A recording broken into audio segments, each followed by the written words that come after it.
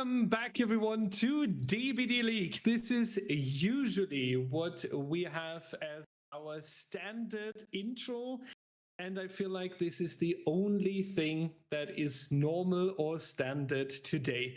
Welcome into a completely different side of the community. I would like to introduce myself real quick so you know who's yapping here.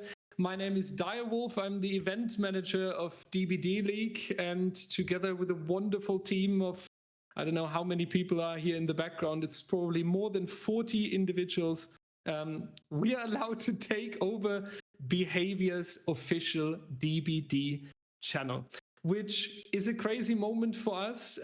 We have been hosting tournaments for Dead by Daylight since 2018, got in touch with Behavior roughly 2.5 years ago, and so many years. It was an absolute dream to one day even talk to Behavior in the first place. It was a dream to be on the official channel, and it is absolutely mind-blowing that we are now talking to you guys and showcasing some of the tournaments. First and foremost, I would like to address Behavior directly. Thank you guys so much for going into the official support and partnership with us this summer. The support ever since, but very specifically Mandy Talk, the lead community manager, an absolute unbelievable amount of support yesterday evening, still messages in DMs. You guys will do it. You can contact me on emergency phone and all stuff like this. And it is just absolutely unbelievable to receive this kind of support for a small community within a community that is trying to host some tournaments, to bring the game, I wouldn't say on a new level, but see it from a different perspective, add some strategies here and there, try out the absolute maximum of a certain killer skill ceiling, and so on. And we are aware that competitive Dead by Daylight is, for a lot of people out there, a controversial topic. We are aware that some of you think that we are a danger for the cool and chill gameplay that you would like to enjoy in your free time. But I would like to ask, even though we are the guest here today on this channel, we would like to ask you two little things. The first one is, watch it with an open mind. We have prepared tutorial videos. You've just seen one. Shout out to Metal Bro for doing that. We have Otzdava, Hens, Tofu, Laser, and Actor coming up with explanations for you. We have analysts today on the desk that will break down the gameplay in order to make your introduction a little bit easier into competitive DBD. So watch it with an open mind if you would like. Maybe you get surprised what is possible in Dead by Daylight if you see it from a different perspective, because that's what makes the game so wonderful. It is so amazing to see how you can have the fun, casual gameplay, and if you decide in the next moment, you can go for the absolute well-planned strategy plan. The second is a promise, because we do know that a lot of people have made some difficult experiences with comp players, and we would just like to clarify one thing at the beginning. If you ever encounter a toxic competitive player, reach out to us in DBDLeague, because very often it is actually not a player who's participating in our tournaments. It is someone who does claim that title, who does claim to be on a team. Some people are out there to ruin the reputation of another community. So if you ever have any issue, reach out to us in DBDLeague. We will guide you, we will assist you, and you can be ensured that we hold our players to a high standard, and that's what you also will see today. Thank you so much for listening to this short intro and giving us your time and your attention. We hope you will stay with us, and maybe you will find a new aspect of Dead by Daylight that you would really enjoy. More about competitive DBD now with an introduction from our wonderful host, YoBoyCue. Q, take it away, my friend. Hey, let's get down to it. Grand finals. What it do? What it do? Welcome, DBD friends, fanatics, enjoyers of the fall. Welcome into the DBD League. And might I add, ecstatically here for the first time on the official Dead by Daylight Twitch channel. Today we have two of the world's best teams squaring off in a best of 9 to determine a grand champion of our All Hallows League. If it's your first time through for a DBD League event, what up? I'm your boy Q. I'll be your host by the campfire all day long. Of course, as much fun as I'm sure we're going to have today, chat, I wanted to bring a couple of homies with me to break down today's action. So hanging out with me by the fire, we've got Prion and Flightless. Fellas, I hope you're ready for a banger of a day. But before we get into things, Prion, how you feeling today, big dog? Thank you so much for the warm welcome, Q. It is truly an honor to be here on this All Hallows League broadcast with the Twitch takeover. I am really feeling great about today. We've got two of the best teams that we've ever seen in competitive Dead by Daylight. Just an absolutely incredible lineup of killer sets to show you guys here today. I really have faith that this is going to be one of the biggest and best days of competitive DBD we've ever seen. Fantastic. And Flightless, first off, crushed the fundamentals. Or first off, I hope you're excited. Ready for the big day of fun competitive DBD here? Oh, yes, I'm very excited. We've got some of the two best teams in the world with some of the best players from comp for the last millennia. So this is going to be very close matches, I hope, today. Now, since this is our first time being on the official Dead by Daylight channel, I'm sure we have a few new faces who are a little curious as to how this all works. So, how about this? Before we set the stage for our grand finals matchup between PRAXIS and INVICTUS, let's go ahead and do a quick review of how things work over here at DBDL, balancing strategies and things of the like. Because here at DBD League, we really aim to challenge the skill sets of our players individually, along with stress our team's communication and coordination. So, because of that, we put together this short video explaining how perk balancing works here at DBD League. All right, so you're not going to be seeing four commodious toolboxes or anything like that. We balance things out to really test our survivors as well as test our killers over on the other side of the server as well. Big shout out to Laser for helping us put together things there. Now, I'm curious as far as for you guys, are there anything in particular, Flightless, that you feel like really needs to be talked about as far as balancing before we start to set the table here? Yeah, it's very common to see perks being chosen versus any killer in your normal game of Dead by Daylight. But in DBD League, we obviously have different balancing. So you're not going to be seeing things like Deliverance versus, I don't know, the Ghost Face on Nostromo. You're not really going to see that a whole lot here. Course, one of the big things too I always like to enjoy, you get more at your disposal when you are going against the stronger killers, right? But then also you'd have a little bit of that scaled back when you go against, say, a blight per se. And I feel like for me, that really helps stress the I guess micro portions of the game itself. But I'm kind of curious, Prion, as far as for you, is there anything in the balancing that sticks out the most for you that you really enjoy over here at DBD League?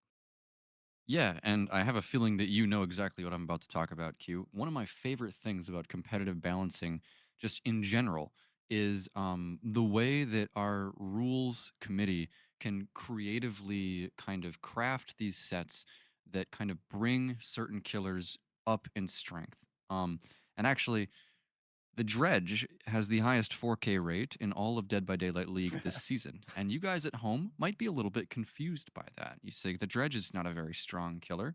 How could he be killing the best survivors in the world? But it's because of a few factors, because you're not allowed to use those incredibly strong survivor perks against him. All exhaustion perks and almost all healing perks are banned against him, and he's only played on the Midwich Elementary School, where there are just claustrophobic lockers everywhere on the map, and it creates a gameplay experience that's just totally unique to competitive DBD, and that is one of my favorite things about the way that we balance. I really like it because it makes every set really interesting, right? I mean, imagine like a simple M1 killer having to go against all of the strongest perks. Obviously, from the survivor side, they're going to have more at their disposal if they had that. But when we take that balancing out, it really makes it so you have that skill expression available on either side of the server, which is really what I love the most. Now, let's go ahead and actually address the elephant in the room. All right. Y'all are going to see some tunneling and camping in Dead by Daylight. All right. Rip the band aid off, breathe for a second. Now let's chat about it. Because actually, you know what? Instead of us chatting about it, better yet, how about we listen to one of our favorite fog whisperers here, Tofu, break down the strategy around camping and tunneling. All right. I told y'all we're going to see a little bit of camping and tunneling, but I do promise that if you were to see players doing it every time, that wouldn't be efficient for our killers at this level because we're having the best survivors in the world on the other side of the server. There's points that you have to, and there's points that you don't. But I'm kind of curious, Prion, you're out in the server. You get on the hook, you get off, you see your teammate get off of the hook, and they are getting tunneled. What are some of the things that you do on the survivor side to push back? Yeah, that's a great question, Q, because it actually depends on a lot of factors, like the map that we're on, the killer that my team would be playing against on Survivor. And you want to make a strategic judgment as a competitive survivor. If I go to help my teammate there, is the killer going to be able to just get around me with some sort of strong power? Or am I going to be able to take a hit and extend my teammate's life while I know that my other two teammates are working generators? And if it is a killer that you think that you can kind of get in the way and prevent that tunnel out, then that is a really good strategic decision that our competitive survivors often do. And if those chases continue to extend and the killer is kind of bested at those pallets and windows, then often tunneling ends up being the wrong play and will cause our killers to straight up lose the game against these incredibly skilled survivors. So we might see it a little bit flightless, but I think the big thing obviously is for our killers to really be able to identify like the best point. Because obviously it's not every time you get off an unhook, especially even those early unhooks where it's smart for the killer to opt for that decision, right? Yes, exactly. It's well put. Usually, tunneling, obviously, you want to try to force that 3v1 as quick as possible because that is when the killer gets the most pressure. There's the fewest survivors going for unhooks, fewer survivors going for gens, etc., etc. So, you want to try to force that 3v1 quickly. However, if you have a really bad start to the game, say, you may not want to hard tunnel out that first person because you're already in a bad position and that team could do really really well at protecting their player. So you don't want to just tunnel because that's the only thing you can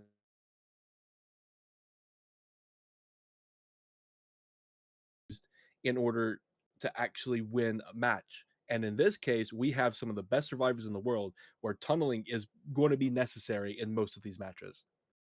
It's going to be necessary at certain points for sure. It's always going to be an option of when do you have to make that pull as a killer, right? And I think the big thing is really realizing the back and the forth. And of course, the big thing too is when you do see those things going on, as far as for the survivors, there's this thing that we call zoning. And I'm kind of curious, Brian, if you can kind of break that term down just a little bit.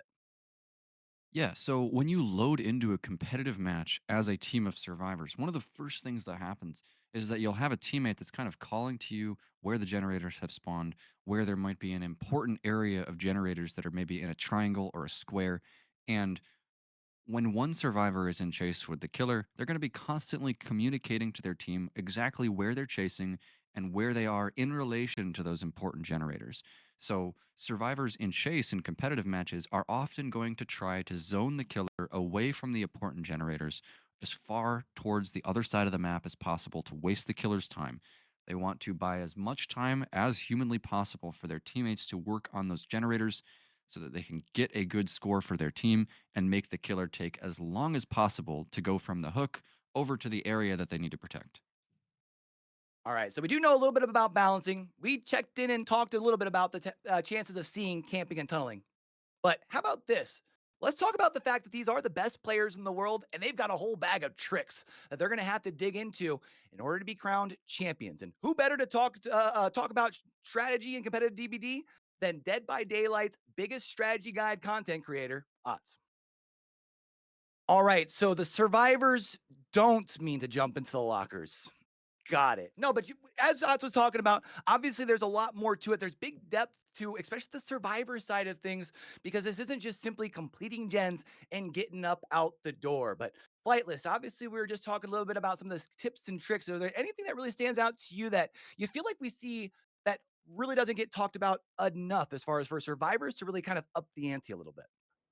Yeah, usually when you think about Survivor, you think about how well you can do gens and obviously how well you can do in chase. And while both of those are very important factors, it's not all about that. There's this other thing called dying in the right spot, is what I like to call it. you take the chase away from everybody else. The further the killer away is from the generators, the more time it will take for that killer to interrupt said generators, meaning they get to complete them quicker. Also, it puts you in a good position for a death spot. Say the killer brings corrupt, you typically want to try to take that chase into the corrupt zone, because guess what? All the generators in that area are blocked. Survivors can't do them anyway. So they're on the other side of the map cranking away while you're in chase. You want to try to last as long as possible, but you don't want to eventually take the chase towards your survivor teammates. You want to try to keep them safe and secure away from the killer. Now, Prion, we were talking just a minute ago. We were able to talk a little bit about how the survivors can kind of zone things as far as to zone the killer to be able to be more productive. But of course, there is something that the killer can do as well that we call zoning as well. So give us a little breakdown of that. Yeah, so zoning for a killer is actually it's more simple than what I just talked about for Survivor. So you guys all know at home what happens when you kind of play a pallet as a killer or a survivor. Whereas you don't know if the killer is going to break the pallet or if he's going to come around the other side and try to attack you there without breaking it. Zoning as a killer is kind of corralling the survivor away from the inside of the map towards the edge wall, which has no resources, no pallets or windows. And when the killer breaks the pallet facing the outside of the map and forcing the survivor away from the rest of the map, that's called zoning. All right, all right. Well, I like it. We like it. We've talked about a little bit of things here as far as the basics of DBD League, but you know what? We're getting closer to getting things kicked off. So let's go ahead and actually lock in and set the table for our grand finals here, boys. We got INVICTUS versus PRAXIS here in a best of 9 to determine a champion. Now, we'll go ahead and talk about our killer pool first here, real quick for chat, because it's kind of been going across the screen. I also know we've been seeing some people asking about it in our chat as well. But we've got 9 sets on the day. We'll be starting off with Oni on Midwich, Hillbilly on the game, Unknown on the Deadest of Dogs, Blight on the Blood Lodge, and Executioner on Torment Creek. Those are going to be our 5 guaranteed sets because, of course, the team has to win at least 5. As long as the set continues beyond that, we've got the Clown on the Wretched Shop for set 6, Legion on our Treatment Theater for set 7. We have the Shape on Hawkins National Laboratory for set 8. And if this goes the distance, we've got the Golden Rule on that set number 9, which we'll talk about a little bit here later.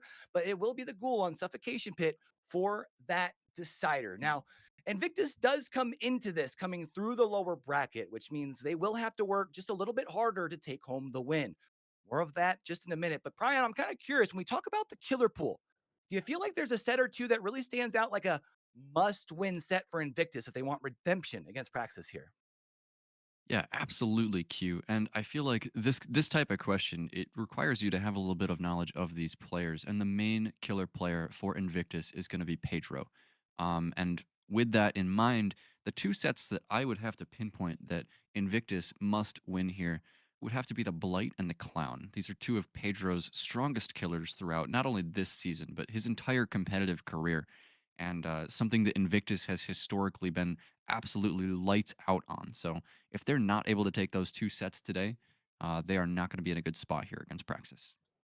Now, these 2 teams did play against one another before, and Praxis did come out on top. But Flightless, same question to you. Looking at the killer pool today, put me in the mind of Praxis here. Do you feel like there's really a set or two that are like must wins for them on their side of the server? For me, I think Praxis, they are looking at their Oni, Unknown, and Executioner sets. I think these sets are probably going to be their best because while Invictus has Pedro, Praxis has Zaka. Zaka is an absolutely amazing killer player. He is very, very well known for his Oni, for example. That is why they chose it as their first pick. He is a very, very strong killer player. And I don't doubt that he's going to be making this very, very tough for the Invictus survivors. Definitely a strong killer player. Some might even say that they consider him a monster. Now, Flightless, I mentioned earlier that Invictus is going to have to work a little harder to take home the win. Let's talk about that here for just a moment because Praxis, they've got the Joker set at their disposal. What in the world is a Joker set?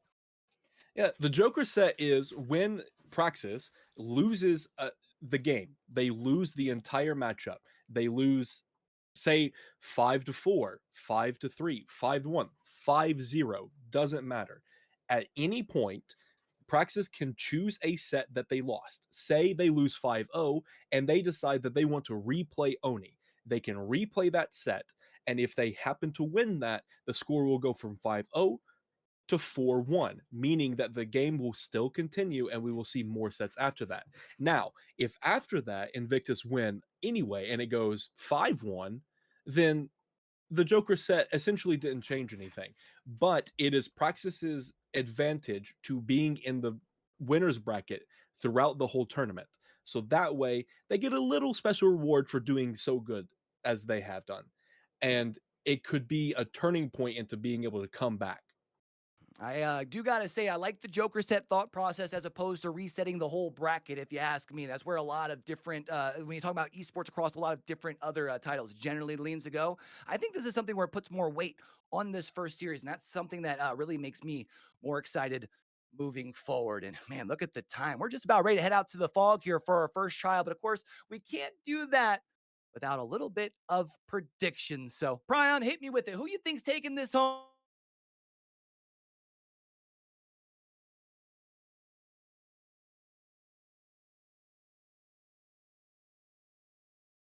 Talking about it with my friends who are just huge fans of competitive Dead by Daylight, and for me, I'm almost always going to be predicting Invictus here. And my prediction is a 5-2 in favor of Invictus. I was 100% spot on with the lower bracket finals prediction last week, and I think that will continue today. 5-2 for Invictus, with them getting their redemption from that upper bracket finals. Are you feeling the same sort of vibe, Flightless, or you think this goes a little longer, or you think this goes Praxis' way completely different? I don't know. So for me, like I said, Zaka Oni, amazing, but so is Pedro. And last time that they versed each other, they actually had an Oni set. And Praxis won that set by one stage. So it was a very close battle. So I think that one is a bit of a toss up. And if it goes to Praxis, I think this might go 5-3. I think I give them Unknown, I give them the Executioner sets. But otherwise, I think that Invictus will win this overall because they have more specialty killers, in my opinion. And they're both really good teams. So honestly, Praxis could even win this 5-0. We'll have to see. Oh, so you're taking the easy route and kind of going a little middle of the road. I see how it goes. You know what? I do got to say, I can't blame you because these two teams have played so strong throughout the course of All Hallows League. It's definitely could be going either way. But you know what? Ain't no more time to talk about it. It's time to be about it. We're getting ready for our first trial of All Hallows League Grand Finals. Now, before we send it over to our casters, Direwolf and Blueberry, let's go ahead and check out this video from Edgar that put together and explains our scoring system. And one last warm welcome from the casters. As I am BlueberryYum with the DBDLeague, and I have the honor to cast this with the man, the myth, the legend, Direwolf. But of course, he's been already introduced, so we're diving right into our first trial of the night. Zaka coming out on the killer side for Team Praxis, fighting against the survivors of Team Invictus, Nightlight, Dan, Kexo, and Spitz. Yeah, the GOATs, you could say here, very dangerous survivor team to go against, but Zaka is just as dangerous, years of experience, and we already see the effect of the Halloween rules kicking in. Killers have to bring one undetectable perk, basically, so we do kick the gen, we do go for a little bit of scouting, maybe a jump scare can be applied here. Zaka lurking in the hallways, but so far the survivor team keeping it very safe here. Kexo potentially the first one in chase. Let's keep things going now in order to get enough time on the table for the rest of his teammates. Pressure out those generators. Now it's time to stop hiding and go on your objective. We are switching towards the top side of the map, still in the corrupted area. So for now, Kexo's doing a good job at keeping our killer away from said generators. One flashlight coming in. Getting some more time out, maybe a little bit of confusion on Zaka's side here, but the first hit seems inevitable, and this is huge, Daya, especially on an Oni set. Yeah, this early into the trial, all generators still standing for Oni, and you already get to collect some blood here. Now it's important for Kexo to keep this chase up, to get some time for these survivors greeting the pallet, but that is expected here. Zaka not going to respect it. What a play in the first few seconds of the match here. 80% on the generator down the hallway, but it's a double up generator. So after this, we do have 50% on Dan's generator in the distance, but that's not the most optimal point to start off here. Good for Team Praxis.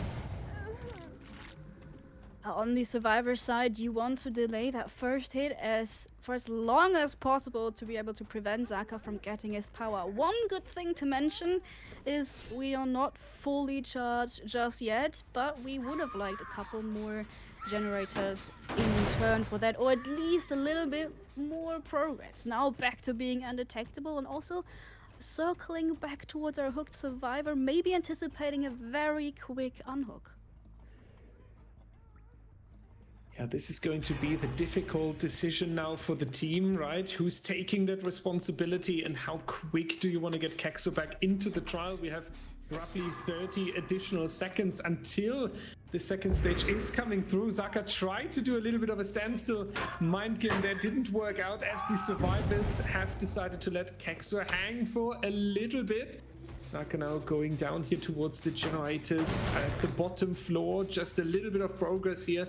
The nice that as well. And the power available is a huge advantage now. You can wait for the perfect moment, gain some mobility, and become this really dangerous killing machine. And Dan not going to be the most favorable target here as he is running to the tower where you have 2 pallets available. Much better is the survivor over here who redrops the pallet as well, but Kexo is going into second stage in the distance in blue. We know what that means. We better get some generator pressure in exchange here. Yeah, this is a really good start for Zaka. These survivors need to log in. Also, maybe worth mentioning, we are looking into these lockers because Ultimate Weapon does give Zaka a lot of information on where these survivors are working at, but the survivor currently is hooked in an area with 3 generators, so Zaka really has no reason to leave this area, which will make it even harder for the survivors in turn to get even a 4th or a 5th generator out. Now though, Kexo needed to be rescued, so we are back on the objective of maybe even getting that first survivor out of the trial immediately. We do have one little fury available. Kexo on the pallet stun, flash coming out as well, but that's not going to hold Zaka for a long time. We do have another pallet at our disposal. Kexo needs to keep standing in order for these survivors to get at least 1 more generator out of the way. Yeah, it needs to be this 1 generator by Nightlight and Spitz. We do see assistance coming in as well. Dan the man, as we call him in our community. That's going to be the downright there, but it will end in a slug. Zaka will go after Kexo here. The problem is he does lose the power, so the mobility is fading, and that means INVICTUS successfully protected the tunnel out for now, question mark. At least this is a huge turning point now. Kexo will not be eliminated. Not the 3v1 scenario yet. That would really put Zaka in this strong position where you can keep the survivors constantly busy. And Kexo also getting healed there relatively quickly by the team members. And now I can tell you one thing, Blue, we will not see Kexo anytime soon. This man is going to hide whenever possible. I also feel like with Kexo having to be so careful, now we're in our 3-gen situation. Yes, Dan is getting rescued, but you're still in an area you don't necessarily want to be at. Zaka can fully go for the tunnel out, trying to get Dan. We are waiting out the man, the possible, but we're going for the grab. A flashbang save coming in. First drop of the game, then back up and standing. Let's keep this one going for a little bit longer. What An insane play right there, and this is how you protect your team members and how you play to the true peak of altruism. Absolute insane showcase here. Nightlight going to be the next one in chase, but Zaka does realize that's leading him away from the active generator, so has to go back. We've seen the effect of chemical trap there for a second, little bit of a slowdown coming through. And now it will be this difficult decision making for the killer, right? How close do I have to stay to the generators in order to force the regression? But at some point you will need a hook stage coming through. So then you have to move away. And every time you follow a survivor, there's this clock ticking inside your head against you, basically, until you have to make a return. It's going to be a huge strategy standoff now. This might be where the trial does slow down and Zaka needs to essentially make the right decisions, as you've mentioned. We do have the 3 generators left in the corner, which is preferable for Zaka, but with 4 survivors left standing, they will be able to split and progress the generators slowly but surely.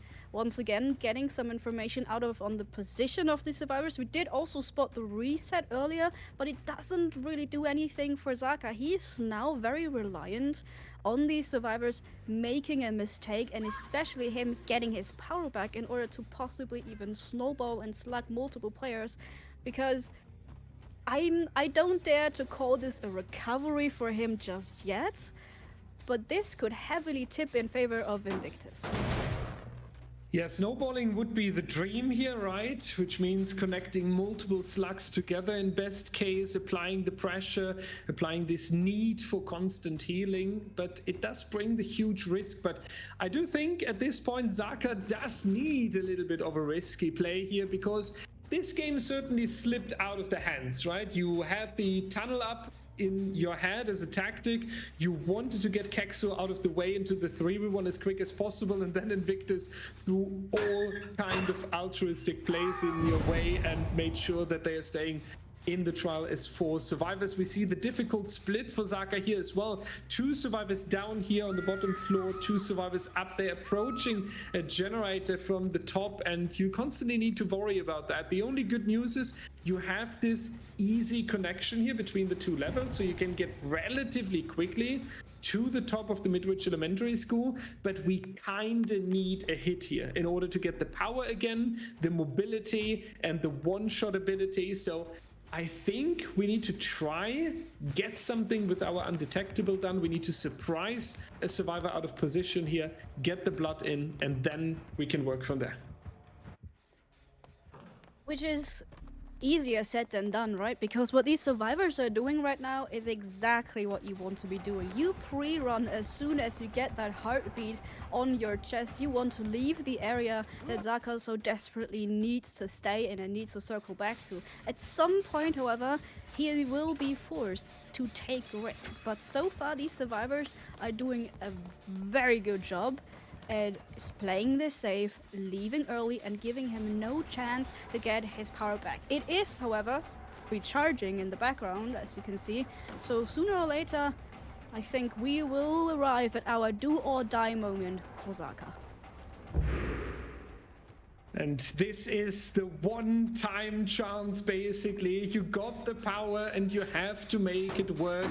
Not only speaking of the team name in theory, but also in praxis. And let's see if Zaka will be able to do exactly that. Does want to wait a little bit here for the perfect moment, checking the locker as well. Sometimes the survivor's hiding behind you, but also for the info here, getting a little bit of an idea where they are located. Therefore, heading back towards the top side, needs to make sure that the generators are not completed yet. We have 1 generator, ladies and gentlemen. That is the huge difference here between taking an insane result out of this trial. 3 stages is unbelievable, would be unbelievable, especially with the context of the grand final here, and then is going to take 1 tag. That's going to be a reset needed if you don't want to get more blood towards the Oni here. We do spot spits down the whole way, but Zaka here with a huge patience, and that's really impressive to me, right? You are in this difficult situation right now. You really need it down, and yet he's making sure that he finds the perfect moment for that power usage. It is going to be an important one. And it should come rather sooner than later. Now we've spotted enough survivors close to maybe get that snowball we so desperately need. We don't want to go into that corner, though it has 2 pallets that can be very dangerous for Zaka and could spell a lot of time out of the way. But where are these survivors? They've once again ran away from the generators. If you can't find them now, you might never will. Circling around, back down for the drop on the other generator. We did see some scratch marks, but so far no one's getting caught yet. And look at that, Nightlight hiding out in the locker, then just walking away, and everybody keeping it as safe as possible. Oh god. Oh, Spitz in his locker here. And we're looking for more of them. We see Dan screaming in the distance, and that means danger though. Zaka a little bit overshooting here. Wasn't expecting that Dan would take the curve right there. Needs to head back to the generators as well. And we can also tell, since Dan is still injured, we do see some additional progress here that we need to take care of now. The reset with Kexo now coming through. So INVICTUS now also playing a little bit more defense, making sure that no one is spreading too much blood. We see it in some trials, right? When the survivors take too late care of the injuries, you do have what we call sometimes a blood bank, where you have constant power available to the Oni, and you really need to make sure, especially with this tight 3-gen here, that this is not going to be any option for Zaka down the hallway again. I would be overwhelmed at this point as a killer, because you cannot overstep a single millimeter to one side, otherwise generator number 5 is gonna go and get knocked out here. But Zaka with the perfect mix of trying to force an undetectable hit, trying to time his power, trying to watch over these generators. The only problem is, at some point the regression is not gonna work anymore.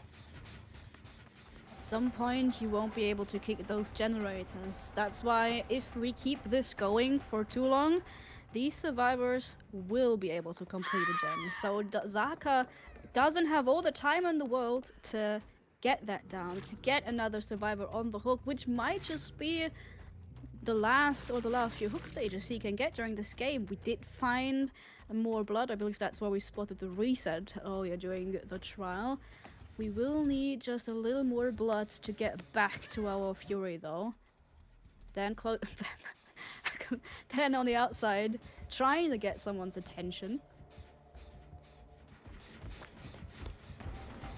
Yeah, someone's attention. The question is who it's gonna be, and the answer is Dan. Going to hand out another injury here, which means that Zaka has the power once more. Doesn't want to follow Spitz, as he's trying to work as a bait here, dragging the Oni away from our active generators. Has to head up again to the top floor, as the survivors are spreading once again in the 2-2 split. One down the hallway, the other one might stay close again. Zaka predicting that, checking the locker once more again for both, seeing if someone is staying next to the generators, and for that little bit of information here. And we do get the Demon Dash again, more than 50% of the power, and unfortunately not going to land the hit here. Kexu with a nice avoidance, and there's going to be the body block of Dan, who already is injured, so that's going to be the down right there, making sure that we do not get Kexu as an elimination on top of that. So heroic act here by Dan. INVICTUS will be able to stay as 4 survivors, and Kexu is coming close by to work as a bait here, because Nightlight and Spitz together are pushing the final generator, meaning that Kexu has a free unhook onto Dan. 4 survivors still in the trial, and this might be the final attempt, Blue. This might be the final chance for Zaka here. Oh, and the head-on play No coming way. in. Just enough time now to complete that last generator we so desperately been working on. Dan and Kexo already on the gates, pre-ran that to have them open as quickly as possible on one of the sides. Saka now trying to interrupt, but trying to find Nightlight, and the down coming in. This is horrible. We don't want Nightlight on the hook, but you might not have a choice. Zaka, best case scenario, possibly even getting Dan down. We had a quick recovery for these survivors, but both people on the floor. This is spelling problems, Dyer. This is huge problems. Nightlight worth 3 stages. Remember, ladies and gentlemen, we do score by generators, then the hook stages, and then the fresh hook. So it's both 3 stages and a fresh hook there, but Nightlight out of the door now together with Spitz. So only Dan remains. You could basically say you have avoided the danger here, but that had quite some potential for our killer. Really interesting trial. We will definitely have to talk about this with the analysts, especially considering we had so many turns through the altruistic gameplay from our survivors. Before that, I think we can all agree we have seen fantastic communication between the survivors. They have always been down the hallway when the killer returned. They have been in a perfect split, calling out the position, and competitive Dead by Daylight players have a special system how they communicate in order to make the trial as efficient as possible. And we also have a tutorial video for that if you would like to work on your communication with your friends. So enjoy this video, and then we will be back with our analysts. And what a trial to get things kicked off here for our grand finals. INVICTUS really putting it to him on the survivor side. Now, one thing I really wanted to talk about, though, was the use of allowing that first survivor hooked to go to a second stage, because obviously in our normal trials, we don't have survivors opting for that decision. Prion, what's kind of the strategy there? Or sorry, actually, I had that backwards. No, bro, what's the strategy on that? Yeah, Flightless, so jeez. it's okay, it's okay. Most people confuse us. Yeah, that strategy is not really seen in games. You wouldn't expect it. Now, in Dead by Daylight, there's a feature called anti-camp, where if the killer is too close to the hook, the survivor will eventually be able to unhook themselves, almost like a deliverance. But in DBDLeague, it is not allowed. So the killer is camping that hook to try to get as much value from that first chase. While that first chase wasn't a 5-gen run, it was still a pretty decent chase. So Zaka wanted to make sure that he gets enough from that. And the survivors know that at that point in the trial, there just wasn't enough gym progress and there wasn't enough map pressure to be able to make that trade for the first stage worth it, because likely Zaka's going to tunnel that with a person who is slugged, the person who saved Kexo off the hook. So they let him go second to try to use hook stages almost like a resource. They wanted to try to waste as much time from Zaka as possible. And then we saw that Dan went in for the save and was protecting Kexo from that. So they obviously want to keep them out of the 3v1, but waste as much time with each hook stage as possible. Of course, we talked about at the top of things, those decisions come across first, but then it's about if you get the true value out of those decisions. And it's easy to look at the results at the end and say yes or no. But Prion, when we look back at the trial, when that sort of switch at the hook happened, did you feel like our survivors had gotten enough value on those gens to surrender a second stage? Not necessarily Q, and that's where these decisions become complicated. It's a calculated risk by the survivors of Invictus. They let Kexo go to second stage, and they know that Zaka's next choice is going to be, I need that guy out of the game, because they let him go to second stage. And that's why the altruistic plays are so important here. The coordination that's required for Dan to come in and take that demon strike to the back for his teammate, allowing Kexo to get away. And that wastes so much of the killer's time. Because if he's getting it down, that's not getting him into that 3v1. It is just so far in the survivor's favor as far as time management goes. And then even further, when he tries to go for Dan again after he has one hook stage on him, survivors are there again with an incredible grab into a flash or a flashbang firecracker save on the pallet.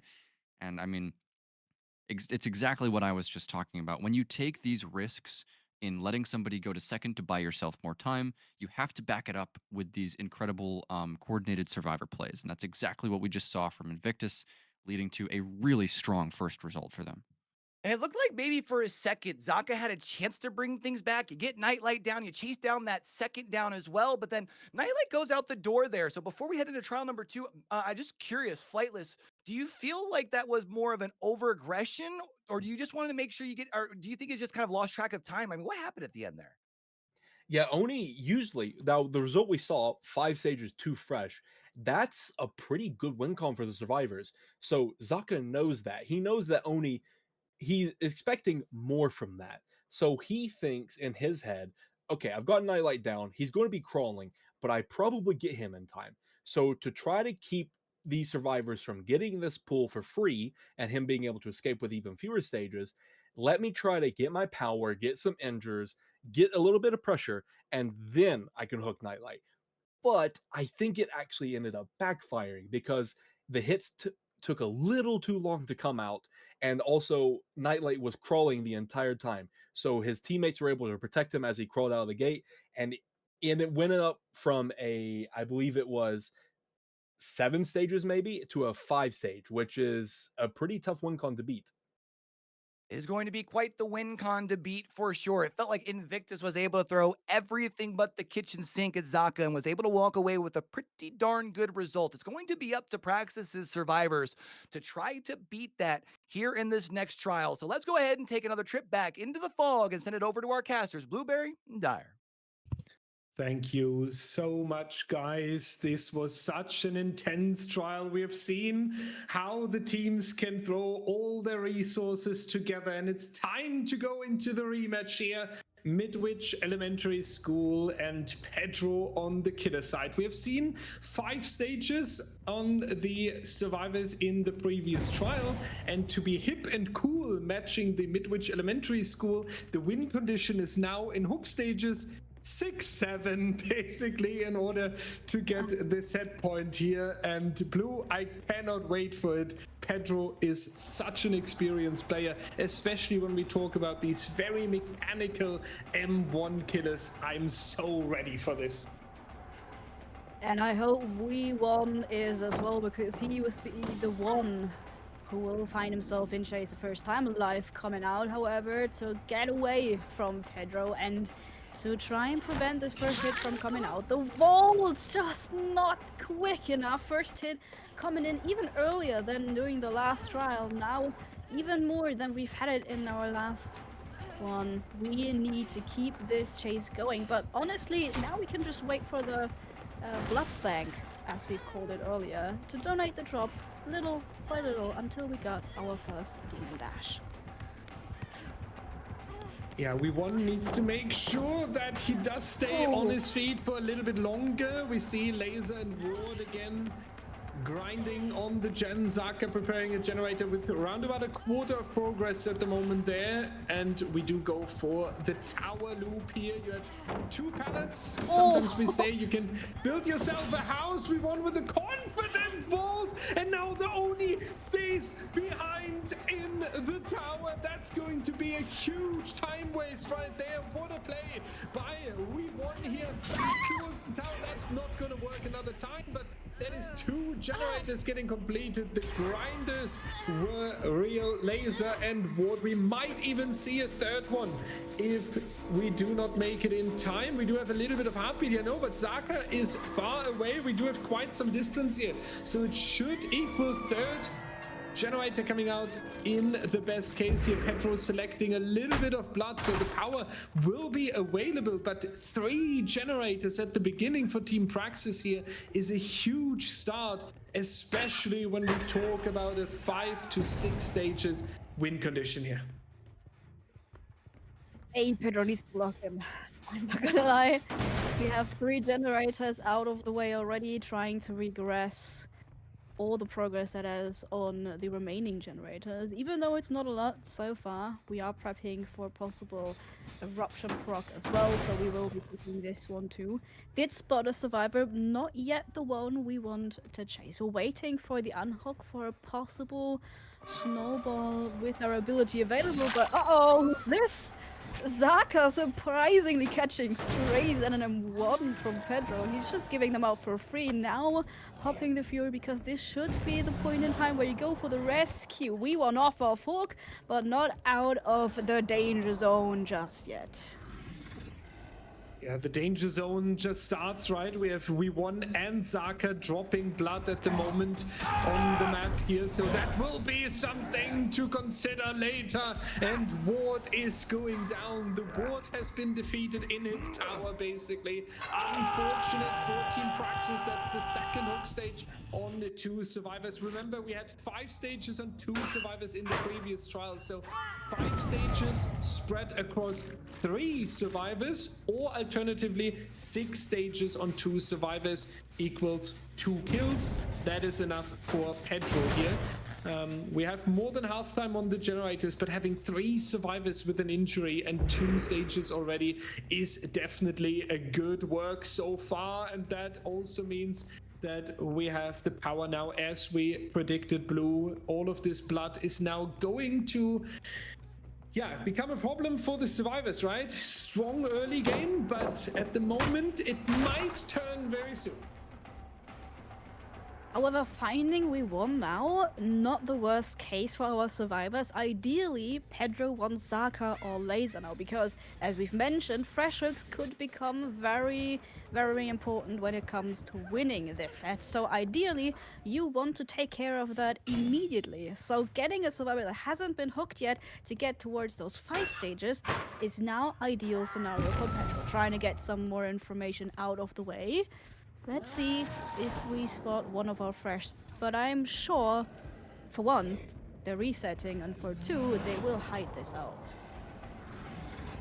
Oh, indeed, we do have a Laser, and Laser is going down, and that is also the 3rd individual survivor that we have downed and hooked here, and that means Laser dead, We1 dead, or Ward dead. One of these survivors completely eliminated later on would be the stages on 3 survivors, and therefore the win here. So Praxis needs to speed it up on the generators. As good as it looked in the early game, as difficult it is now later on, because they do kind of chose to sacrifice safety and make sure that they are getting pressure onto the generators, right? And they were confident that they can just keep the speed on the generators up. And unfortunately, they had to realize now that Pedro, with winning these very mechanical mind games, getting downs quicker than anticipated, has taken control back. We see it right here.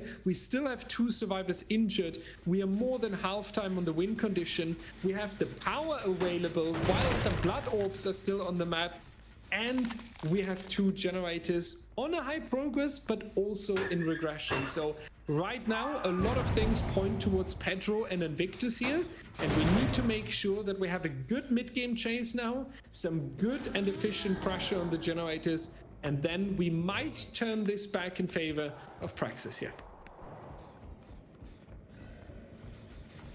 Another dash coming in. Flashbang not enough to save Ward from a down. 4th hook stage is about to be collected for Pedro. 1 more to win this set. On the other hand, like you've mentioned, these survivors have 1 or 2 tasks that they need to fulfill at this moment.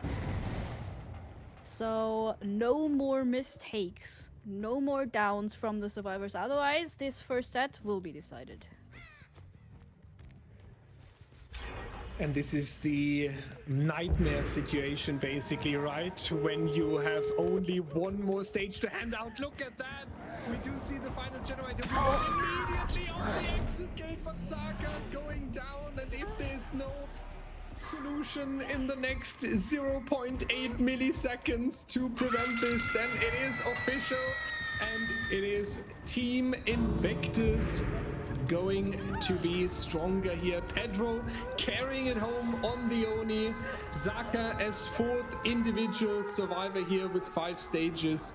Already the win condition, it will now increase to 7 stages overall. So that's going to be Invictus up by 1 set point. And the difficult thing that our analysts have to talk about now is the fact that this set was chosen by PRAXIS. So it was not anticipated that Invictus would come out this strong. Q and friends, what do you take from this very first set here? Well, first off, that set was awesome to be able to watch through. I mean, really 2 completely different results. It does, or I should say, not the results, but 2 different approaches on the killer side, which I think really made for a fun dynamic between both Invictus and Praxis here. But I think the first thing Dyer mentioned last time, this was Praxis's pick. And last time these 2 teams played it, Praxis won this thing. So you had mentioned you thought that the Oni was going to have to be a nice starting point, Flightless. What went right there? Yeah, it was the fact that Invictus's survivor side did so well. Now, when you play in a normal game, obviously there's no win condition to play for. You're just playing for the best result possible. That's what happens in the first game. That's what Zaka was doing. But in the second game, there's a slight advantage. Now, the survivor side, they know what win con they have to play for, but so does the killer. And that completely changes how the game is played. So, for example, there, Pedro, he knew that he only had to get 5 stages with 3 fresh hooks. And he did that exactly with 4 fresh hooks. So it changes how he plays, and it also makes the survivors have to play different. It forces them kind of out of their comfort zone because they're playing for a killer being super hard focused on getting 1 survivor out. But Pedro didn't even have to do that. He could focus on just trying to get his stages, spread across the survivors, and play for his win con that way. Even saw there at the end, even though he didn't necessarily need to get that last fresh hook, right? You could have used your power to be able to camp out that last survivor, get that last stage, still just kind of flexing on him a little bit. But I think the one thing that really stood out to me is it felt like our killer on the second time around got so much more efficiency out of their use of the Blood Freer. Would you agree, Prion? Yeah, absolutely, Q. Every time Pedro for Invictus was popping that Blood Fury, he had a survivor in his sights. He was getting it down with it, or at least taking resources off of the map, putting pressure on Praxis. But if we take it back to the previous game with Zaka on the Oni and Invictus on the survivors, there were actually 2 full instances of Zaka popping his Blood Fury, going out to look for a down, and just not finding anybody. And we panned throughout the survivors on those instances and saw that they were all in lockers except for 1 injured survivor in a corner. So that's just an example of some of the high-level strategic plays based on that competitive communication that we see with these teams. And we're going to see more things like that today on the other killer sets, but that's one that I think is pretty unique to the Oni with how Blood Fury works. Now, before we head into this next set, we do have the Hillbilly up next on the game. I think 2 killers who obviously have that very big snowball potential, but in 2 very different ways. Flightless, tell us a little bit about what changes from the killer's dynamic, that aspect, now heading into this next trial on the Hillbilly. Yeah, Oni and Billy are 2 very different play styles. With Billy, you're trying to get a lot of slug pressure. With most killers, you're trying to get that hook pressure because that's the quickest way to get someone out. But Billy has incredible mobility, but versus these survivors, they know how to hold chase. Getting hooks is going to be a little bit harder. So you're going to see a lot of slugging from this killer, which means that you're going to see a lot of diversification with survivors positioning. They're going to be trying to make that Billy have to use so much of his chainsaw to get around the map that it wastes so much time for him that they can pop all the gens. And on a map like Gideon, he's not going to be able to go from one end of the map to the other in the blink of an eye. He's going to have to kind of maneuver a little bit better. And with All Hallows League special, there's going to be an interesting twist to this set. Well, when it comes to the Hillbilly on this next set here, chat, it's all about the game and how you play it. At the end of the day, it's all about control. And if you can take it. So let's go ahead and head it on back to the fog one more time and send it on over to Dyer and Blueberry as we take another trip back into the fog. And oh, am I excited to get back into the Fog. Hillbilly, by far one of my favorite sets to watch. And especially for our All Hallows League curveball, might I add, that we're throwing it the players' way, this will be an interesting one. Because our Hillbilly is required to bring the Apex muffler, so the chainsaw will be silent for the survivors outside of their terror radius, as well as how he has to bring one undetectable perk, but undetectable he is not, since Striker spotted him immediately. Yeah, that's going to be an interesting first run here. Earlier than you would like to be in the chase, but now switching over to Laser here. Needs to be careful. Oh, thank God for Laser and Team Praxis here that we got stuck there. Now it's going to be a difficult one though. The pallet is going to be destroyed. Billy with a little bit of distance. Laser anticipating that we would go into the chainsaw attack and therefore using the corner to prevent that. What a great play here by Laser. And sometimes these 5 to 10 seconds can really make the difference, right? It can lead to finishing a generator, repositioning for an upcoming save, getting an exit game ready. So don't underestimate the slightest dodges, especially on strong killers like the Nurse, the Blight, the Biddy, the Spirit, because especially in these little seconds, there lays the difference later between victory or loss. And then is hungry for victory. You see, for the people coming in, trying to get Laser back to full health, Overdose finds himself in front of a not yet overcharged chainsaw, trying to take him down. One pallet out of the way, lots to come. Going around the corner, maybe trying to avoid a curve, as well as we does have a very slim turn radius, might I add. We did spot Zaka though, so maybe we're going to switch our preferred target. A little dance around the chest over here. Nice curve, but not yet another down. And here we go. Laser back at it again.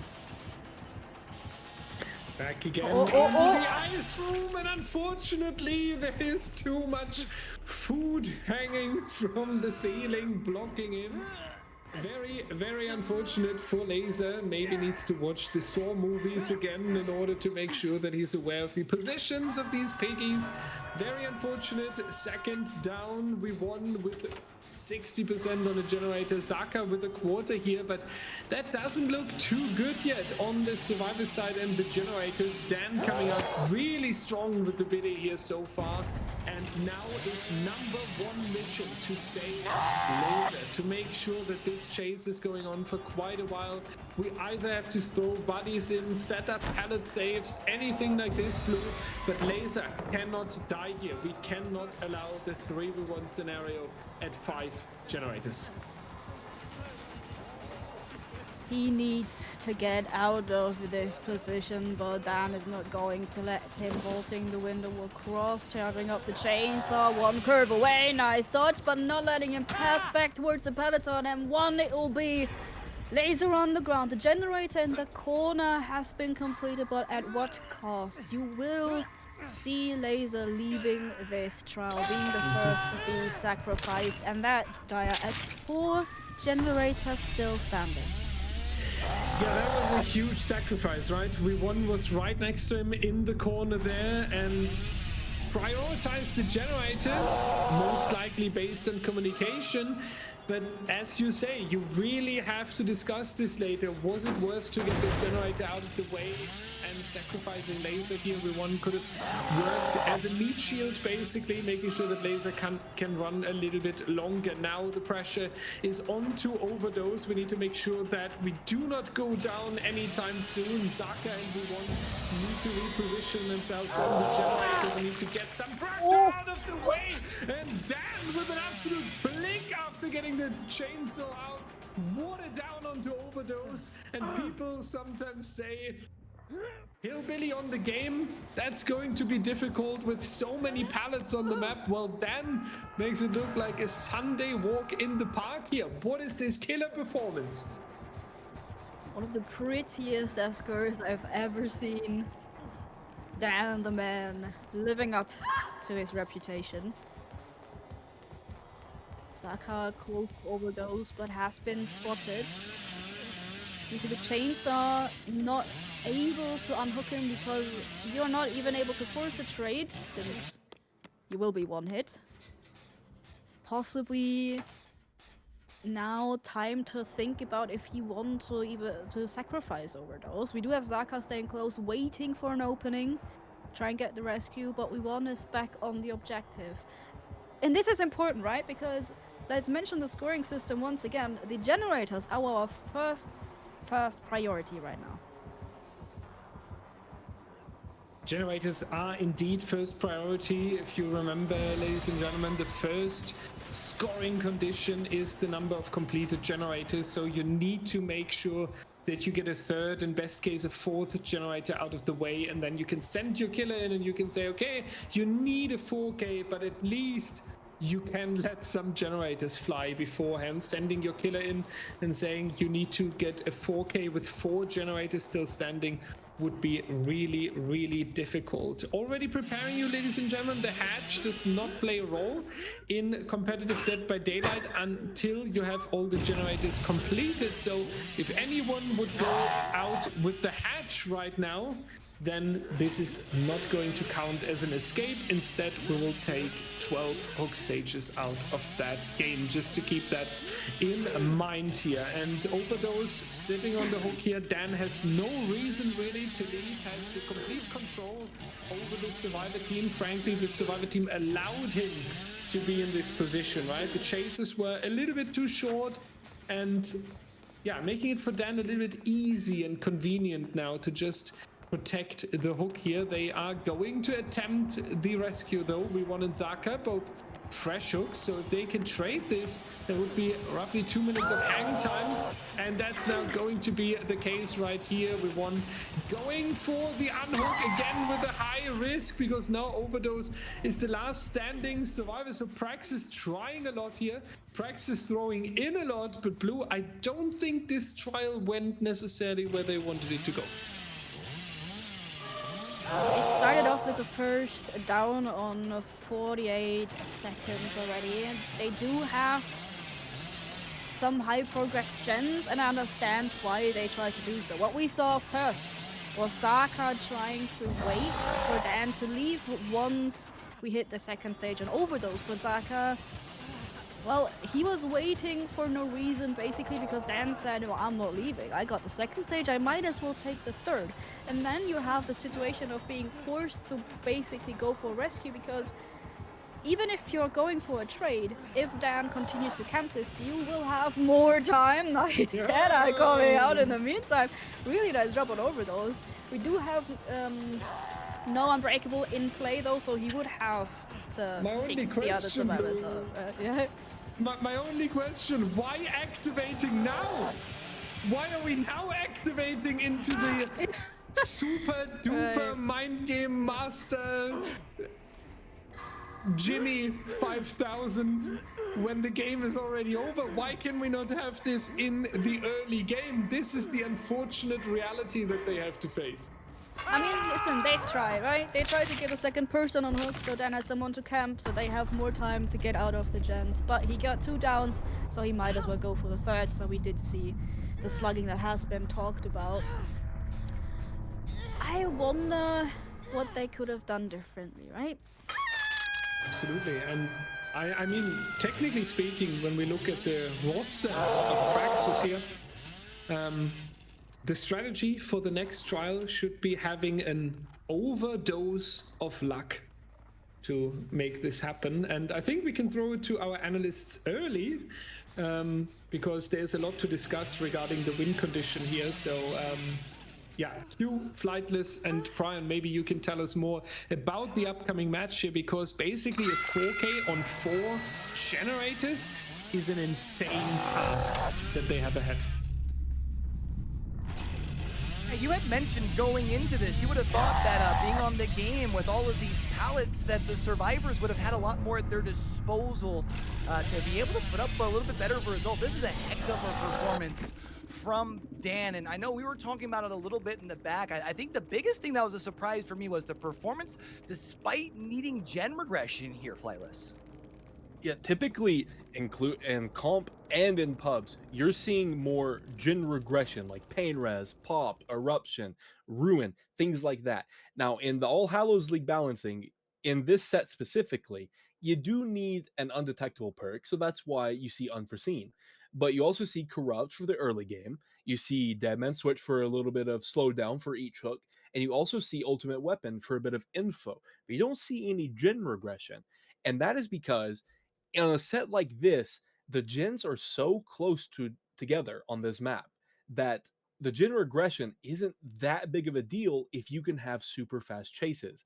Now you do get the advantage of the ultimate weapon plus Deadman Switch combo, where if a survivor is on a gen while Deadman Switch is active, and you get ultimate weapon, if the survivor is close enough, Deadman Switch will proc on that gen because the survivor will scream. So that is a little bit of a good combo, but usually you'd see gen regression. And in this case, I think it was mainly down to Dan just being very confident in his chase ability because he's a very good Billy player, as you can see. These survivors are very, very good, and they still were not able to have these 5-minute chases that you're expecting on a map like Gideon. But Dan was using his game sense to try to know what's happening in the game at all times. Now he has ultimate weapon to help him with that, but he can usually figure out where the survivors are, what gens they're doing, what plans they're going to have just based on his overall experience in competitive. Was definitely a heck of a performance, and we'll have to wait and see as we get ready to switch sides if maybe there will be able to be a chance to still bounce back here as far as on that killer side. But I think the big thing, Brian, I'm kind of curious. There's a big task at hand. Dyer mentioned it. You don't want to go down 0-2 in the grand finals. What do you think is going to have to really be the big focus here in order to avoid that? Yeah, and that's an interesting question, Q, because you said you really don't want to go down 0-2, but with a win condition of a 4K at 4 generators remaining in the set that you did not pick, it almost feels a little bit inevitable. And it would be smart to, as a competitive team, kind of shift into the mindset of having a mental reset and y- you know that it's not exactly the end of the world if you don't meet this 4K at 4 gens remaining win condition on the Hillbilly set, because that's extremely difficult, frankly. It's more about kind of keeping a level-headed attitude on your team, making sure that your next sets that come after this don't suffer performance-wise, based on maybe this one being disappointing. It's a big thing in even traditional sports, but in all competitive gaming as well. So something that I think is kind of like an understated, intangible skill that our competitive teams really need to have.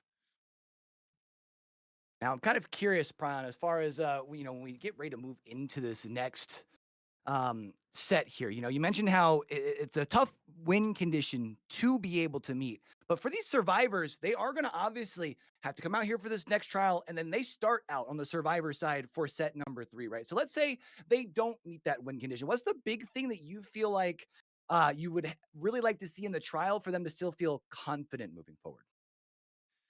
Yeah, I mean, you really just have to get out there and play play as if the score is 0-0. I think that's really important for like keeping your head on straight mentally in these games. So many things can happen in a trial of competitive Dead by Daylight. It's not always going to be the way that you want. There's always going to be one little thing that will go wrong, something that will go awry, and just not letting that affect you is one of the most important things to having a team that like stays together and gets consistent results. So and we do get ready to head on in here. We've got to keep in mind you do still have the chance to be able to bounce back. Remind me, what was that one thing that they had up their sleeve, Flightless, as far as over on that Praxis side? They have that Joker set. Now, if if Invictus take this 5 wins, I think we might be seeing a replay of Oni, but Hey, Billy is definitely up there. I know Bolitar, Praxis's Billy player, is going to be very good. If anyone can 4K4, I think he can do it. Copium. Let's go ahead and see if he can do it. Let's go ahead and take another trip back into the fog and head back to the game with our casters. Hey, is it copium or is it just optimism, right? In theory, everything is possible, so we keep believing that there is a chance that PRAXIS could take this performance over. I do have to say though, 3 generators need to be completed. In turn, we would have to see a very, very quick first down. Last trial it was within 50 seconds. Let's see if we can top that. We have to top it. We basically had to load in with 2 survivors hooked, considering that we need a 4K with 4 generators standing. I would even say if you achieve a tie here, getting another 4K3, then you can basically celebrate this like Christmas. Rocket is the first one in chase. One of the most experienced 1v1 players, but not allowed to reach the pallet here. We see other plans from our Billy. So good start for Team Praxis here. Exactly how you had to go for this. Spitz already rotating towards another generator. So you have 3 individual generators being attacked here at the beginning. We do see Hex Ruin coming in here. Pedro leaving the generator, potentially being responsible for the unhook there. And I think if Ward can continue this speed regarding the downs, the Undying and Ruin could actually do a lot of work here, because with constant unhooks, healing, resets, you really drag the other survivors away from the gens, right? Allowing the regression to kick in. So that might be the strategy to go here for Ward. Yeah, he has a ton of mobility. We got a very early first hook, but the survivors in turn are doing a good job of hiding things out. We haven't seen anyone else getting spotted. We will eventually find another generator, but we have seen Pedro's gen being very far progressed. I don't think we'll be able to prevent that one from popping, and realistically, what you're trying to go here is the tight condition of only allowing 2 generators to pop. We do have Spitz hiding this out. This is still quite interesting. You said it, the Ruin might come in clutch. Kexor might finish the first generator there soon, but Pedro does manage to not get the down right here. Difficult mind game ahead, does prioritize the pallet though. So generator number 1 out of the way here. And Pedro now with this pallet here, we would need to have a very insane curve with the chainsaw, and that's not going to work out on this loop here. It's going to be the pallet sacrificed as well in order to get the killer busy. And I'm not entirely sure if Ward has the time to constantly commit here. We do see the Lithe as well, so Pedro makes some distance, does get into safety as well. We have another pallet available, so it might be the time to leave that survivor. Trying to find Rocket, trying to get someone out of the trial here. Ward does realize it now. We haven't seen too much pressure on the generators yet, so there is the chance again to get the survivors busy, to force Hex Ruin to apply, and then work from there. There's still hope for Team Praxis here. Ward needs to keep his head in the game, essentially, to keep your mental going. You did catch Pedro once again on the totem, but I liked what Pedro did when we had our last chase. The camera placement was really, really remarkable. And spotting where Ward is gonna go, he really can't commit onto Pedro for too long, as he's been holding him hostage in a chase and he can't win so far. We've spotted a second survivor, but I wonder if he might have lost some concentration. We need to lock back in and get a second down. We absolutely do here. Yeah, Rocket unfortunately still wandering around with his 2 stages, and Pedro just in time on the pallet. Now the down coming through, but it might be a little bit too late. Ward realizes that as well, is already chasing after the next survivor, that is Kexo here.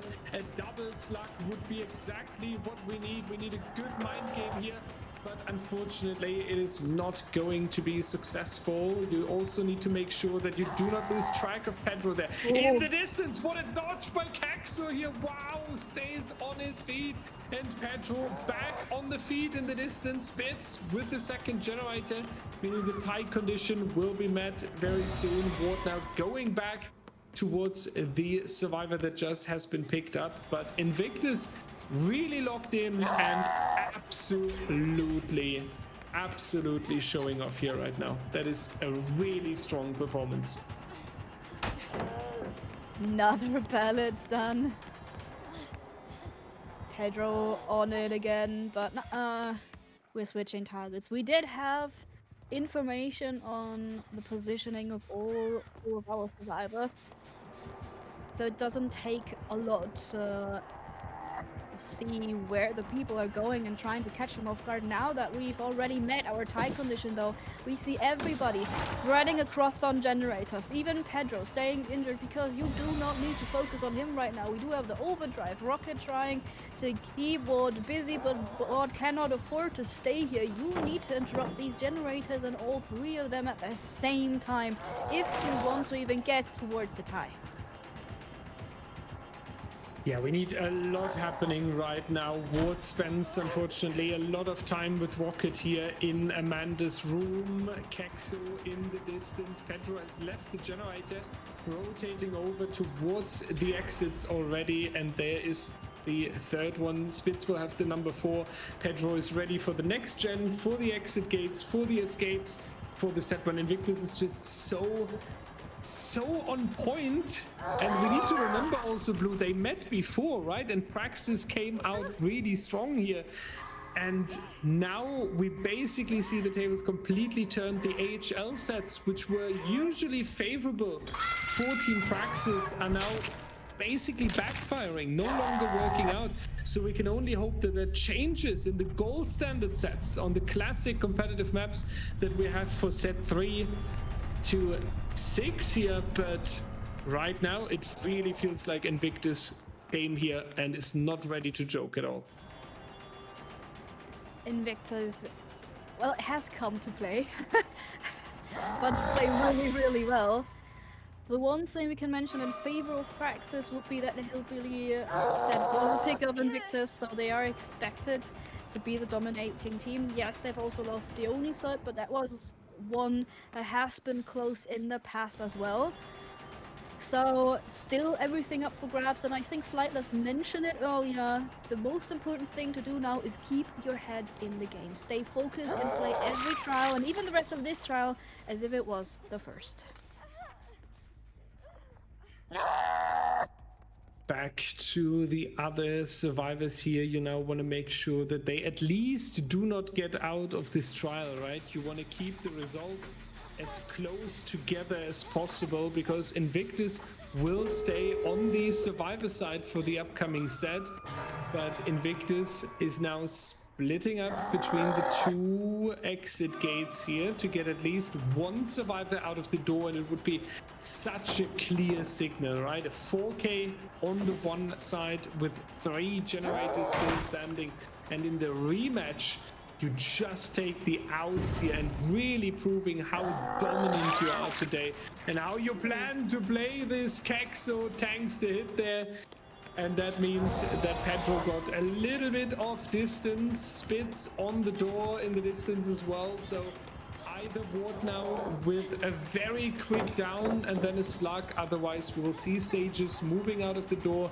and it's a clear statement. And as we mentioned, Blue, the AHL, these Halloween sets on these indoor maps, that was PRAXIS gold gameplay basically, right? And it seems like today INVICTUS just came to take that away from them. I mean, look at this. Look at the performance individually, but also as a team, the communication, they've been on point. They knew which responsibility to take at what point in time, and we do see 2 survivors leaving this trial. Yes, we have to say goodbye to Pedro with a beautiful Mori coming out, but wowzers, what a performance. But I know someone who has a lot to say about this. Guess who it is? Q might be able to help with that. Wow, talk about a tale of stories on the game there. We had talked about how strong that performance was in the first iteration, the killer, getting that strong 4K. And we said it was going to be a challenge, but I mean, Flightless, were you expecting that? Not really. Like that was a very very tough win condition for Ward. Even the tie condition was very tough, and especially versing the survivors that he's versing. Invictus, a very very good, well coordinated team, but their individual players are awesome as well. Kexo and Spitz very well known in the comp community, but also Rocket and Pedro. For anyone who doesn't know, DBDLeague, we don't just do 4v1 tournaments. There's also been 1v1s where there's a killer versus survivor and best of 3 showdown. And there is a whole 1v1 ladder in the DBDLeague Discord. And Pedro has been top 1 on the ranks for Lord knows how long now. And Rocket has also been up there, known as one of the best 1v1 players in the world as well. So not only does Ward have a coordinated team to verse, a tough map to play, a tough win condition to meet, he also has to verse some of the best chase survivors that the game has to offer. It is just incredibly tough for him. So I'm not surprised that Praxis ended up losing this. Yeah, I think with the way that the results kind of settled there at the end of the first iteration of that first set, we kind of expected it. So I don't want to really spend too much time breaking down that last set because, well, you just said it, Flightless. At the end of the day, it was just a really big challenge, and unfortunately, just couldn't quite stand up to it. But we did put something together here special for you guys, kind of talking about some of the stats throughout the course of this event here. So let's go ahead and take a look at them. Some stats that really kind of stand out from one side towards the other. We talk about our highest 4K rates, lowest 4K rates. Brian, is there anyone that really stands up to you as a surprise here? Yeah, surprises, I would say, not so many surprises here, but I do want to talk about the Blight. You see him right there on the screen with the 60% 4K rate. And now you might think that his 4K rate should be higher given that he's one of, if not the strongest killer in the entire game, but keep in mind that we explained our balancing and how that works earlier. Blight is getting that 60% 4K rate with almost every strong perk allowed on the survivor side, and many strong killer perks banned away from him. So that is, I think, a really important stat line here to consider as we are going into this Blight set next. And just to compound on that, we also have a best and worst generator defenders stat here. And Blight is the number 2 strongest gen defender that we have in DBDLeague, only allowing the survivors to do on average 3.73 generators. And he's only beaten out there by the Dredge, who, as we discussed earlier, is played on Midwich, and it's probably the strongest incarnation of the Dredge you'll ever see. Definitely interesting. A lot of stats that come out across here. I mean, even when we look at like most hook stages per game, at least hook stages per game. I mean, Flightless, walk through this. I mean, is there any of these that you feel like, man, like I feel like we saw such a strong performance from Oni earlier. 7.3 stages kind of seems low, no? Yeah, usually Oni is he's an M1 outside of his power, which is possibly the weakest version of a killer in the game. But his power is possibly the strongest power in the entire game. So Oni has a very, very diverse range, and seeing state like that low of stages on him is somewhat surprising. Usually you'd see probably around the 9 to 10 stages mark because his power can just snowball incredibly well. But one I want to point out is that Unknown, like we talked about how Dredge has a pretty high 4K rate for a killer that you wouldn't expect to have something like that. Unknown, while not being on the top of the leaderboards on that, he is tied, I believe, for first place of the amount of trials played in All Hallows League at 60 trials, matching the Dark Lord, with Nurse at second for 56. So the comp players seem to love him, and I love him as well. So I'm like, we may be loading into the Blight game, but I want to see this Unknown one really quickly. Blight will be fun for set number 4. We do have the Unknown on the deadest of dogs. Heading out to the wild, wild west. And it is going to be up to Praxis here to try and bounce back. This is their killer pick. Let's see if they can avoid going down 0-3 as we take another trip back into the fog. Thank you so much, guys. Well, some people would say this killer is unknown. Well, then who are we actually playing? Does anyone know? No, because it's unknown. This pun was needed, ladies and gentlemen.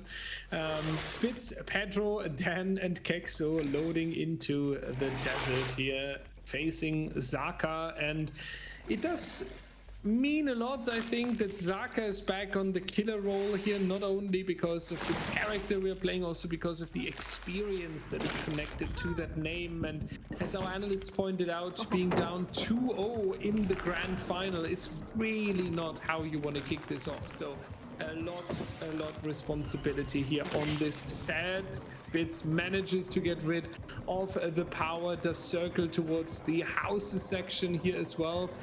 And Zaka trying to go for the mind game. Spitz says, well, then I'm just gonna hold W to make some distance. Does take the power again, but also quite some distance after dropping the pallet here. Blue, so far it looks good, and Spitz looks like he's locked in.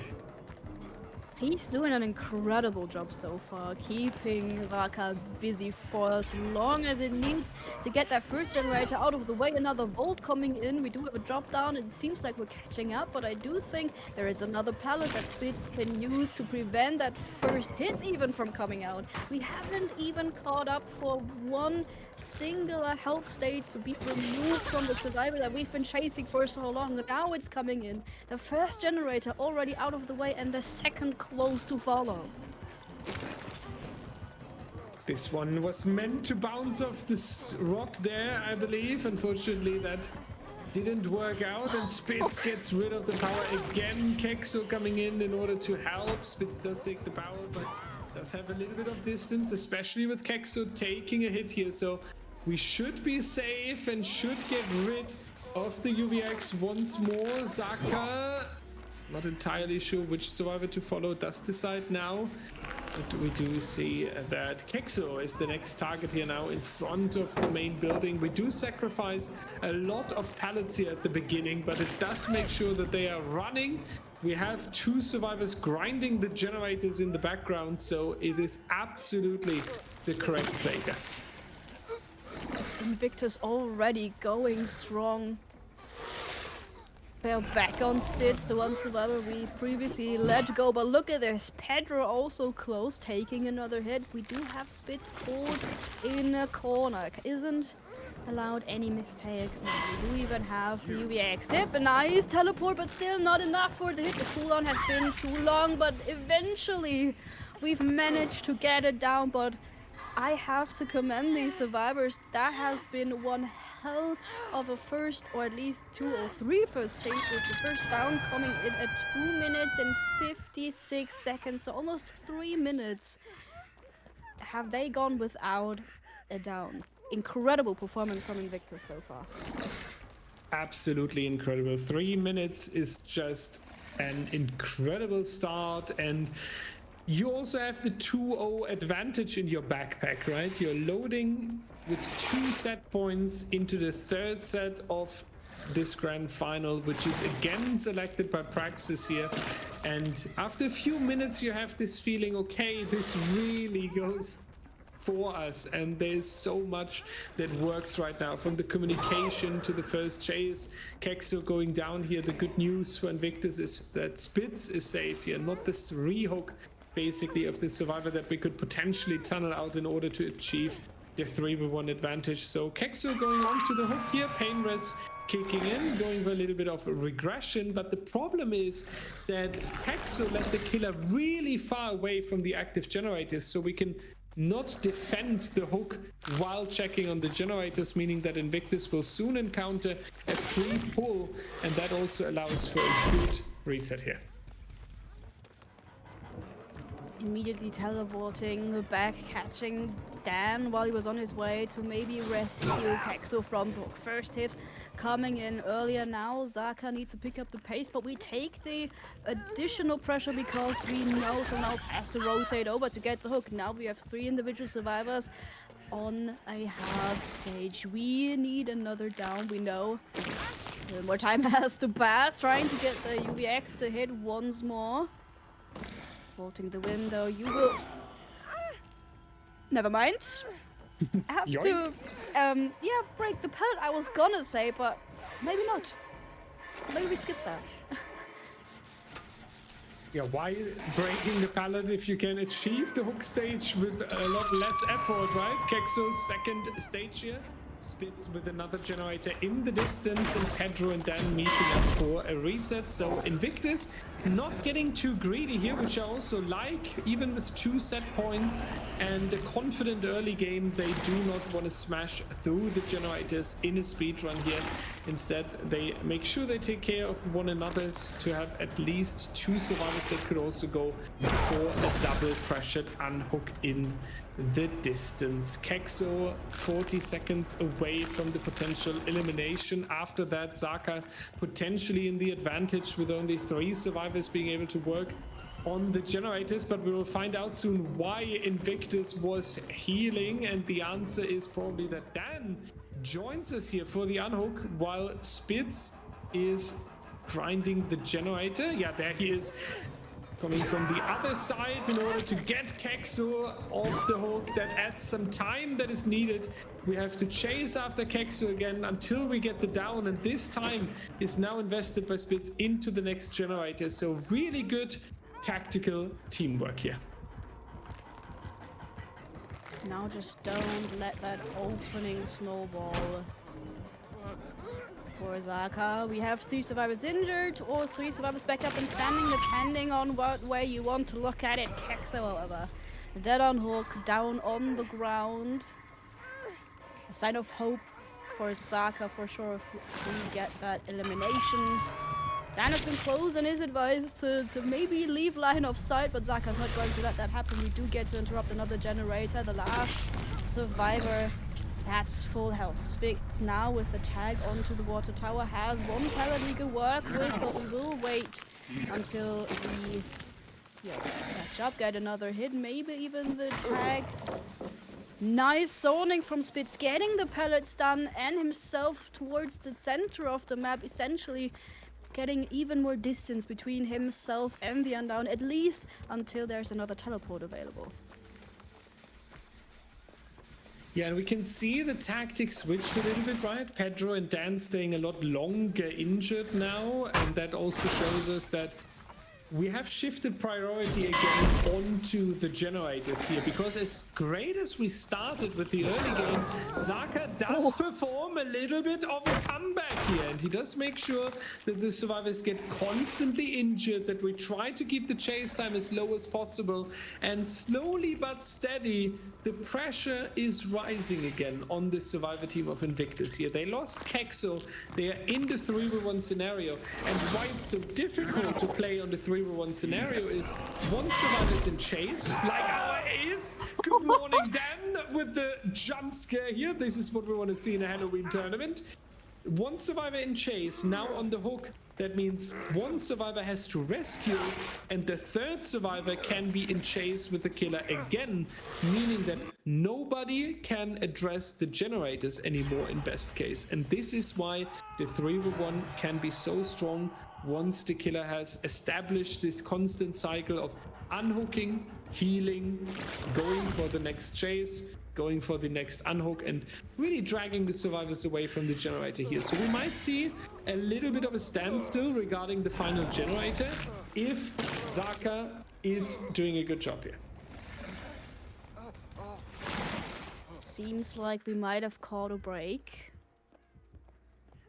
Now, of at least 2 survivors, Spitz and Pedro possibly going for resets before anyone can go for the rescue. If Zaka realizes that, then he might try to spot them, and so he has. Spitz still with the tag, able to remove it just in time in order to not be too tough, but might still be the vault over the pallet, not quite fast enough. Pedro, the last man standing, needs to go for the rescue. Won't end up in a trade just yet.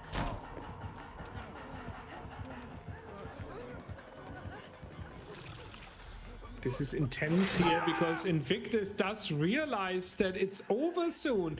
Pedro, our last standing survivor, all the responsibility onto him and Zaka. Zaka? Where's Zaka? Is it unknown? No, we have him right behind us. That's going to be the locker grab right here. But ladies and gentlemen, that's how you can turn the match. What an absolute fantastic opening early game from Invictus. And now look at this, 4K with the generator still standing, and Unknown is considered a weaker killer in competitive Dead by Daylight. Very often we hear something like Unknown the Harmless, right? Or Unknown is hunting without teeth, something like this. So yeah, Unknown got back into business thanks to Zaka here. I'm impressed, Blue. This is what Praxis needed in order to get the comeback ready. Let's just follow this up with the survivor performance. And then we could have a first point on the scoreboard for Team Praxis. But what they will have to do in order to achieve that, I know the people who will be able to explain this. Q, take it away. Sheesh, you can understand why they do call Zaka a monster. I mean, I'm not sure what resolution y'all were watching that one in, but it does indeed look like a 4K to me. I mean, an awesome performance here on the Unknown, but if I can be quite frank, and I know I'm cute, I get it, but if I can be honest, it feels kind of weird to see some of the best survivors in the world just trying to bully their way through Ruin here. Doesn't it seem odd to you, Prion? Yeah, and I mean there are a few different reasons why a team might choose not to cleanse ruin, or possibly they just didn't find it. Sometimes totems spawn in places that are significantly more difficult to find, but it didn't look necessarily like that was the case in this trial. The ruin was over by the main building side of the map, and Invictus were not able to cleanse it. Whether that was because they couldn't find it or because they had made a judgment that their gen progress was high enough, that they were far enough ahead in the game that they simply didn't need to cleanse it, we don't know for sure. But what we do know is that it was most likely a mistake, a strategic error to not cleanse that ruin.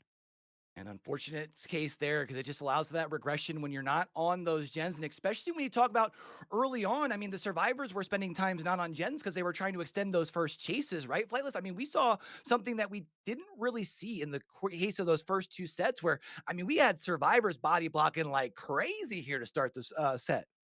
Yeah, for killers like Unknown and Billy, like we saw, those killers are very high pressure. So you're going to see a lot of altruism when it comes to protecting tunnel outs and protecting the hook itself. But with killers like Unknown or Doctor, for example, they're a lot weaker. They're a lot less pressure in chase. So you're going to see a lot more altruism even for the chase itself, not even for a tunnel out. Spitz wasn't even hooked. Two gens had been completed and there were body blocks. So for those killers, you want to try to delay first down as much as possible because it's very, very low risk and high reward. There's almost no downside to it. And at the start of this game, we saw it. That was an incredible start for them because Spitz was able to have such a long chase with the help of those body blocks. Able to get the long chase, but you know what's strange is we see such a long first run. I mean, you mentioned it, basically 3 gens as far as for that run there. But then to be able to go from that first hook on that survivor to the elimination, you don't get any more gens. I mean, what's going on with that, Prion? It's a combination of a lot of things, Q, and a lot of it comes down to Zaka's skill on the killer.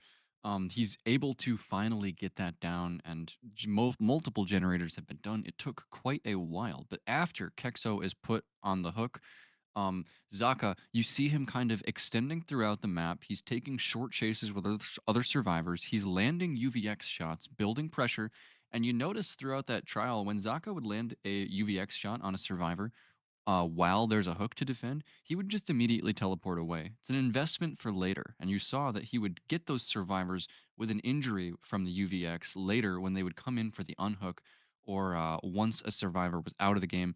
And so combining that with the pressure from that Hex Ruin, every time Zaka would extend away from the hook, take a chase, go for a UVX shot, he's regressing the generators with Ruin over and over and over.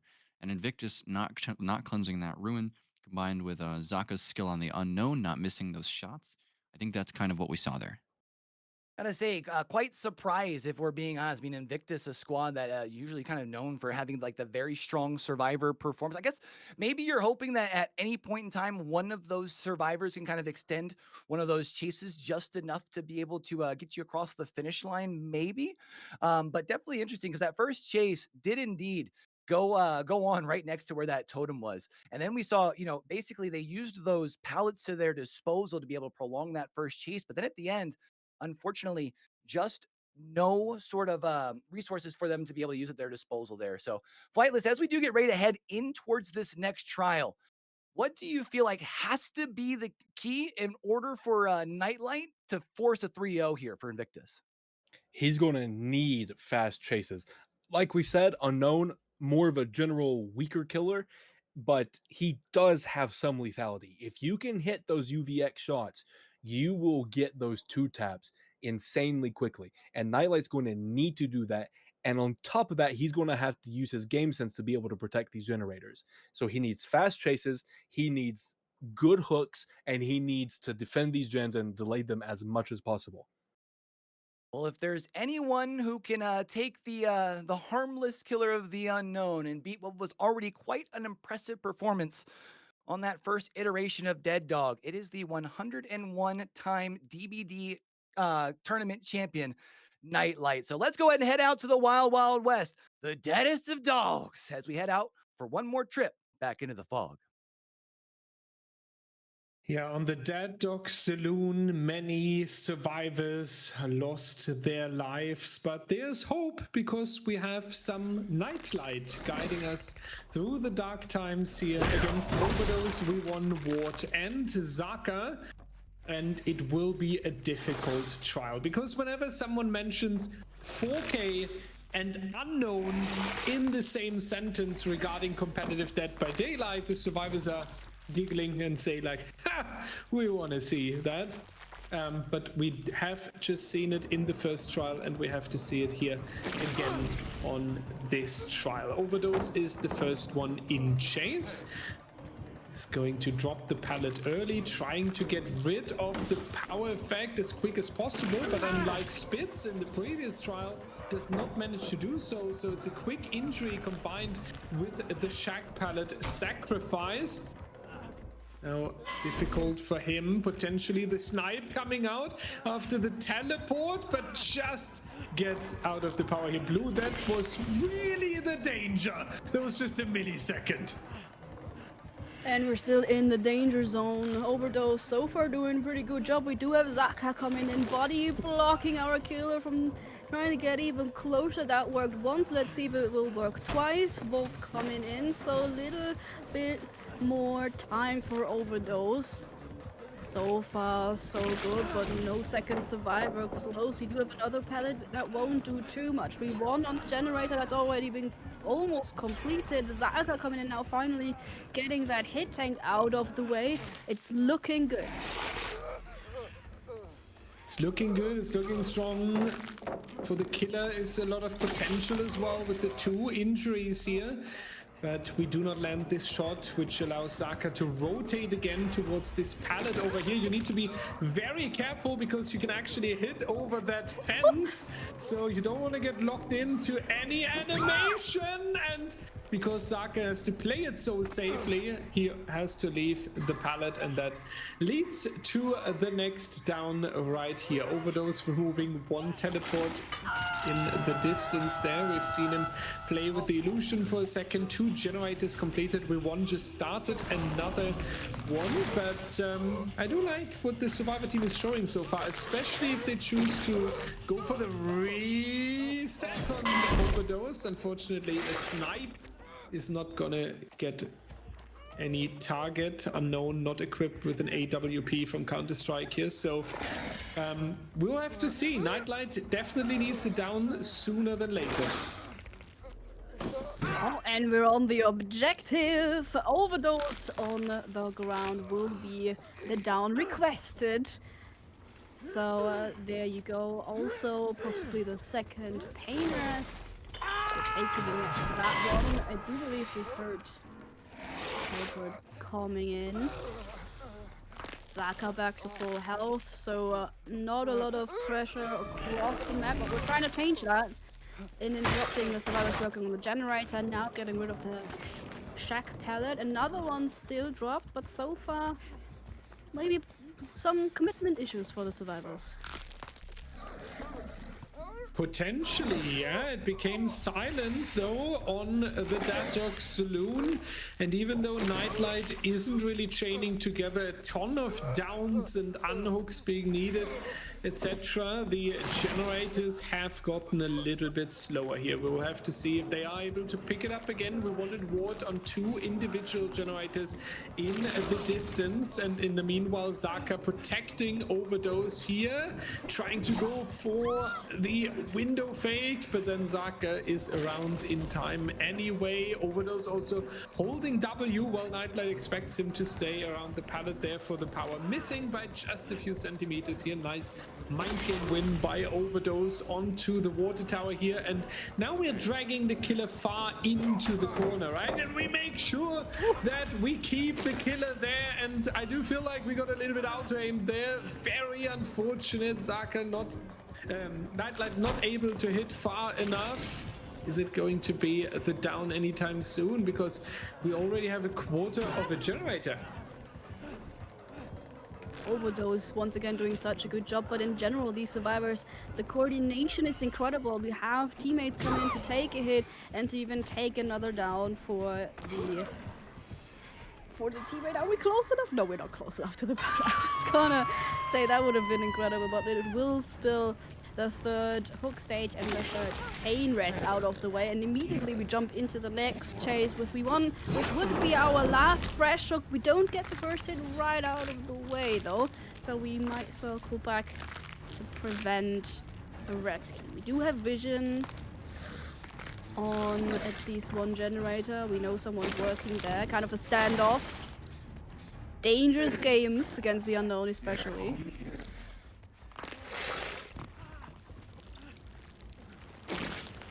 Yeah, one more basically, right? As a Praxis fan, you would hope that just one more is going to happen, but Nightlight is at the moment really able to prevent that. We won coming in for the pallet save, but all he takes from it is an injury, so basically he saved the killer with that attempt, but Nightlight not able to defend the final generator. So we do go into the end game here, Blue. They've done it. Well. Finally an answer to our first 2 sets. The 5th generator completed, spells the win for Praxis. So we are 2-1 on sets for now. We will continue to play this out, however, and Ward being on the 2nd stage already a testament to Nightlight's commitment to the trial. Ooh. Able to down another survivor here. So we have Ward on the hook, Zaka on the floor. We want an Overdose. The question is, how many stages do we want to take out of this trial? Do we want to bring up the ultimate comeback message, getting everyone out of the door, or do we say, okay, let's keep it calm and collected, just take what's guaranteed? Especially we won here as our fresh hook offers 3 stages out of the door, which would be a pretty clear statement if we get him escaping from the trial. But we won on the unhook duty. That's going to be Ward and potentially cycling over, but Nightlight does have a teleport available. So Ward gonna be in a difficult chase here, only has this window available, does go for an unexpected double vault though, and we heard the exit gate nearby, so Praxis might actually set a very clear statement. No mind. A Ward on the ground. He's a Death Hook survivor. Flashlight just to pay your respects. Now, like, pressing up. Ward out of the game, but in turn 3 survivors out of the trial. Still a very powerful message, if you ask me. It really does. There is going to be quite some mental mindset factor from this for sure. So it's going to be really interesting to hear if our analysts think that this is already the comeback, or if it's just going to be a little bit of a starting point and set number 4 really needs to get this going. Q, what do you guys think about it? And can you call it a comeback just quite yet? That's a good question. Obviously, that was Praxis's pick, so they will be able to get their first point onto the board. Maybe it was simply because of the win con that was on hand or not, but I feel like the big thing that really stood out to me in that last trial was the build that Nightlight came in with. I think I saw a couple people in chat talking about it. Flightless, break it down for me. Yeah, we saw both Zaka and Nightlight bring 3 similar perks: Painraz, Corrupt, and Batteries. Batteries a little bit unorthodox. You don't really see it much, especially on a killer like Unknown. But we've already said multiple times now, Unknown, bit of a weaker killer. So you're expecting those generators to be completed. And extra gen regression isn't really going to help you all that much. So you may as well get the advantage of the extra haste from Batteries. But the difference is that Zaka brought Ruin, try to get some of that 4v1 pressure going, that passive regression. But Nightlight brought Forever Entwined. I touched on it before. Unknown, like I said, weaker killer. So you're seeing a lot of altruism, but that isn't just body blocks. That's also pallet saves. Pallet saves are very dangerous for the Unknown. It's the same for, say, Spirit. Can be strong chase, so you kind of want to try to have survivors playing altruistically for flashlight saves, head-on plays, pallet saves, whatever it may be. So Forever Entwined, trying to help Nightlight not get hit by those pallet saves too much. That way he can try to keep up the pressure. Because obviously, if the survivor doesn't expect a faster pickup, they may mess up the timing and get a free injury out of it. So it can be beneficial for Nightlight to bring a perk like that. Fortunately, the win con a little bit too much for that perk to really make a difference, though. Unfortunately, not going to be able to pull off the upset there. But man, oh man, talk about the case if they would have been able to. I mean, 3-0 would have been pretty tough. But instead, Praxis does indeed get their first set onto the board. We do head off the Blood Lodge here next for the Blight. Dyer had posed the question, so I'm going to pass it on to you, Prion. Do we consider this the start of the comeback, or how are we feeling? See, that's a really good question, Q, and I don't think I have a definitive answer for you. Praxis, it's true, they did just strike back, get a point on the board finally, draw blood from Invictus, if you will. But now, going on to that Blight set on the Blood Lodge, this is one of Invictus's best sets that we have in all of Dead by Daylight, frankly. It's going to be a tall task for Praxis to survive here. And I mean, even if it weren't one of Invictus's best sets, the Blight is one of our strongest killers in the game.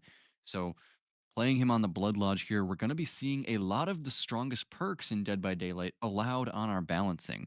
Going to be seeing some Deliverance, Decisive Strike, possibly even Dead Hard. So look out for that as these two teams are going to clash on the Blood Lodge. It's such a large map, really makes it perfect for such a strong killer. Definitely makes it perfect for a strong killer. And, for these survivors, they looked to make the statement in that last trial of trying to get everybody out the door. Couldn't quite find the success in that regards, but I'm curious as far as for you, Flightless, do you feel that they were able to build up enough momentum over on that Praxis survivor side to steal one on this Blight set? I think they may have. Usually, the first set kind of sets the tone for most of tournament matches. That first win for whichever team is the one to take it really builds momentum. They get confidence. They're like, okay, we've already got a win. We only need X many more, and in this case, 4 more. So Praxis, knowing that they can at least win one set and not get 5-0'd is going to put them in a big advantage. And this also will play into the Joker set as well. If Praxis have to use it, they won't lose 5-0, use the Joker set, and possibly win that set and then be 4-1. They could be 4-2 now, which puts them in a much better position. All right, so you did mention how it was going to be a bigger map here as far as for our survivors to have to be able to navigate Prion. I'm kind of curious if you are Pedro, who's getting ready to come out here and has to turn things around, what do you got to do to make sure you turn it around? For Pedro here, I think you wanna come at this from the perspective of not actually having to turn it around. Your team is still up 2-1. You're going into a set with what is one of, if not your best killers in your whole killer pool. If you're Pedro, you just gotta get out there, leave it all on the Blood Lodge, play the way you know you can play, and Invictus should be up 3-1 here. I like it. I like it. It's all a mental thing, and I do got to agree. We're 3 sets down. We could be very well seeing 6 or maybe even 7 more, depending on how that Joker set plays out. But right now, it's about the Blood Lodge. It's about the Blight, one of the most exciting sets in DBDLeague. So let's go ahead and send it on over to Dyer and Blueberry as we take another trip back into the fog. Let's see if Pedro can steal the wind away underneath the wings of Team Praxis that just had an up in winning that last set. But oh, what a welcome into our trial of pellets that right out of the bat. But this feels like it could be a trial of the giants, a trial of the 2 players who might know Blight the best, as we do find we won in our first chase of this Blight trial. And we won kind of famous for his own Blight, right? So we better see some good juice being served here. But unfortunately, we only have a tier now, therefore very understandably taking the life in order to make it further and further away. But we only have some very little to work with, and that's not going to be enough pointing in order to not be locked in the down animation and immediately able to crawl, but no survivor around, unfortunately, to set up. Who is setting up, however, is Overdose with the Deliverance. So you really see now the strategy of the perks falling together for the stronger killers, where we have more perks available, and having Deliverance active is one of the most important jobs on the survivor side during the early part of the trial here. So that will be 1 point for our survivor team. Zaka is the next one in chase, takes an injury here, and we force a regression onto the generator. Decisive strike onto V1, so also the survivor that you want to see downed early. Pedro going for the swing here in order to force the survivor into dropping the pallet by confusion. That worked out, and a flick, and Zaka holding W. But so far really interesting to see, right? The DS player worked out as the first down as they wanted. The Deliverance worked out, so Praxis is setting up for some good perk usage, and so far they're performing well on these chases. On the reader, right onto the pallet, we locked in, but not on the survivor. Osaka gets to live a couple more seconds, wins the 50, and the way towards the window has opened up. It's a window of opportunity, even though he's not with him right now. Gets another wall, but this time it spells a down. Zaka on the floor in turn. We do have the first generator getting out of the way. Ward currently sitting on the second one that should lead us as well. Zaka with a fantastic chase here that was so strong against the Blight. We will go into the basement here, but I think that is okay, right? Because the basement is difficult to save from. Yeah, that's definitely something you have to worry about, but trading this long chase time for 2 generators now on 2 hook stages is just really strong against a high tier killer, against a huge performer, as we could call the Blight here. It is really nice to have this 1-1 on the survivor side when you only give up 1 hook stage in order for the next generator. So I think everything is going according to plan for Team Praxis. Someone is lurking on the hill and wants to be a little bit cocky there. That is Ward, who also didn't drop, so Pedro has to go around again, wasting a little bit of extra time, and Ward has the pallet available. So really combining a little bit of bait and time waste. Pedro back onto the basement, but Zaka is healed. Great teamwork from our survivor team. They will make it out of Shack, and Blue, that is how you rescue someone from the basement. You said it, basement is not the worst case, and especially with these survivors, you just saw the experience and the coordination that has worked out perfectly. We have recovered from what could have been a very detrimental state in the game. Now Zaka once again on the turn, waiting for rushes to replenish. Nice, that hard, good timing, makes his way towards the next resource, and that's a huge one. So we will switch our target and try to interrupt the generator. We've seen Ward work on Prior. Ward also able to get a stun out onto our Blight, and is the plot twist player who could have the resources if he gets the time to reset himself. But so far, yes, we find ourselves on the ground, but it wasn't so voluntarily.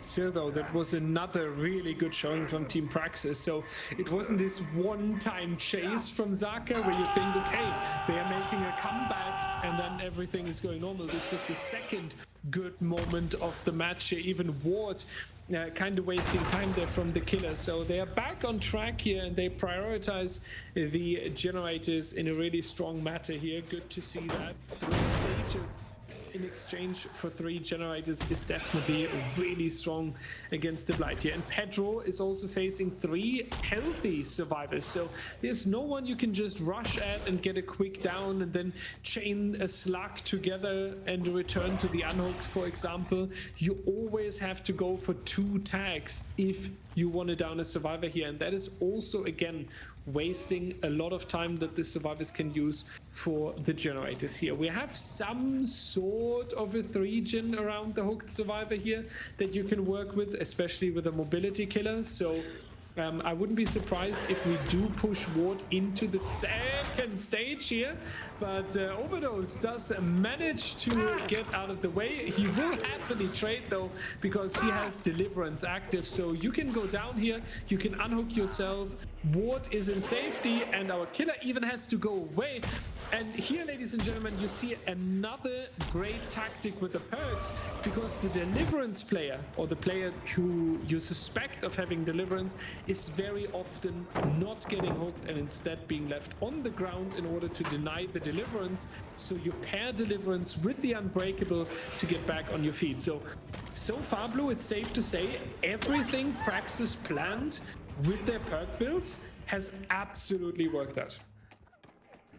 The knowledge, the strategy, it all seems to be paying off. And now that the 4th generator has been completed, we do find ourselves in the position where we would even be able to find the point for a reset. And to maybe compare this to usual Blight trials, they are always very fast paced, but we do expect a couple more hook stages from a Blight. So to get an expected result, Pedro needs to get quite a few more hook stages out on the board. We are starting that now with the 2nd stage on toward a survivor that could then in turn possibly be eliminated very soon, especially if he gets rescued very fast.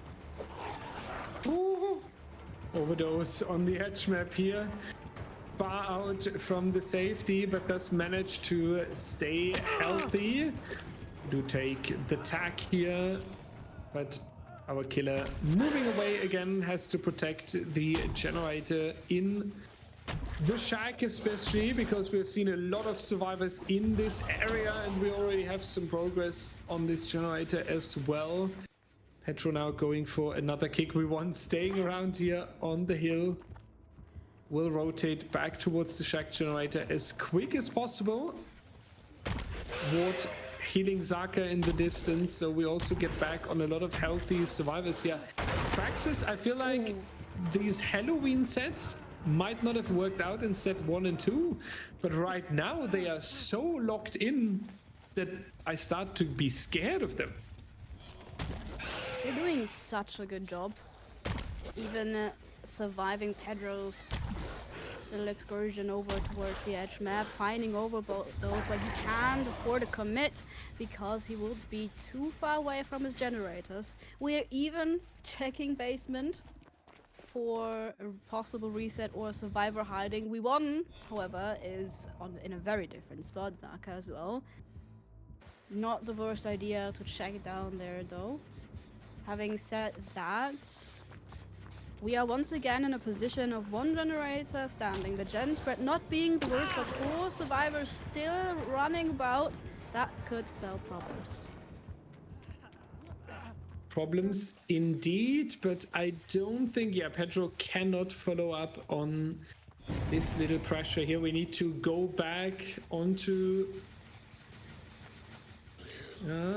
is there a second survivor? I'm not entirely sure if I spotted that correctly, but we do find at least someone. Yeah, there he is, Zaka behind the tires here. So next injury, 2 injured. Never mind, they are already healing. They are healing quicker than the Blight can go for the injuries here. But Zaka, our injured survivor, he is the one who is in a difficult spot here, and that's going to be the mind game going to Pedro. So Zaka down onto the floor. We won grinding the generator in the shack, but not having enough time. We'll try to hide. That was too late though. Blight spotting him, trying to play around the tree here with a lot of patience from Pedro though. That's not going to work out. Therefore, we now have an injured we won. A Zaka that is right now getting healed, but a little bit of chaos emerging in this trial, and that means that Pedro has the chance now to take over. Was trying to overtake Ward there, who's coming in as a bodyguard, but that didn't work unfortunately, and now Won has a pallet in reach again, which might lead to the final generator, and therefore we are once more checking on the objectives.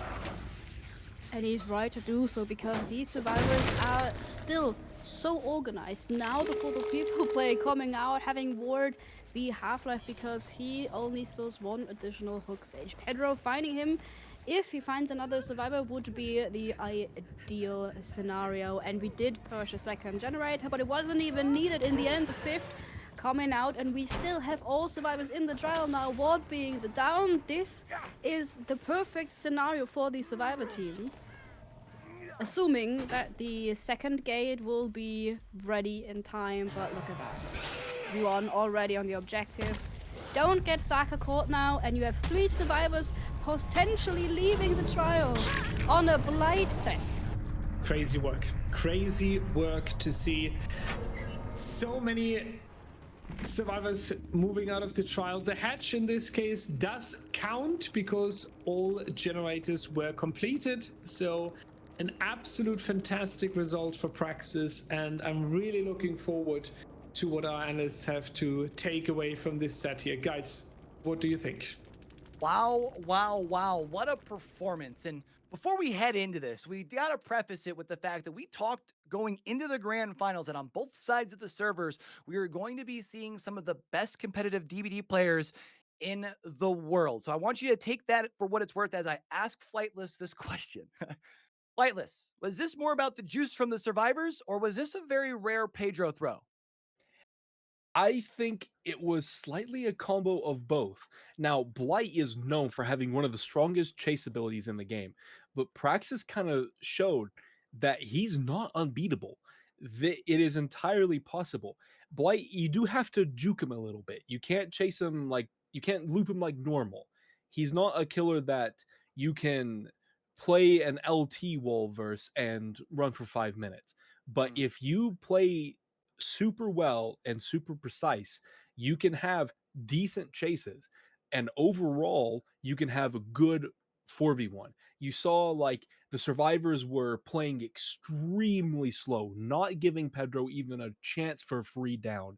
They were playing extremely stealthy and extremely safe. You mainly want to stealth versus Blight so that way you don't get into chase, because like I said, he has one of the strongest chase powers in the game. So you want to try to waste time from him searching for people, getting little by little progress on these generators, and using your perks to your advantage. And with DBDLeague's balancing, Blight is a lot more restrictive on the killer perks and a lot less restrictive on the survivor perks. And you had mentioned the importance of being able to get use out of all of those perks. I mean, Prion, it definitely felt that for Praxis, they got value out of all 16 perks out there on the server. Yeah, for sure, Q. And one of the big things to remember when we play like a Blight or Nurse or similar strong killer set in competitive is that the survivors are going to have a slew of strong perks available to them, and that significantly changes the playstyles that they have to employ here on the survivor side. And one of the coolest things about competitive is actually the way that the different survivors have to play differently depending on their perks. So we saw so many perks getting perfect value there. There was Zaka with the Dead Hard. He got healed instantly off of the basement hook with the Resurgence. The Deliverance player, Overdose, was not found first and got full value out of his Deliverance, not to mention his full build. So you'll often see that these survivors with the aggressive exhaustion perks like the Dead Hard, like the Balanced Landing, healing perks like Resurgence, anti-tunneling perks like Decisive Strike, these survivors are going to be out and about in the map. They want the Blight to find them. But the Deliverance player has to play very stealthy because the game is significantly harder if that Deliverance does not come in through that survivor getting found first and hooked. Whether it be off of the deliverance, right, the curse of the deliverance, or even if we just see that very like early down in that first chase, because obviously we saw the survivors do a great job of being able to fight back. But Flightless, tell me about a strong killer like Blight. Just how much weight is on that first down? It is very important because when you have Blight, who is high mobility and high chase pressure, those survivors are going to be playing that start quite slow. Like Prion mentioned, certain perk builds are going to cause players to play a little bit differently. For example, the Deli player is playing super passive and trying not to be found, while the DH or the DS player are trying to be found. So because eventually someone will be found, you may as well have it ones with the anti-tunnel perks to make it a little bit harder for that Blight. So having that first good chase where is super important, because the sooner you get that down, the sooner you can pressure the map and find the other survivors of importance. And V1 may not have had a super long chase, but then afterwards, Zaka had an incredible chase and got full use out of his perks, Resurgence and Dead Hard for that second chase, meaning he didn't even have to go second stage. Now, Prion, before we hit to the fog, the first trial of the day, we had talked about kind of the importances of a couple of these sets, and you said that you felt like Invictus needed the Blight set. Do you feel like Praxis has done enough here to steal this? Absolutely, Q. I would have to agree with that. I mean, 5 stages, 3 fresh on the Blight is frankly not what you want as a killer player. And now this is going to put a extremely difficult match in front of the Invictus survivors. Now, I don't want to count them out. This is still anyone's game. Invictus are 4 of the best survivors in the entire world. So if anybody is going to make an exciting play and meet this tough result, it will be the Invictus survivors. But the performance of the Praxis survivors in the last trial was 100% enough to steal away this set. Definitely was enough, but you mentioned the strength of this Invictus survivor side. I mean, when you look at them mechanically, just individually, right? In a simple 1v1, they're strong. But this team, when they're together, their coordination seems to be something different. And I can't help but wonder if this could be that turning point, because we mentioned Invictus has felt like a set that they needed to win. Praxis steals it. Maybe Praxis can still bring themselves back into the series. I mean, it's tied 2-2. But if you perform so well and then you still allow Invictus's survivors to come out here and re-steal this series, take it back from your grasp when it felt like it was right in your fingertips, you're down 3-1, and those questions start to sink into the back of the mind. So let's go ahead and send things back on the Bloodline here. Send it over to Dyer and Blueberry and take another trip back into the fog. It's not quite a 1v1. There is only 1v1, but he will not be coming out on the killer side. We do have Laser running the Blight for Praxis. That in itself is a statement. If you're confident enough in Laser to succeed over V1's Blight, you know the man knows his killer. So let's see what he can bring out for his team. Yeah, there's a lot of pressure on the survivor side here. Spitz, Kexo, Dan, and Rob. Yo, Laser, calm down here. We're not playing. We don't need to be that aggressive just because we want to tie the grand final into 2-2 so far. Laser going over towards the other half of the map, checking on the active generators instead of following one survivor in the corrupted area. That's a good strategical decision. You want to basically interrupt the generators that are getting progressed in the early games. You want to keep the survivors on their foot and make it more difficult to go for any pressure on the objectives, right? Firecracker coming out from Rocket paired with a Life, making sure that we are staying healthy. What a great first start and chase from Rocket here.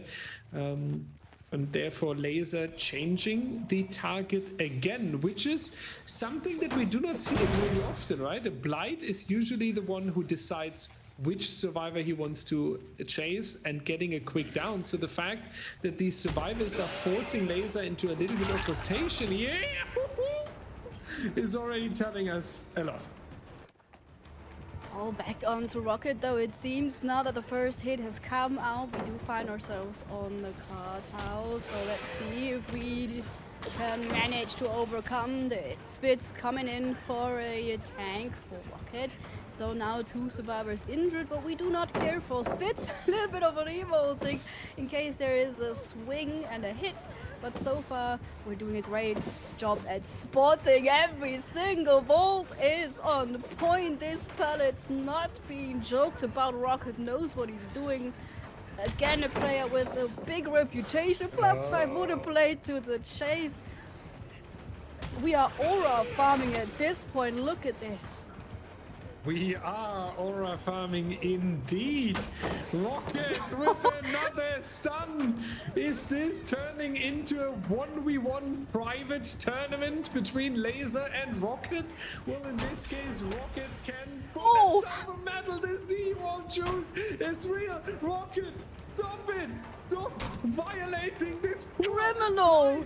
What is happening? No way. This is beyond understanding. You set yourself up for such a good win condition, and then Rocket is coming into the trial using the Z-Wall to almost end someone's career. What an insane chase by Rocket here. Now Invictus should rather take this because that was insane.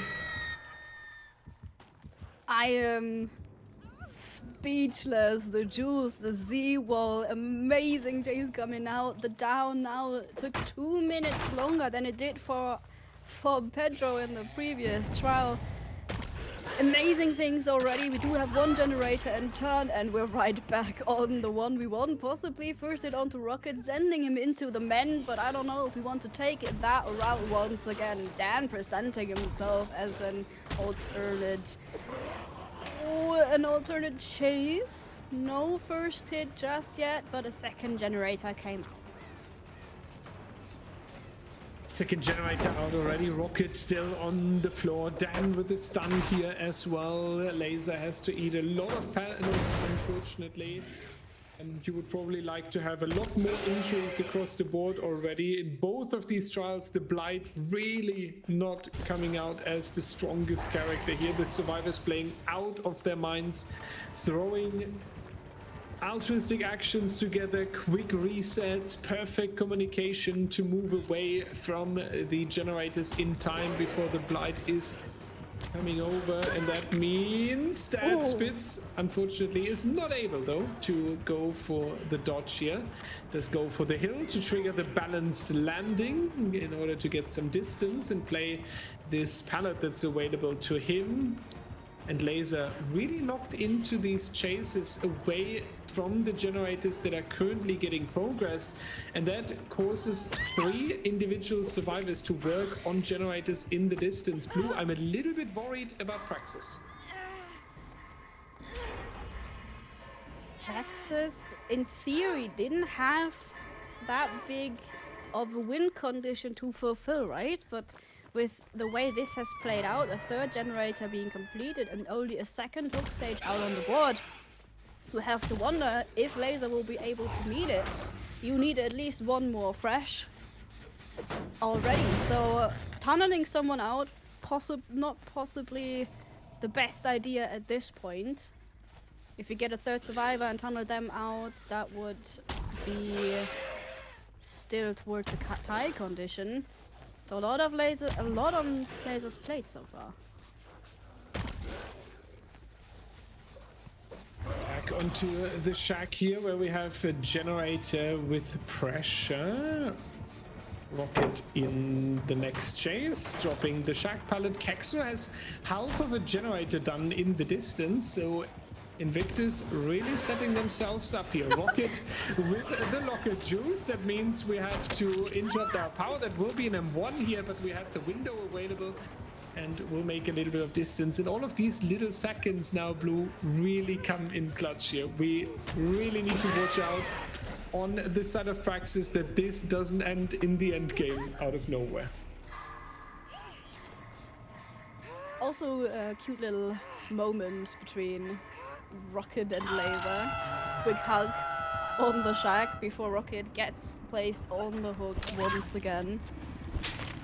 Spitz should be able to get that next generator out of the way. You said it, endgame could spill problems if you get a third survivor onto the hook. And it's a fresh, we would only have to cam that one out of the game.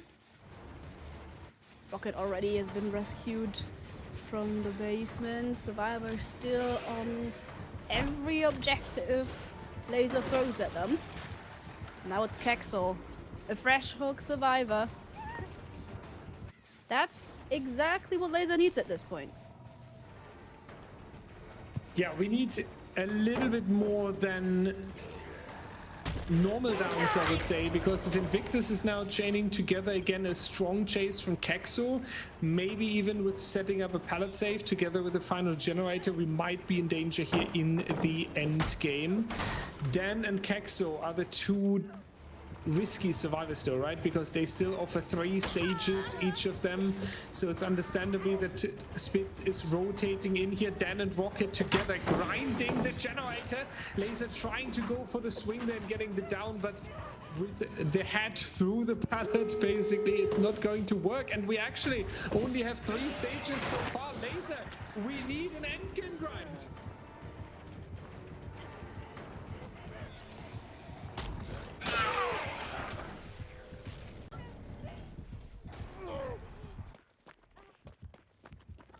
And we do see, moving on to the next survivor here, potentially Kexo staying onto the floor though, and that is something that INVICTUS needs to consider. We need to make a short rundown here. Crazy work now from our survivor team. But Kexo dying would be too much. We would have 6 stages on 3 survivors, and we had only 5 stages in the previous trial. So we need to get Kexo off the hook before hitting 2nd stage, and then all of the survivors need to walk out of the door here. If Kexo goes 2nd and we rescue, it would be a tie. So let's see how they're going to attempt this end game. They're all swarming in, and basically, ladies and gentlemen, now if it falls apart, so be it, right? But you cannot let Kexo in the trial, otherwise you would lose anyway. So you can try something risky. Injury coming out, Kexo is getting rescued. We see Spitz on standby to take the hit for the teammate, but Laser going in front of them, wants to keep them in the trial. Just mentioning, the endgame collapse would count like a normal sacrifice. There we take the stance of the developers. Endgame collapse is a normal sacrifice with all the hook stages, so we somehow need to solve this. Rocket going down in the distance, that's the plot twist. So once that's going down, but he's he's also slowing down the timer, so the survivors have more time to somehow get past him. But Laser currently doing the right thing, technically just has to keep zoning them away from the gate. At some point they will have to try and move past it. Rocket, now back to being full health, can come in to take a 2nd hit, and they've gained more time. This is a crazy work here, getting a survivor back healthy with the plot twist. And we see Spitz taking an injury, but that's not going to be enough. It's only a little bit of time though here. With the 4 people, they are making that. Where are these survivors? No way, Spitz, Kexo, and it's Rocket, and Rocket is heading to the main building. He's down, but Rocket cannot get in it. And getting down in front of the fireplace. That's going to be 5 stages on 3 individual survivors.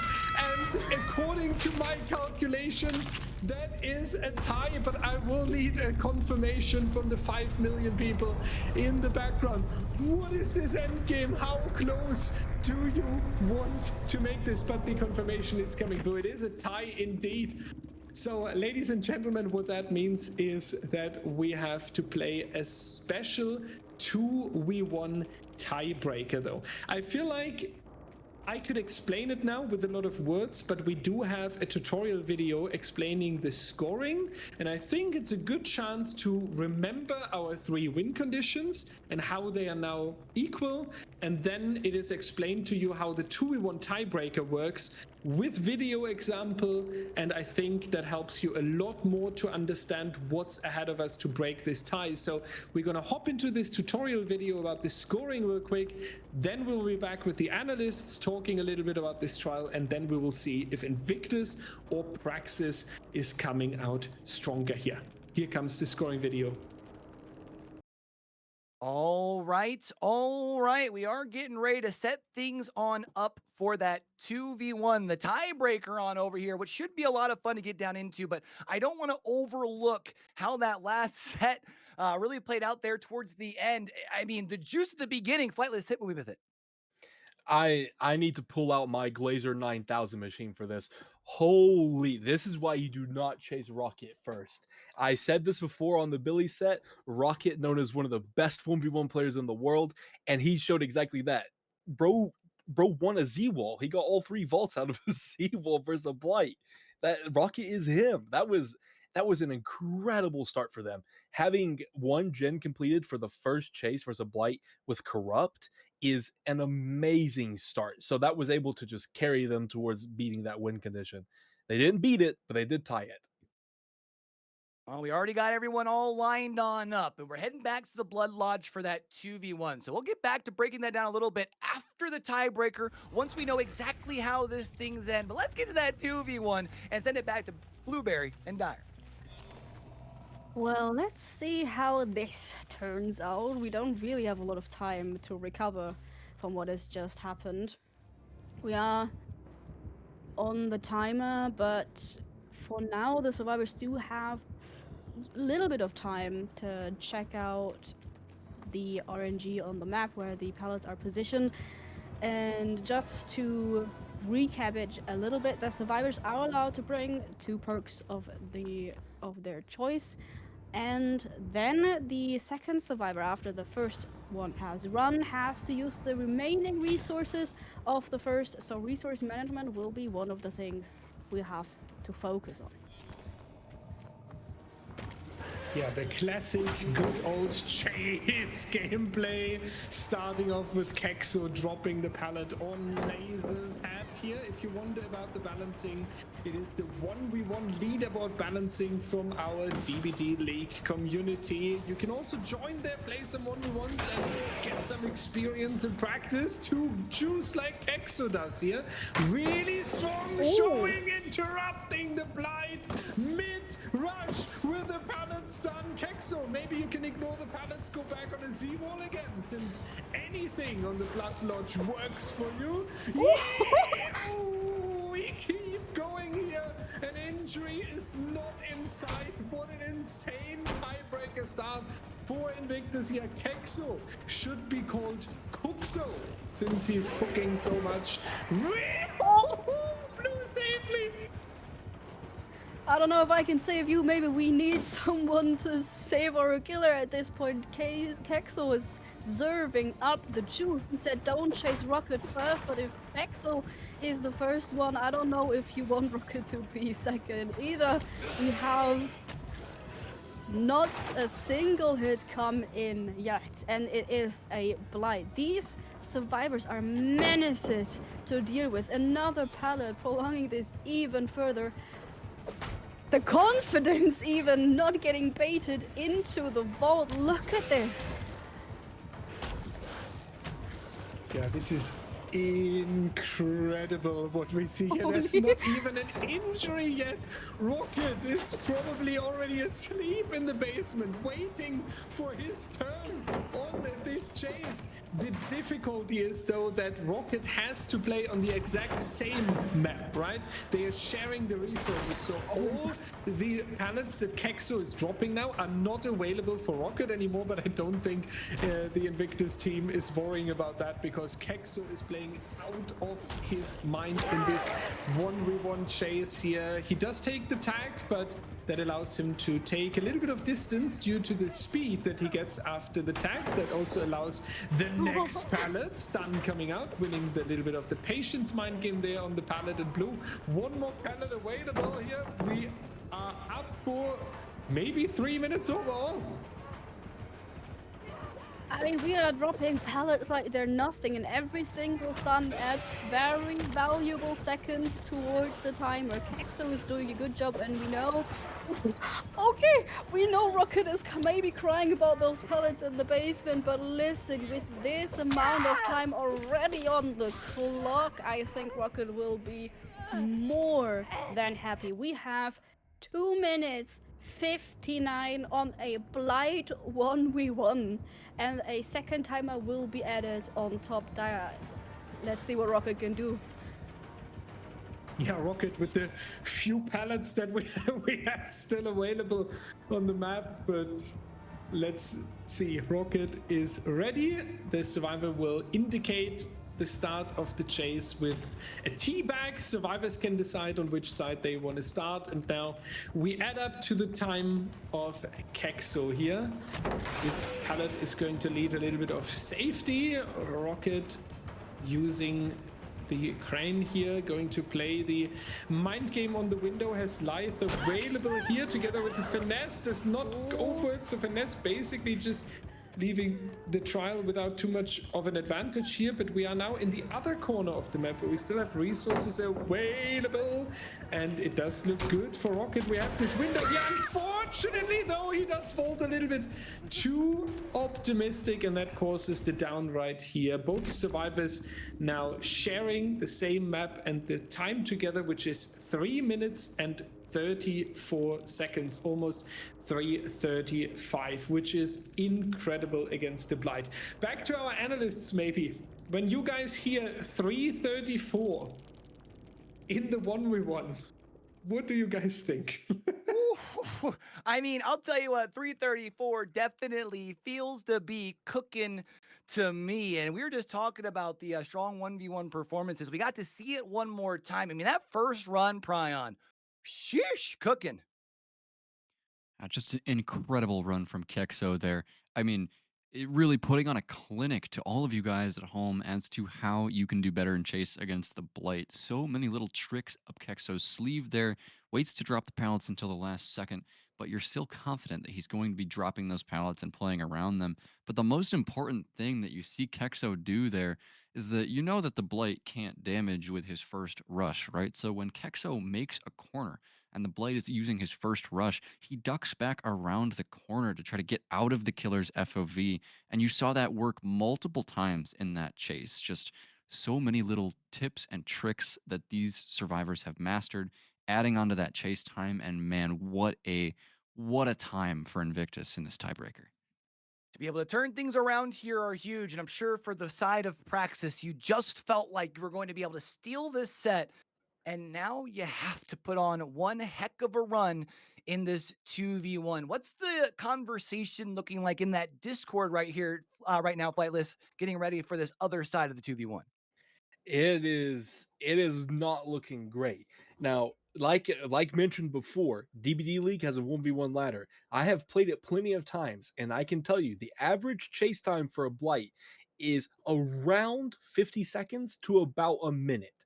It's down to a lot of RNG, but that is what you typically see. So to have a almost 4-minute chase is very, very scary for Praxis. My heart goes out to them because they definitely were going into that Blight set like, we played so good on serve. We absolutely destroyed Pedro's Blight. Now all we got to do is win this set, and then we can go on the next one. We're tied. We're 2-2. And then Invictus did Invictus things, Rocket did Rocket things, and then they had to go to the 1v1v1, and now it is not looking very good for them. It's looking quite baff, some would say. I think the tough thing to think about is it almost felt like we shouldn't have gotten to this point, right? But it was a great play by the survivors from Invictus. They're at the end of that regular trial to force this. So, Prion, we didn't get to talk about it before the start of this 2v1. So, walk us through a little bit of that end of that regular trial there with the For the People. Yeah, so it was a frankly incredible survivor play for Invictus. So much coordination required between the four survivors, but that's what we've come to expect from this team. What happened was that so you had Kexo, the fresh hook survivor that was so important to the win condition. If he had gone down, gotten hooked, and gone to second stage, that would have been the win for Praxis. So Kexo's teammates were protecting him on that car tile. The other door was way too far away to make for playing against a Blight, and the open door was right there. But the killer, the Blight, rushes in between the survivors and the door, and they have to stop Kexo from getting hit. And I mean, they're just going around that car for so long, but the endgame timer is ticking down. Then you see Rocket plot twisting in the distance to pause the timer, allowing the survivor with For the People to come in and instantly heal Kexo, getting him out the door and forcing the tie. Just incredible play. Nothing else I can say about it. It's just mind blowing. A huge play for sure. And now for the side of Praxis, you had that 2-2 tie in the grasp there towards the end of that last set. Now it's going to be up to your survivors to come out here and serve the juice. So let's see if V1 and Zaka can do just that as we take our another trip back into the fall. I gotta say, I am still stunned by what we've just seen. A first chase that has been triple of the expected time you would want to see in a chase versus Blight is already incredible. Now, on the turn side, we have Pedro, who just needs to get these survivors down in a matter of 3 minutes and 34 seconds. I think, honestly, that's very achievable, right? Yeah, it is very achievable indeed. We1 and Zaka will have to play absolutely out of their mind. Zaka is the second survivor here with his years of experience. The analyst said it earlier, called Zaka the monster sometimes. So he's taking the second run, and this is the unfortunate reality. When you face the Blight in a 1v1, you get a quick injury and you do find yourself in a tricky spot. So We1 taking the hit very early, does get a little bit of distance here after the Shag has to throw this pallet though, and is now in a difficult mind game situation here. The ball coming through life, just saving it all.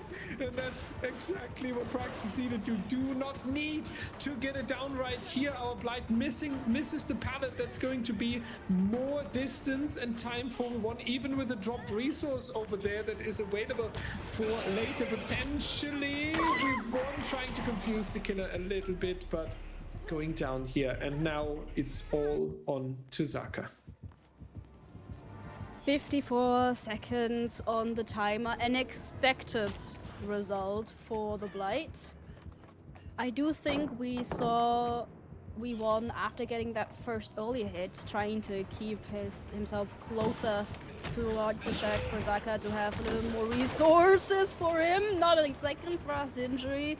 Zaka with the life able to dance it out just for a little while. We have another pallet.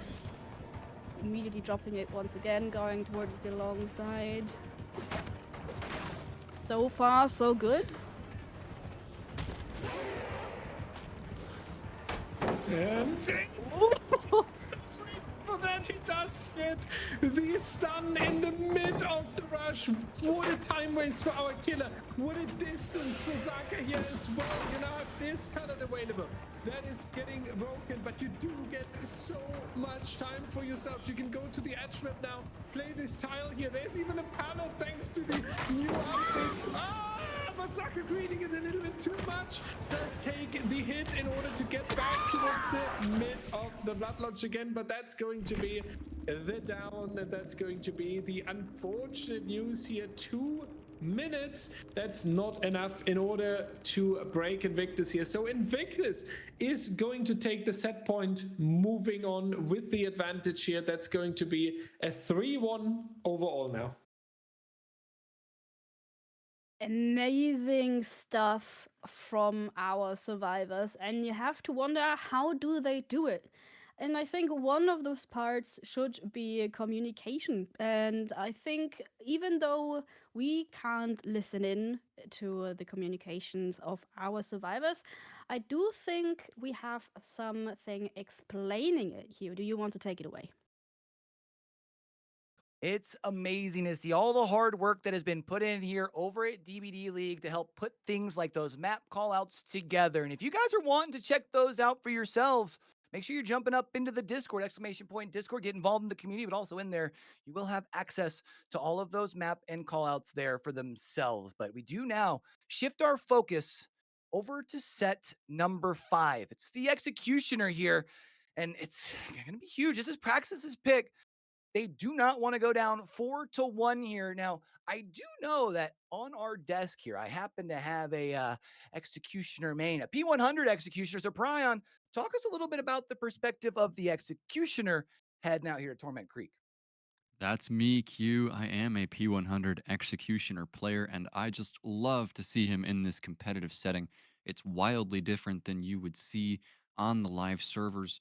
I mean, not that you see him that often on the regular game anyways, but yes, he is my P100 killer, and you will absolutely be seeing some crazy shots coming out from Zaka on the Torment Creek here with that punishment of the damned. And I mean, it's honestly more on the survivors here, how this set goes. The Executioner is an extremely strong killer up close, and he's got the ability to very quickly remove a survivor from the game if they're able, or if they are stepping on his trails. But survivors have a lot of counterplay kind of available to them against this killer, and a lot of it has to do with the fact that he's not like Blight. He has to walk everywhere. So, Flightless, what do you have to say about the survivor side of this set? How is it kind of different than what you would play against an Executioner in your own games? Yeah, usually Executioner, he's a lot of 50-50s. You see a lot of just kind of sending the power and usually kind of hoping it hits. There's of course the game sense where you know roughly where the survivor is supposed to go. But at the end of the day, the power is mainly just a 50-50. So it is quite jukeable. And Zaka Executioner is really, really good. So he's probably going to be winning most of those 50s if I had to guess. So he has a lot of pressure with tunnel outs because obviously he has the cage. Now they did recently add a base kit borrow time to the cage, but you still don't get any DS and DBDLeague. You don't get anything. So it makes tunneling so much easier. Yeah, and Before we there's a load into, unique go ahead. Yeah, there's a unique counterplay that kind of has to come out from the survivors here when somebody is caged. The caged survivor will often go to the furthest point from where they were down. So I would want to watch here the Invictus survivors. If somebody tormented goes down, watch for Invictus survivors to be rotating throughout the map to where that cage is going to be before it happens. Now, before we headed into things here, Flightless, you had told me for PRAXIS, you felt like the 3 sets that they needed to focus on, Oni, Unknown, and Executioner. They won one of the 2 of those that have already been played. So how important is this Executioner set if they want to have a chance to come back? Yeah, so far my prediction has been pretty much correct. I did say Oni was a coin flip, so I Praxis may not have won that, but it was up in the air. And then they did win Unknown, so I have a feeling that they're going to have to lock in for this game because this is a huge turning point for them. They need this win right now.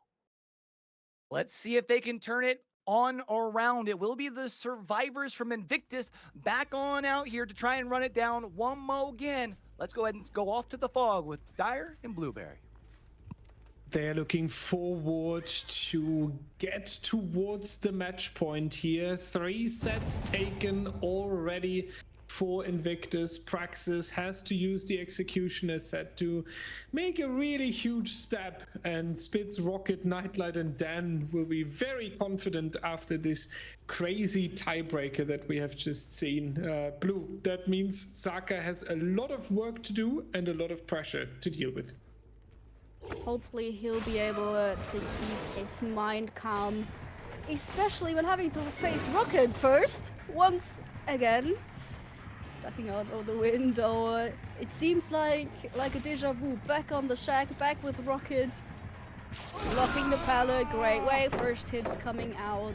Crack pallet is out of the way. And while we give Rocket a little more time to get towards his next resources, might be worth mentioning that this is the first time we see Torment Creek this entire year.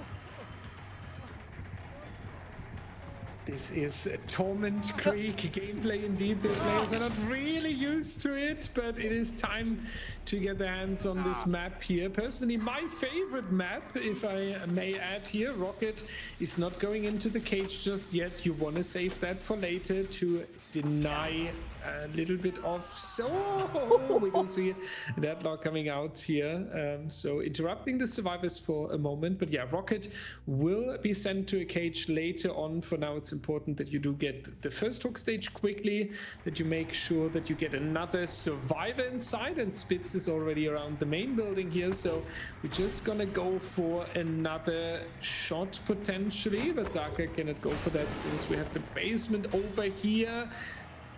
Ambitious shot right there. Spitz able to dodge that, so we rotate back a little bit towards Rocket, and we will now try to get the survivor as quick as possible. And then you also realize why the cage wasn't used yet, because we do want to deny a potential pallet save or a flashlight save, anything that the survivors could bring out in order to assist each other.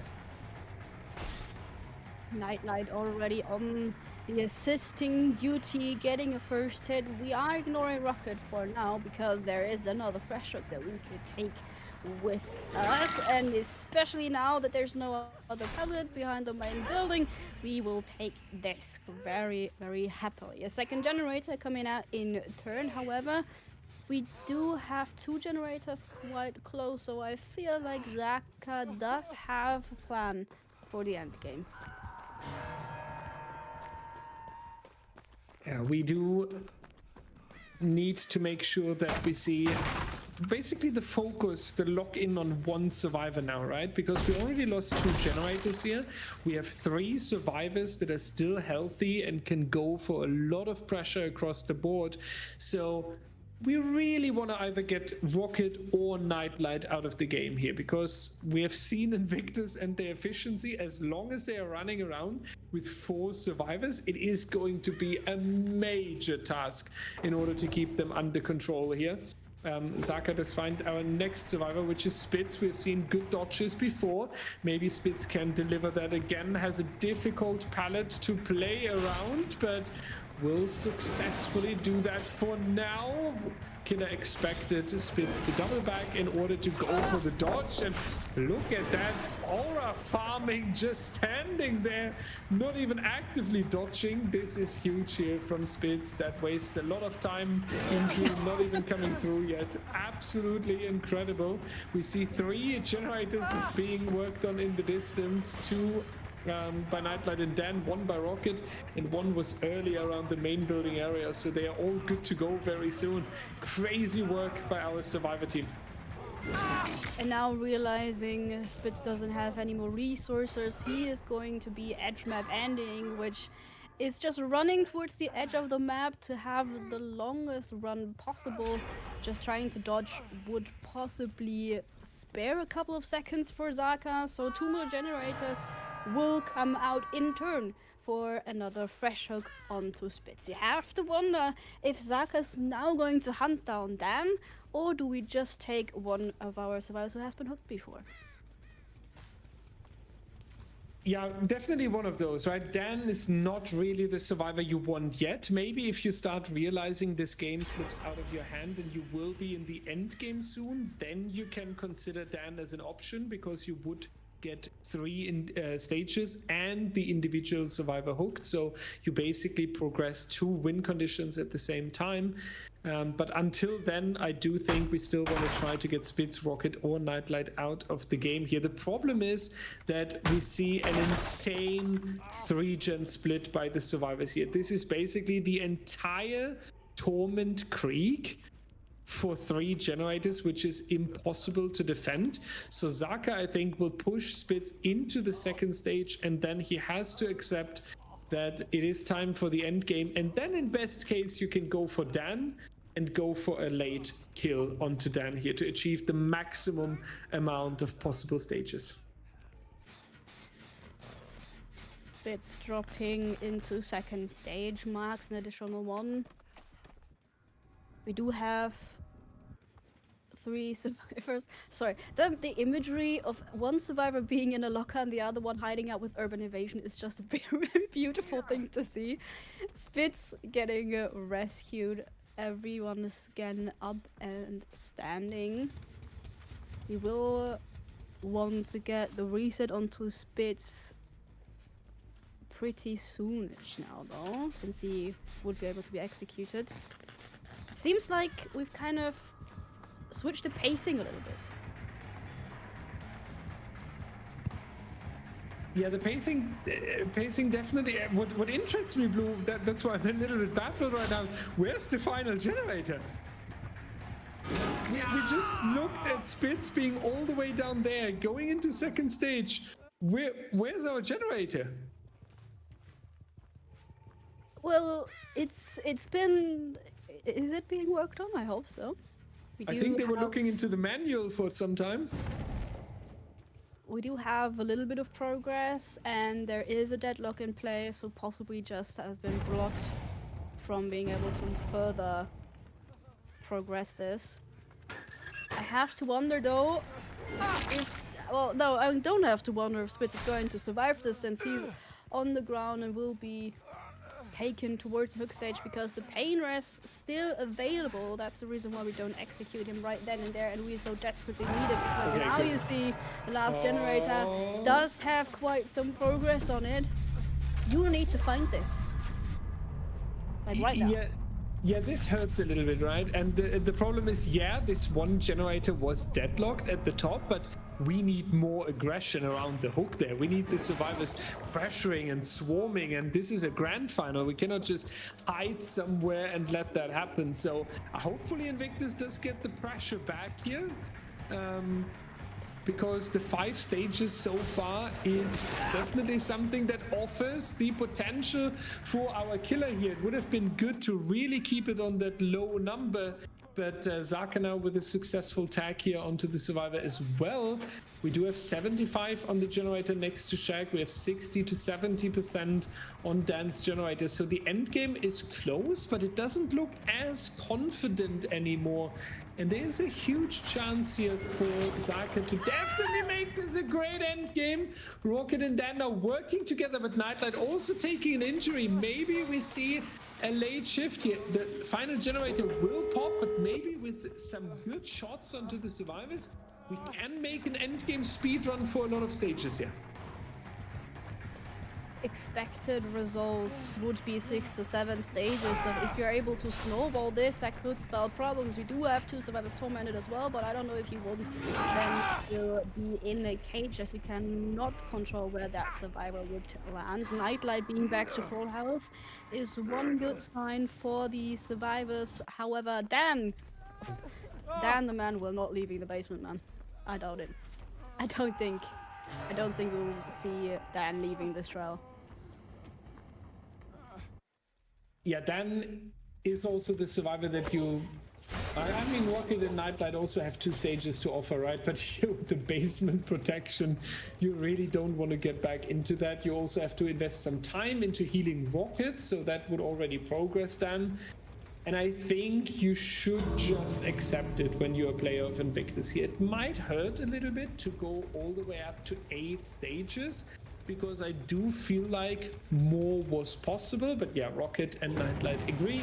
8 stages on 4 survivors is the result to take here. But I do feel like that is a little bit of a comeback for Zaka, and that is something that Team Praxis can be very happy about. So we will be looking forward to what our analysts have to say, because in my opinion, that was swinging into the favor of Praxis here towards the end.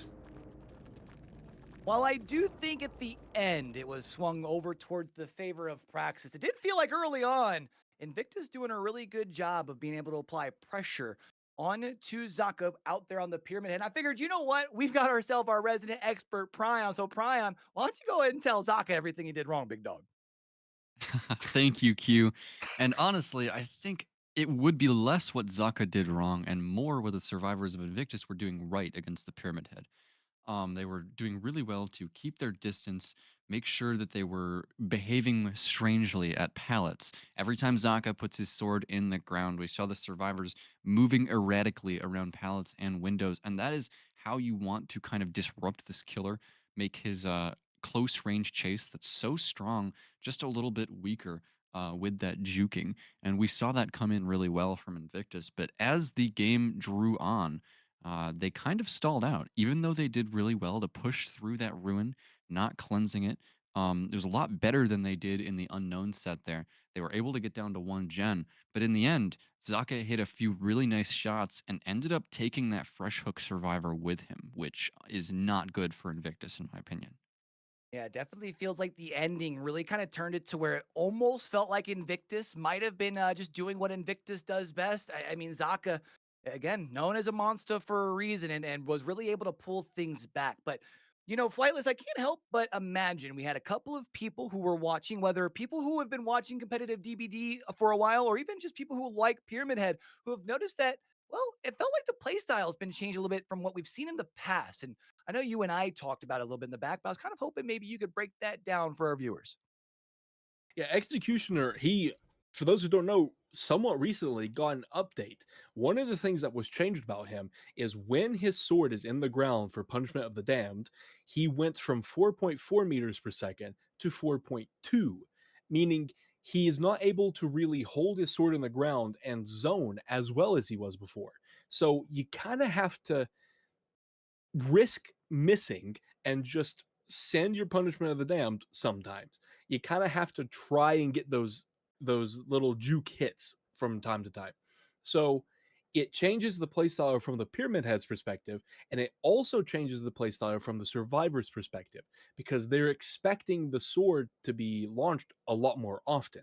So they're juking to the side, they're trying to force M1 hits, because obviously you get a lesser cooldown from the M2, so it's better to take the M1, and it forces a different playstyle to what was before, where it was a lot more of just hold your sword in the ground and keep walking the survivor down until they're zoned towards the edge map. Oh, Flightless, I can't help but think back to the question I had asked you before the set started, the importance of the Executioner. We saw them being able to turn things around. 8 stages was the mark. Is that going to be enough for Praxis to be able to take the set? I think if their survivor side is still as locked in as they have been this tournament, then yes, they definitely can. 8 stages, 4 fresh is an excellent win condition for the survivor side. It is a very tough win condition to meet on the Executioner. And Pedro, very good killer player, very good Executioner, but he's going to have to pull out some tricks out of his little magical hat in order to match that win con. So I think Praxis can easily take this one. Oh, you know what? I enjoyed Torment Creek so much for the first time we've gotten to see it this season over here at DBDLeague and the All Hallows League. How about we do it again? Let's go ahead and switch sides, though, this time, and go ahead and send it back off into the fog as we join our casters, Dyer and Blueberry. One more time. Let's see if it's going to be a better day for Pedro, who will be coming out on the killer side now for Team Invictus. Trying to meet our win condition that, as mentioned, well, it's not impossible, but it certainly requires a lot of work. Already spotting the first survivors in the trial, though. We do see them in our corrupted area, though, so not the area you want to be chasing in, as it wouldn't interrupt anyone working on the non-corrupted generators. However, a first hit, we will take that. We would, yeah, but Overdose, making sure that Praxis is looking strong in this very first contact with the killer here. Petro scouting the area a little bit, making sure that no one is hiding there towards the edge map, and then hopping on the generator. There was a crow flying, telling us some activity going on near this active generator. We hear the progress as well. The question is, where did this... Oh, seems like we don't need to check, because Petro has a very good headset. Does realize the footsteps behind the wall there, but a little bit too ambitious with the shot, and our survivor went... Oh, very far away, actually. We won with the teleportation, has turned into the nurse there, making sure with the sprint burst especially that a lot of time is taken from the Executioner. Praxis with a slow and safe start into this game, and I really like how they're kicking this off. Saying aloud, we want to slowly but surely make his way over towards the different tile now. However, we have caught up, and the first hit has already been applied, so we now need another one of these very generous chases that we've seen, especially in our 2v1s. Careful now, though. Nice dodge coming out. Question is how many resources will be on the edge map. Another pallet, we could use it, but it's a dangerous one. Being able to drop it after another really nice dodge. We won, doing a pretty good job so far. And another dodge. Pedro really trying to hit these shots. But look at this. 2 generators already completed.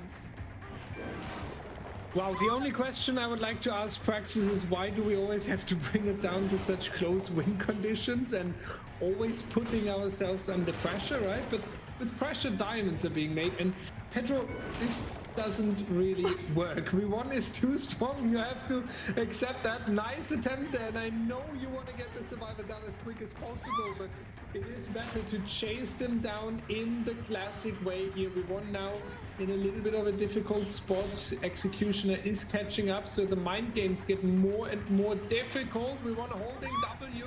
The bloodlust is kicking in, and that means V1 is now going down onto the floor. But look at that generator progress in the distance. 2 already done, a lot more in progression there. Praxis setting up for a good game ahead. 2 minutes and 57 seconds for our first down in this trial, which did take a lot longer than compared to our first one. We won, definitely did a really good job. Question is now, who will be the next one? Zaka seems to have been spotted. We're not yet completely closed off. Kind of needs to win the 50-50 on where the killer is gonna come from, but the firecracker will not help with that first hit being inevitable. Making our way over towards the shack might spill a lot more resources for him. However, we do see, if we pay attention to the other survivors, we have two still injured. I was going to say, but the smash hit could have saved Zaka from getting downed. Didn't quite work out in the end. Overdose making sure we won is up and healthy again, however, and Laser still on the objective. So everybody still very organized. Very organized indeed. Kick on the generator here is only a little blast against the pressure that Praxis is putting up here. 2 hook stages so far, and you might think, well, they only got 2 generators done, but we have seen how far progressed these generators were. So 1 long chase again here by Laser, caster curse, sorry. And we will see a good portion of generator progress, but unfortunately the only option for Laser is going into the corner of the map here. The 3 survivors joining the generator together. 2 survivors joining the generator here to make sure that it pops in time, and Overdose is going to take the regression event there from the pain rest close by. So we do have a generator on standby. We do have 2 survivors that can circle towards the main building area to get the generator out of the way and progressing it towards the end game.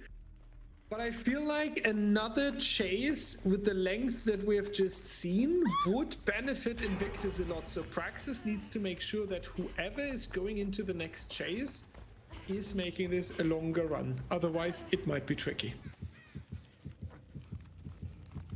tricky indeed.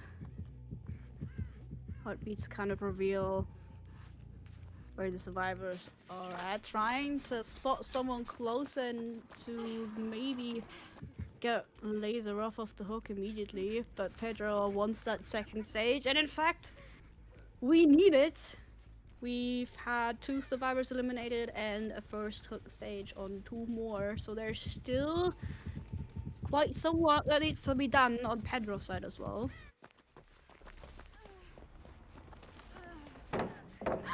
Difficult decisions now also ahead, right? For the killer, you do slowly realize PRAXIS is doing a strong game here, so you start considering Overdose as a target here to get 3 stages. On the other hand, you would also like to eliminate Laser to force the 3v1, but then again, do I have enough time for this, or would I just hunt down Laser, and then while I'm doing this, the survivors do complete the generators in the distance. Zaka going down here next to the pallet, so that is now going to be 5 stages on 3 individual survivors. We had 8 on 4, so we need basically Overdose dead, and then we have another tie. So Overdose in best case hiding here. Zaka would be fine, Laser would be fine, even We1 would be fine. Overdose needs to get out of the trial here, Blue. Agreed. Let's see. Well, if he could stay hidden, I was gonna say, but we found him, so that's best case scenario for Pedro at this point if you want to keep having a chance at getting towards the tie condition. However, the gate has been opened and there is We1 who's able to take a hit for you, which is he does. Now we just need to make it across. A flashbang dropped. We1 sacrificing himself, and finally this spells the win. Overdose leaving the trial also eliminates the chance of a tie.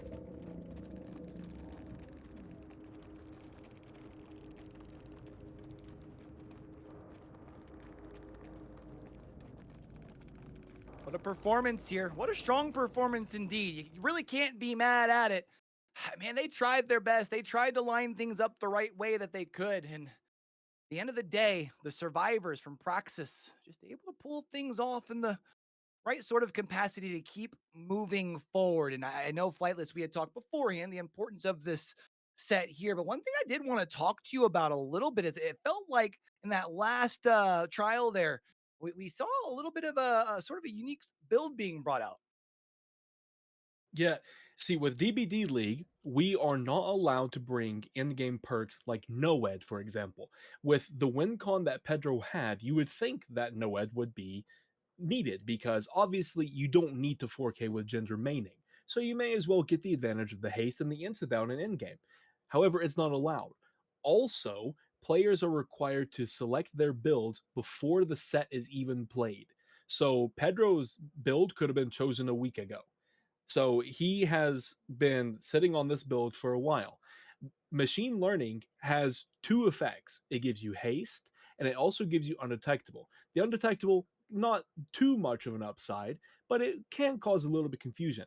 The main upside of it is the haste that helps in chase and in map pressure. They knew what map this was going to be before this set was even played, so they know it's a big map, and a killer without mobility like Blight or Billy is going to need a little bit of help being able to make it from point A to point B. And machine learning is a good way to do that because you may as well kick the gen to get some regression, and they'll eventually pop it, meaning you just get a free haste and undetectable to be able to pressure the map more efficiently. Well, we do get ready for as far as moving on forward. One thing I was kind of curious, Brian, we had been talking to you a lot as far as the killer side of things, as far as in this last set. But what did you feel like on the survivor side of things? Did PRAXIS really do right to be able to walk away with the dub? Yeah, it was really textbook survivor counterplay against the executioner here from Praxis, and we saw that reflected in that incredibly long first chase from V1. He kept distance from the executioner, dropped those pallets from safe locations where it would have been difficult to hit the punishment of the damned. And I mean, that's exactly what the unique counterplay is against this killer. Distance is king because he's so strong up close. And Praxis really showed that off in this trial, and it's why they got the win. We'll continue moving on forward. I know I'm excited for this next one, although unfortunately probably not the killer. I think a lot of people are expecting it. They haven't been watching here recently, but I think it's gonna be a lot of fun. I mean, we're going off to the Wretched Shop. Sorry, we've got the Clown out here as well. Let's go ahead and get down to business, and let's go ahead and take another trip back into the fog.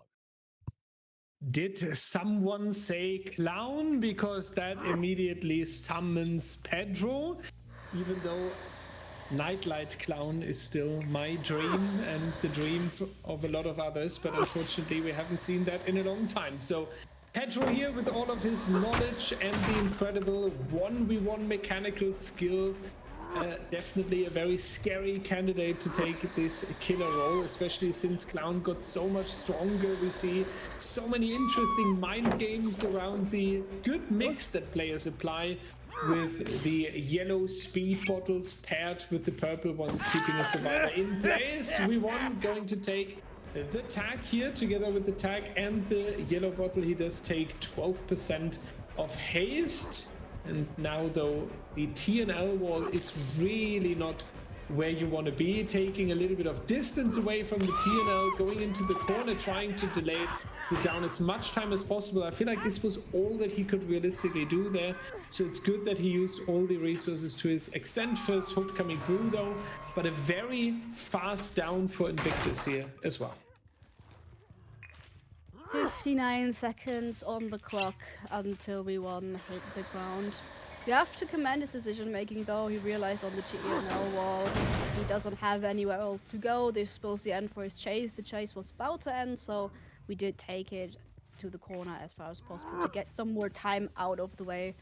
As you've mentioned, we did get to try, or rather prep the eruption for the generator earlier on. We did spot laser, but meh. I don't know, we don't feel like chasing laser today, I think. So we will just go back for now and interrupt Zaka, who was trying to get back on this generator, but that has been, well, at least interrupted for now. And this can already cause a lot of harm, right? When it's not going to plan according to the strategy, then it can really be tough on the teams here. First generator is getting out of the way, and we won. Yeah, I would say is not going according to plan, because usually you really want to save there, even though Pedro is trying to take the benefit out of the early down. I feel like we could have seen a little bit more aggression by PRAXIS taking the one off the hook here, because having a tunnel out target with 4 generators still standing, Blue, that feels kind of rough here. Well, they will have to invest all their resources to keep V1 in the trial for sure, or even to get him off of foot, because Pedro now, like you said, out on the prospect of having one survivor eliminated, has an easy choice to make in trying to defend him. We do have the rescue coming in, but it won't take long until we come back. The purple bottles hit, slowing them down. Zaka's being ignored because we do not care for him. Hit tank coming in, though. Let's see for how long V1 can last, but we find ourselves back at the same TNL. This one should be a miss, but how many more can V1 take? Especially with these bottles, it makes it so hard for the survivor to escape, and still the TNL being the only resource, we find ourselves back on the edge map, ending another generator coming out, but V1's on the ground. I feel like this was a really good attempt, though, on this TNL. We have seen how even in the difficult, slowed down moment, he has taken a confident vault, then getting the speed again from the yellow bottle. And that went into 10 to 12 seconds extension of the chase. Yeah. And that led to the 3rd generator being completed. So every single second really matters. The most important, get your notepads out, ladies and gentlemen, and write it down. The most important resource in competitive Dead by Daylight are not pallets, it is time. Every single second counts. So it's good to see that we won, heroically sacrificing his life in order to get the 3rd generator to the full completion here. You'll see now that Pedro is scouting a little bit, taking care of the generators that do have a little bit of progress here. And we also see Praxis is starting to set up themselves for the final generators, right? Laser is already on a third of a generator progress here, but if Zaka now jumps into this middle section here, then you would really break the final 3 gen away from one another and create a huge distance. Nice mind game there by Ward faking the vault. The second one is not going to come out, but our survivors do realize gens take priority now, and we really like to see that. And it's important that they keep their focus on the objective.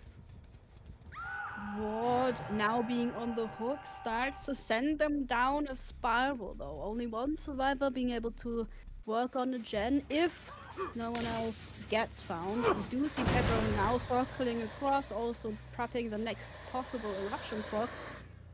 And you have to wonder how much more can these survivors do, because with one survivor already out of the game, I'm looking at the prospect of a 4K, Daya.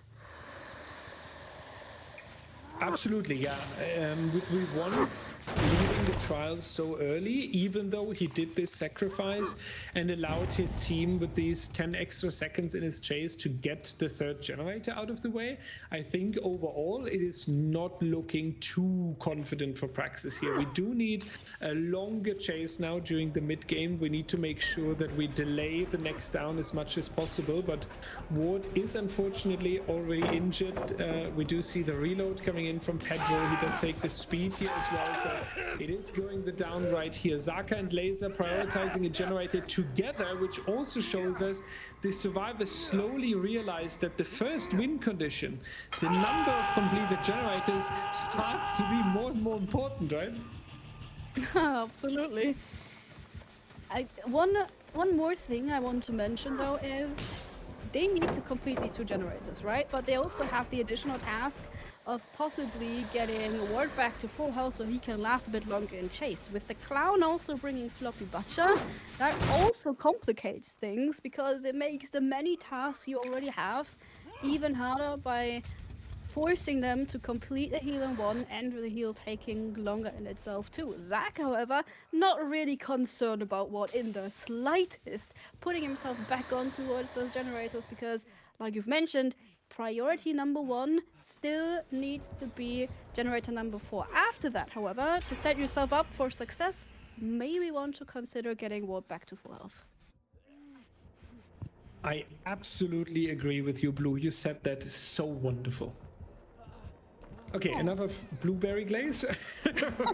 Let's see, but they're doing exactly what you say. Now it's time again to set yourself up. Laser on the 1 gen, Zaka on the other one. However, Zaka rotated away, potentially because Ward just communicated, okay, I am in danger here and I might not live too long, and that's exactly where Zaka comes in here. The meat pallet basically being set up. Zaka taking a hit for the team member while Laser gets to a 1/3 of progress on that final generator. Zaka now with the responsibility. That is a perfect switch though. Our second tunnel out target is now safe, and Zaka has 2 minutes of hang time, which could really benefit the survivor team here. Laser progresses the generator beyond the 50% mark in the distance. Ward going into a locker in order to make sure that we do have a short break there, resetting, not being found, not spreading blood everywhere, and then potentially when Pedro is now expectedly rotating away, you can get out of the locker,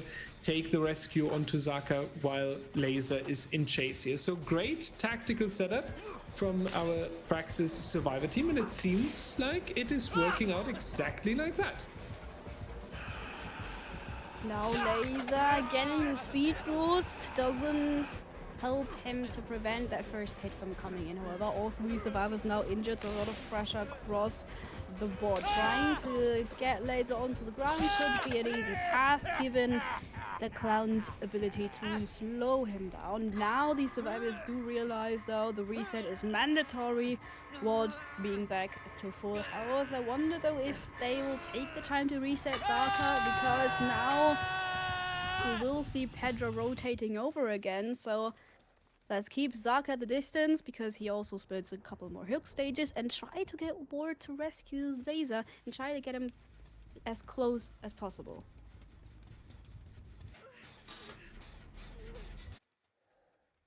And now it is going to be a huge strategy question again, right? Who will rotate for the unhook here? Is it going to be Ward? Could be tricky because then you basically serve the survivor with 2 stages to Pedro. But Zaka is injured. That would be very risky. Luckily, Pedro offered a window of opportunity there for the rescue. So we have to speed, run back here, playing a little bit of Mario Kart. But Ward is the one who has 2 tags available, and if we see a good chase here, we might have the chance to get that 5th generator out of the way. Pedro, however, prioritizes Laser. He is the injured survivor, easier to down, and unfortunately Laser is vaulting into the killer. Very good mind game by Pedro, getting Laser back onto the floor here and into the 2nd stage. Zaka progresses again through the 50% mark in the distance, but Praxis needs this one final deciding run. Yeah, hello. This is a huge, unexpected save right there, Pedro. I'm not sure if he didn't see that survivor earlier, but what an attempt here by Praxis. This might change everything. He just walked towards the pallet and was so confident. We did not expect anyone to be here. This could be the turning point for our survivors. If you only expected to get the last generator out, like expect to get 4K, this might be the point. See, now you had enough time to reset Laser. This was, which might have seemed like just a little more time for Zaka to be put on hook. Could have turned this whole trial around.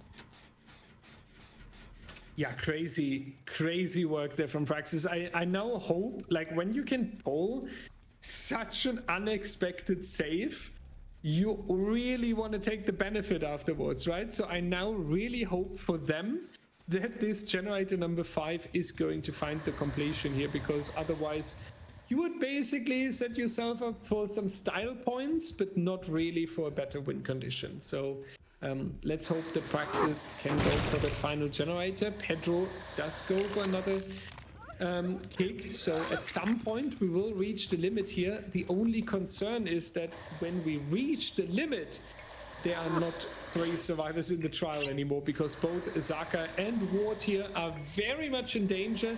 They have both been hooked 2 times already, so ideally you get Laser into the next chase here, or Laser rotating in to take a hit.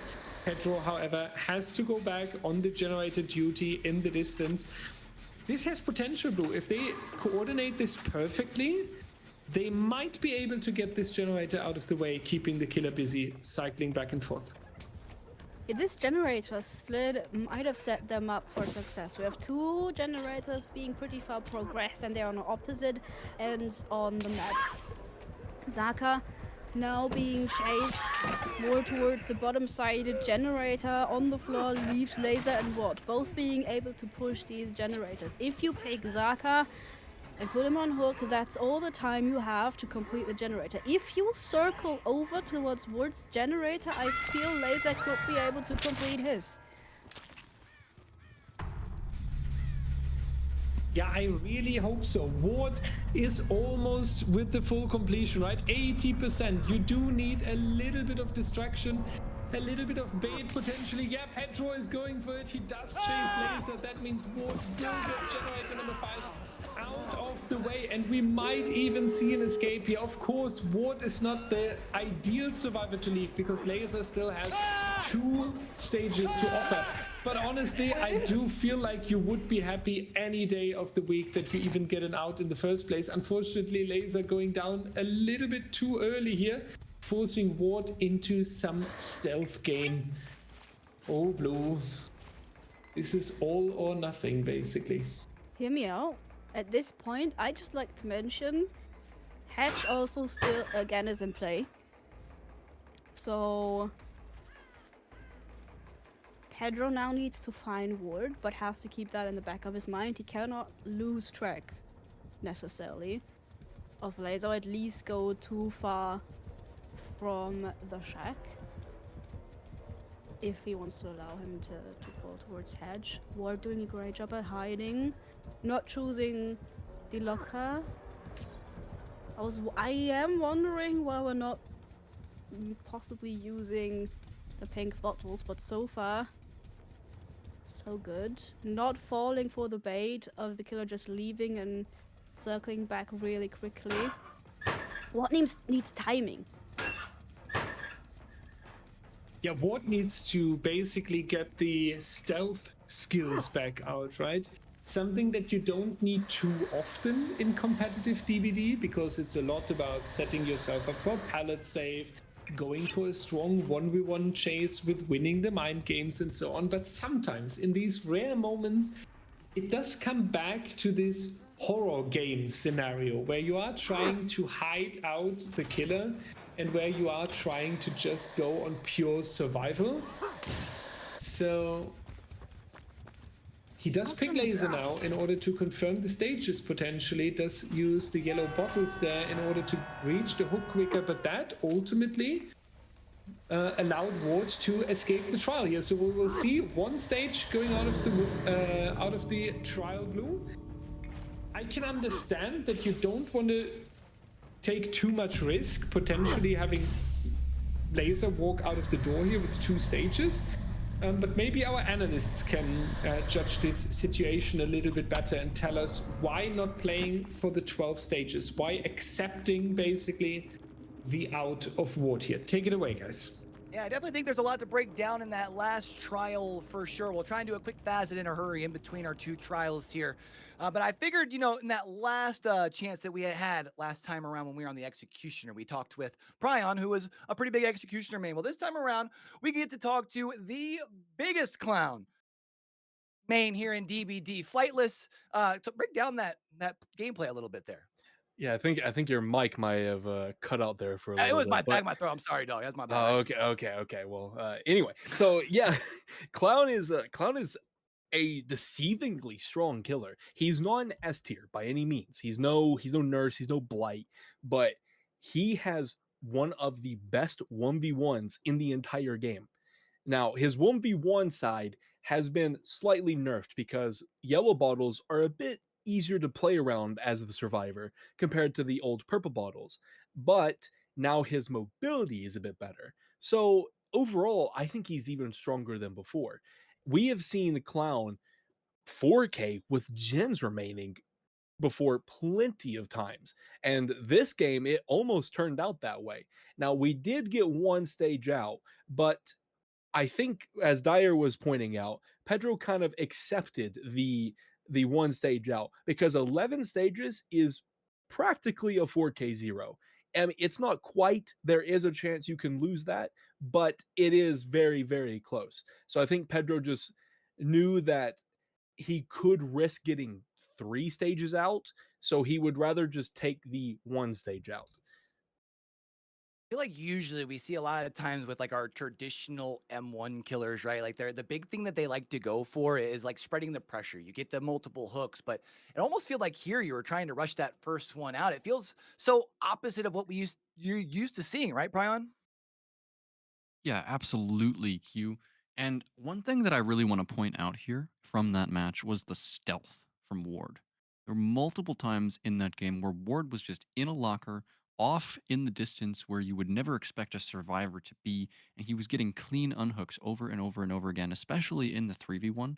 And then it really came down to him not getting found in the end. And I think that's something that's important to point out if you're new to competitive Dead by Daylight. You might think of that as playing immersed, or maybe it looks kind of boring, but actually, not getting found at all is one of the strongest things you can do in competitive.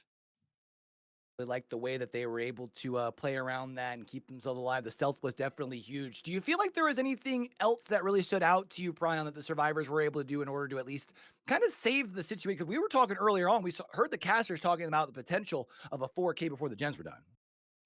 Yeah, and I think the survivors there did a really good job to break any of the really offensive 3 gens that would have really stalled them out with one generator remaining. We saw a really nice split there from PRAXIS at the end. Laser was able to be working on that gen over by the main building pretty freely for most of the game. And I think if those gens ended up being closer together, we might not have seen outs there. Now, Flightless, one question I want to ask you before we do head off into the fog here again is, do you feel, you'd mentioned how we sometimes see where clowns are able to get the 4K while gens are still running, or are still waiting to be completed, I should say. Do you feel, considering that this is two of the best teams in the world, was that performance enough for Praxis to be able to pull this one off? I think it was, because Pedro, I think he would have gotten a 4K one from the fact that he was about to hook the survivor, but he got pallet saved. I think that changed the momentum entirely, and Pedro had to change up his game plan, and that just gave the survivors time to reset, do gens, and rotate around so that Pedro didn't know where they were. So if Praxis if Praxis killer Zaka can keep that from happening, I think that he can 4K with gens remaining, and we might see a 3-3 here. It's kind of crazy to think just how much can change over the course of this trial. You can get yourself a 3-3, or there's a very good chance that Invictus here could put themselves onto series point, grand finals point. So let's go ahead and send it back off to Wretched Shop and take another trip back into the fog. Back again into the second trial of our clowns at Zaka, or as some call him, Zaka the Monster, back on the objective of trying to prevent the survivors from leaving this trial. Do you think he can do that, Dyer? I think everything is possible with these two teams, but especially when it's Zaka the Monster, who unfortunately misses the back of Rocket here by a few inches. Let's take the speed bottle in order to scout quickly across the map. We do see basically half of the map right now being inactive due to the corrupt intervention, and we have the Dragon's Grip, a very interesting perk that sometimes causes a lot of surprise for the survivors, and when it gets to full potential with the down, can swing an entire trial just by itself. So looking forward to see that one in action. In action now, Zaka's plan to get Rocket on the first hook. Once again, Rocket on the first chase, but this time it won't be a 3-minute run. We're on the ground. The pallet stays where it is. No more jump scares for pallet saves, at least for now, but it will be a basement hook for our first hook. That could spell problems, but we have seen survivors already that they know how to deal with it today, so we should not get too worried about it just yet.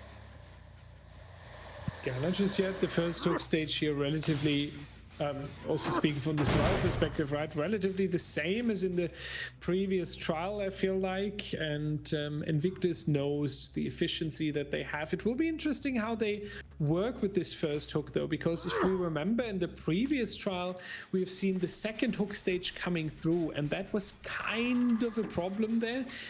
So we will see if Rocket gets saved in time. Dan with 75%, Pedro and Spitz round about the 50% mark on the generators there. So definitely some good progress across the three survivors here. Spitz dropping that pallet early to have a little bit of extra safety next to his generator here. And Zaka trying to find the next survivor while continuously scouting back and forth on the survivor that is currently hooked, right? So now deciding it is time to go for the generator. And it does seem like Rocket is also going into the second stage, yeah?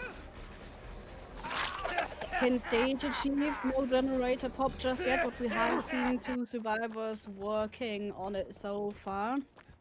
However, Dan needs to leave his to be able to save Rocket from the basement, and it seems like Zaka knows what's coming. So back to the basement it is. First generator out of the way, but potentially two survivors close to being put back into the basement. Rocket still injured, but makes his way towards the pallets, starting to apply it. So both of them, for now, well, dare I say, back to safety. Rocket still needs to hold his own, but Dan, for now, staying close. We trust in Rocket's ability to loop even a clown. Yeah, we better trust into that ability, right? Because so far I do not see a team member coming over to assist here.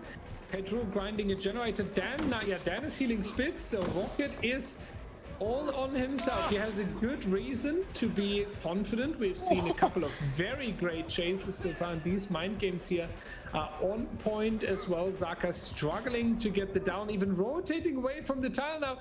Zaka over here. Yeah, Survivor holding W away. Now we're back on track here with the chase, but this is an insane chase by Rocket. I feel like this is exactly what we were hoping for in the previous trial when we were watching Praxis, when we always said we need a stronger chase during the mid game. Now, this is what we were asking for. Just the sheer confidence Rocket is playing these pallets with is so impressive, making the right calls, knowing when to vault and when not. Sure, sometimes there are 50-50, but sometimes you gotta read your opponent, and it worked so perfectly. Then even Dan taking a hit now should spill the end, but it was such an impressive run, and if we take a look at the generator progress, it was much worth it. Rocket will be leaving the trial, but we should be able to complete, dare I say, both generators.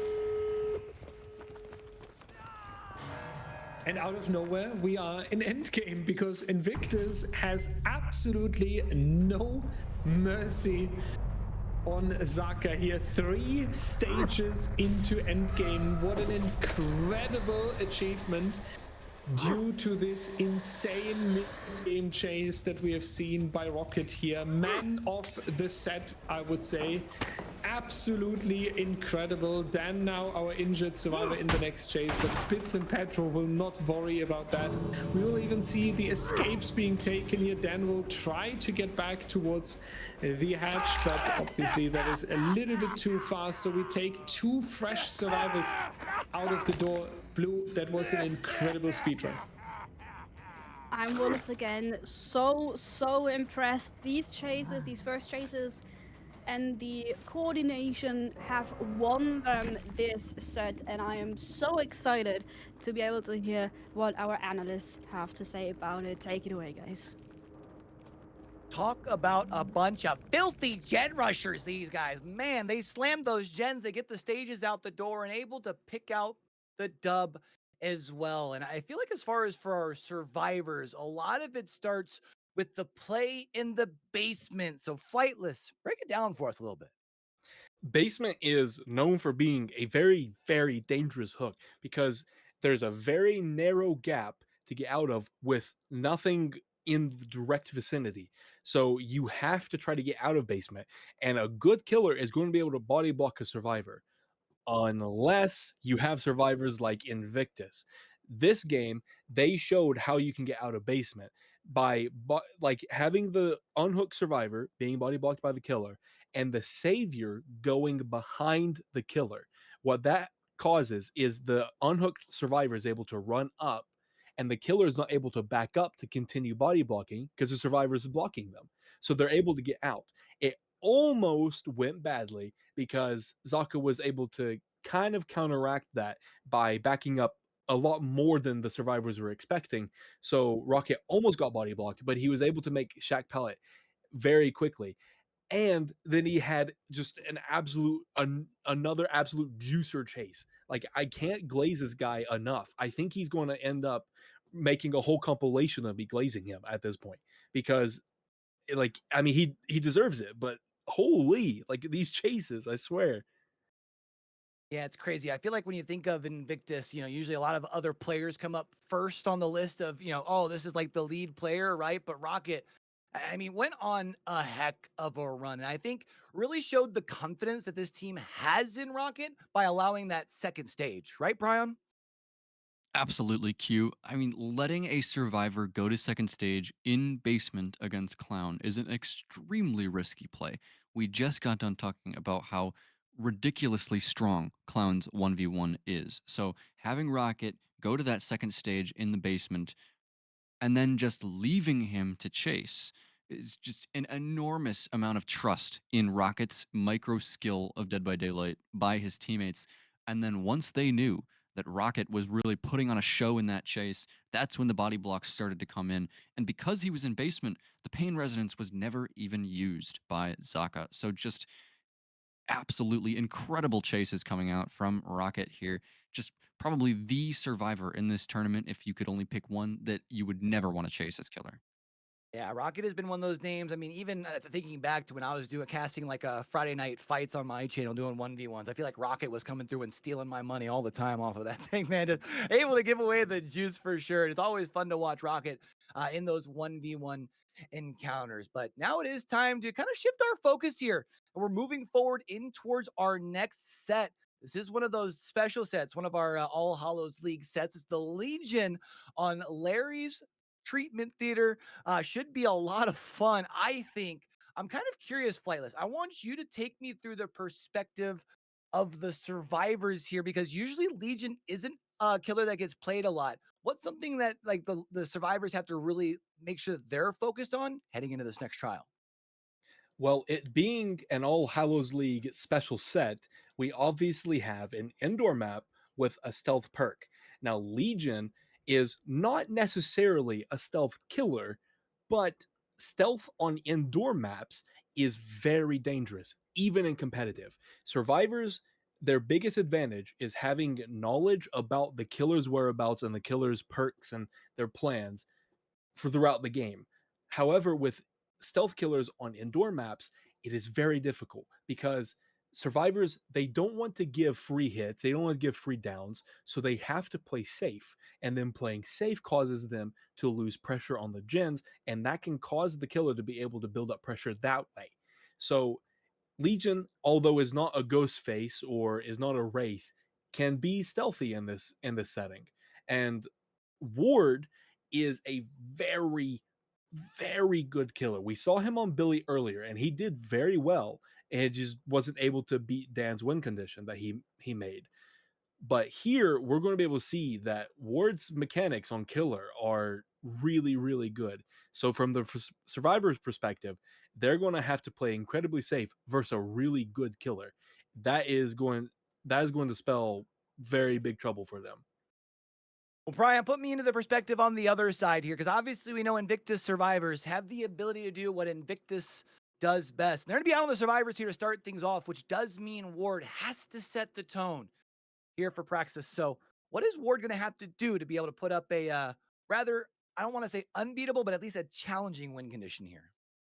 Yeah, it sounds simple when I say it, Q, but Ward really needs some fast downs here. Maybe some chained hits with that Feral Frenzy at the beginning of the match, but I can't sugarcoat it. Larry's Memorial Institute is not an easy map for killer, especially a killer like Legion, who is an M1 killer and can really suffer with those connected pallets and windows that there are so many of on the Larry's Memorial Institute. So honestly, Ward here, he needs to hit his mind games. He needs to have perfect mechanical M1 chases here to give his team a chance to come back. Now that we have seen Invictus put themselves onto match point, we got to remember back to that Joker's series or that Joker set. I know you talked to us about at the top of the show here, Flightless. Remind us, what does that mean for Praxis here?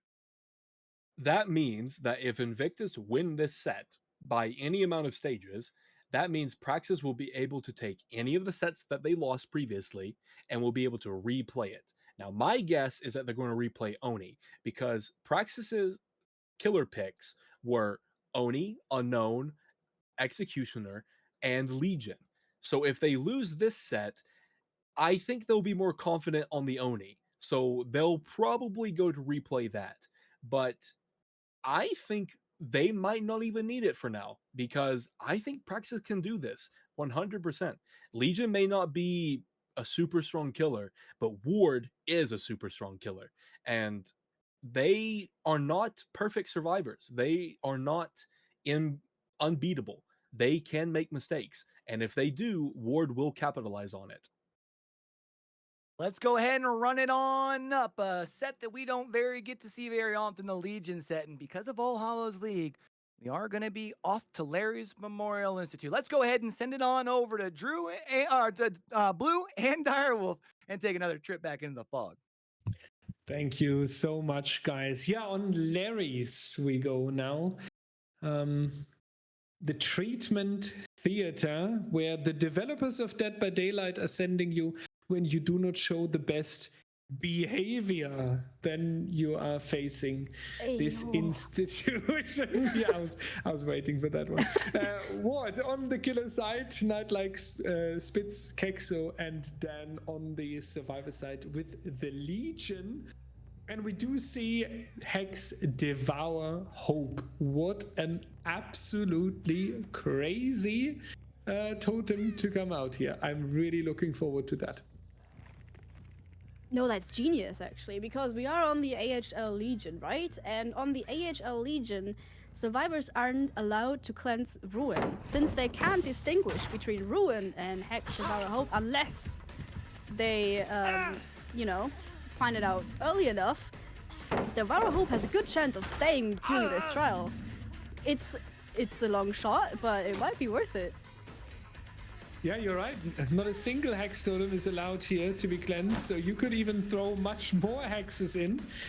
For everyone wondering, why is cleansing the hexes out of nowhere not allowed? Again, the reminder here, we're back on the Halloween sets, special for our annual Halloween event. So we mix up gold standard and a few twisted rules where we force indoor maps, sometimes special add-ons, special perks, and here with the Legion on Larry's, it is the special rule that hex totems basically have to stand, which means for the survivors, Blue, that you better take a speed run through the 5 generators, because if this trial takes too long, this hex is becoming very dangerous.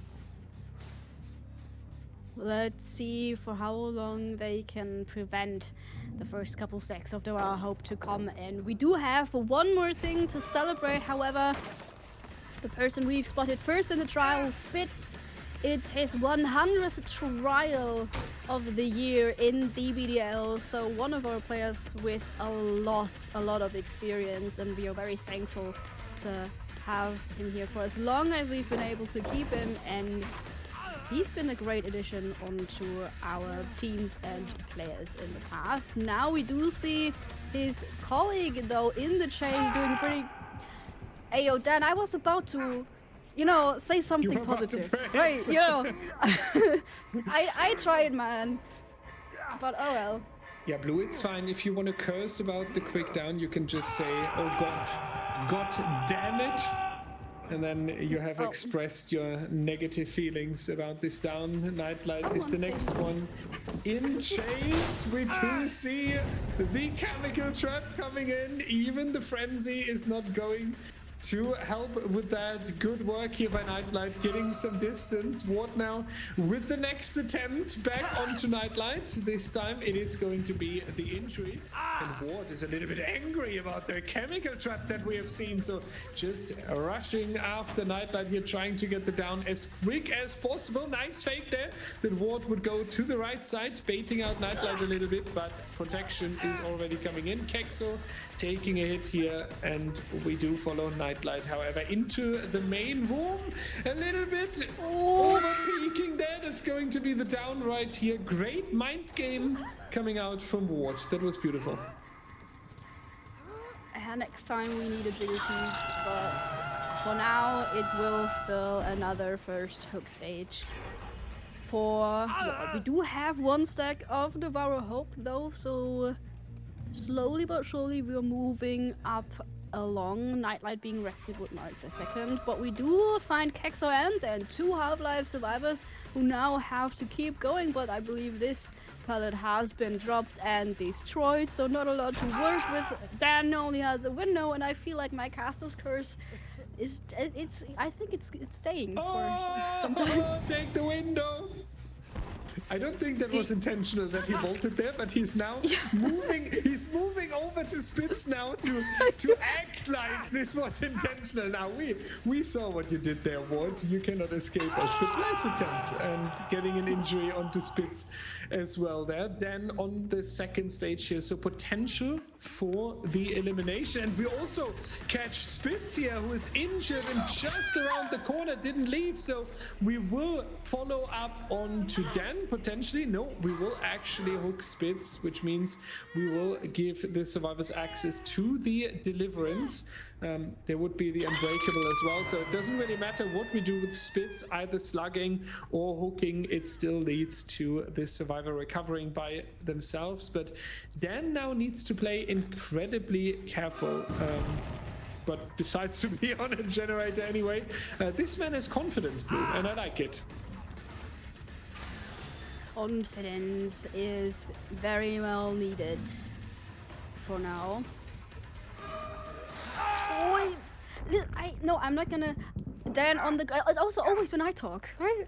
Maybe I'm the problem here, but Dan seems to be leaving the trial, which, if you look at the perk build from our killer, actually not the worst, because we've seen the survivors being very eager to unhook very quickly, right? And that was due to Devour Hope, because fast trades, fast rescues mean no additional stacks forward. So that has been played out really well. Now finding themselves in the 3v1, however, with 3 generators still up and standing.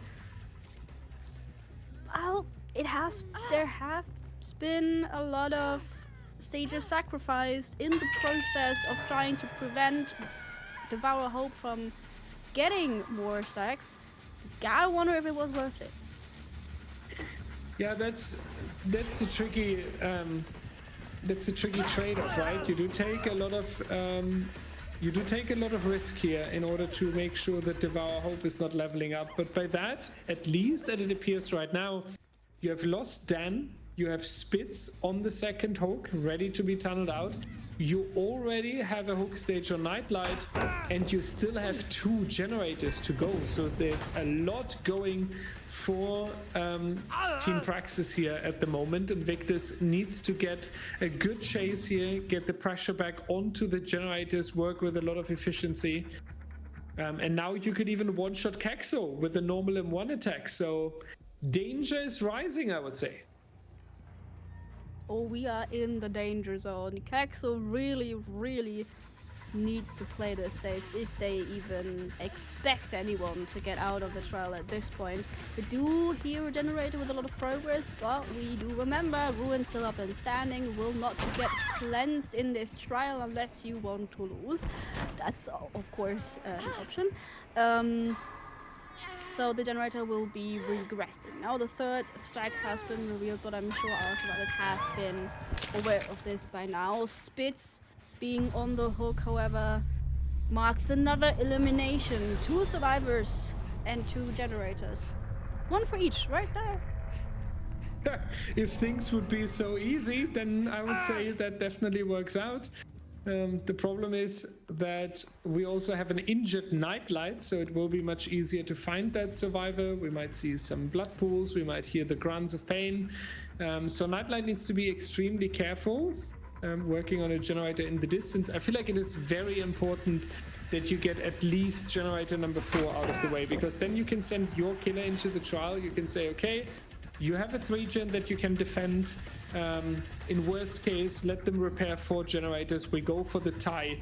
We can make this happen, right? But keeping it with 2 gens still standing would feel really bad. So it's really good that Kexo is doing a good job here, even though while being exposed and allowing Nightlight to finish that generator. Really, really strong work here. The confidence of Kexo is so cold-blooded, standing at this pallet, not using it, making his way over to another one. I am once again very impressed. I need to stop being positive about these survivors. I'm so sorry. Well, you did what you could. You tried your best. We now all know that you put a lot of money on Praxis here, it seems like. But yeah, with Kexo on the hook, Nightlight injured, we will now have an easier time tracking them down. I do think it looks a lot like a 4K. It is very good that the 4th generator came out. As said, your killer in the upcoming trial can defend the 3 gen. If Praxis gets 4 gens out of the way, you have a chance again on the tiebreaker, and I think you will be very happy to have that opportunity. I agree. Not being able to complete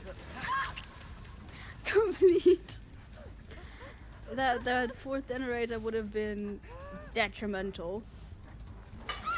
But it seems like we've concluded this trial, a 4K on 1 generator standing. How will INVICTUS' killer now deal with this? Boys, take it away.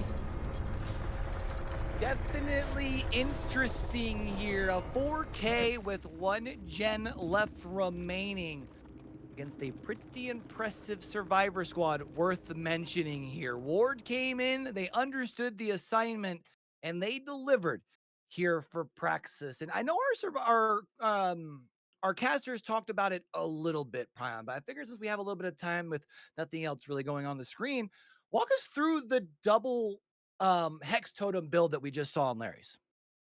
Yeah, so the double hex totem build there with the Ruin and the Devour Hope, those were the two big players in Ward's build for that trial. Because in the All Hallows League, there is a special rule on these Halloween sets where the totems are just not allowed to be cleansed. And that like really exacerbates the strength of the Ruin. And the Devour Hope is actually a new innovation that we didn't see much during the regular season. So you got to wonder if Invictus might have known it was in play because they saw two totems. They knew they weren't allowed to cleanse them, but that other totem wasn't activating into anything. So, Devour Hope, they might have been able to call it out before it activated, but because of that special rule, they were unable to do anything about it besides try to play into that Devour Hope, which I think we actually saw there with things like fast unhooks coming in and Deliverance used to deny a stack, but it just ended up not being enough. Yeah, I was actually going to say, as much as I'm sure there are people who are watching who would think, well, if you don't know what the totems are, how do you know what it is? But, I'm sure for our experienced players, you can kind of expect it on the other side of things. You know that Ruin's going to be regressing the gens, and if that's going to be regressing the gens, what else can you do but make it so where those later downs, those later hooks, those later eliminations come quicker? And, you mentioned it. That save was so huge. Spitz, one, denies the save by coming back to, or denies the stack coming closer to the hook and picks up his deliverance stack as well. I mean, just felt like that play there really helped at least secure them a 4th gen, did it not, Flightless? I think it did. Usually, we've had these All Hallows League totem rules before, and what we've seen before is something like Ruin and Wretched Fate. Wretched Fate gives a 33% regression speed reduction to the obsession after a gen is completed. It's literally just free slowdown. But Dan, being the obsession, would have seen that after a gen was completed, he wasn't cursed by anything special. So he would have known it couldn't have been that.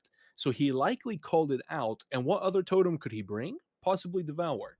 Now, Dan is their IGL. And for the people who don't know any competitive language, that means in game leader. Essentially, he's the guy that calls the shots. He's the one that tells them, okay, you do this, you do that.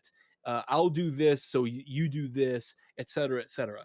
He's the guy that gives this team the ability to work so well together. He's the one that directs what goes on throughout that game on the survivor side. So he was likely the one that called that out. His chase this game, unfortunately, was not that great. He had a pretty good first one, but his other two a bit lackluster. But what he lacked in the chase, he made up for in helping his team be able to do the right things in order to get down to a 4K1. Definitely worth noting that sometimes the work that's put in the background, it's not always what reflects on the screen. Again, when we talk about this team, yeah, a lot of players individually that you mentioned one by one, but I do think that the work that Dan does as the IGL really does help kind of piece everything together for sure. Now, Prion, we know that this is a chance where we could be triggering that little Joker set if Praxis lose this. However, if Praxis wins this, they extend the series and you wait a little bit longer until you have to break out that Joker set. Do you feel like they've done enough to be able to avoid that? Or do you think that they're running the risk of having to break out that Joker set after this next trial? By the numbers, you would seem that Praxis has done enough to get the win on the Survivor side for this set. A 4K1 on Legion of all killers is pretty strong from Ward.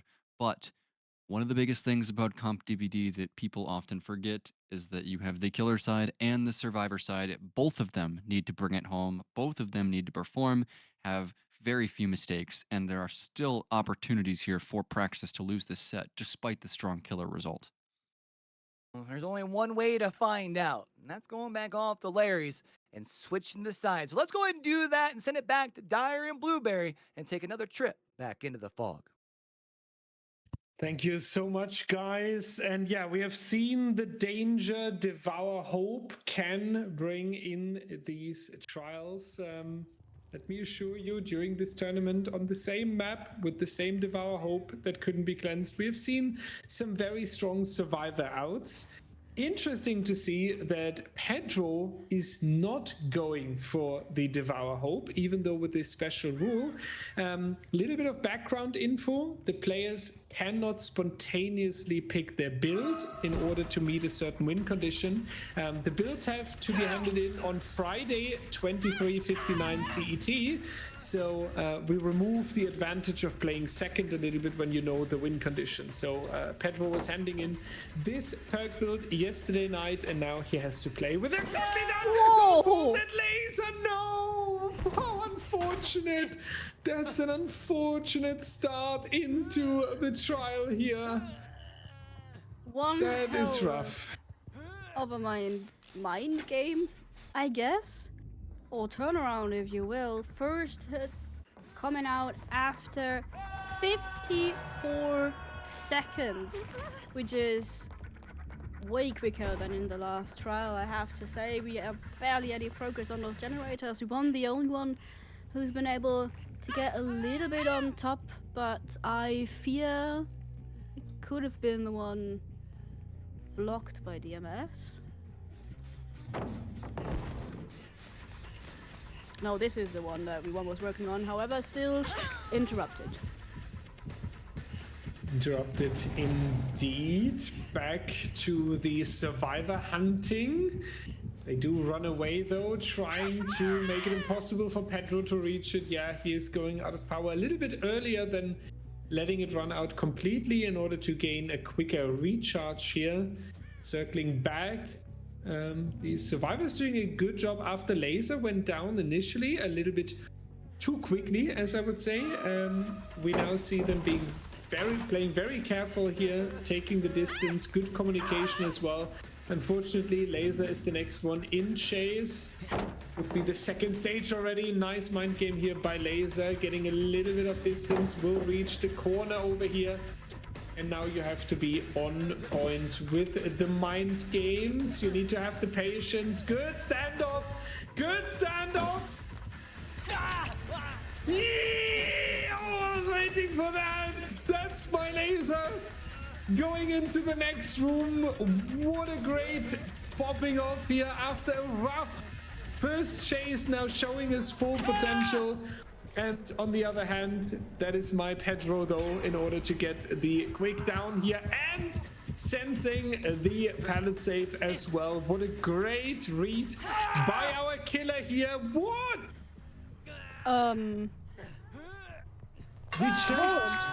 We just talked about laser making up for this early down, showing us a good chase, and then you are completely overexcited for the save, getting down here and potentially giving a lot of pressure to Pedro, even if they pallet save, and they don't. Rough times ahead, Blue. Rough times. They make you wanna lie. Laser, however, back up and standing. So is Ward. Immediately hopping back on the gen as he is broken. Laser still... Okay, Laser still on the grind. Okay, getting redirected a little bit.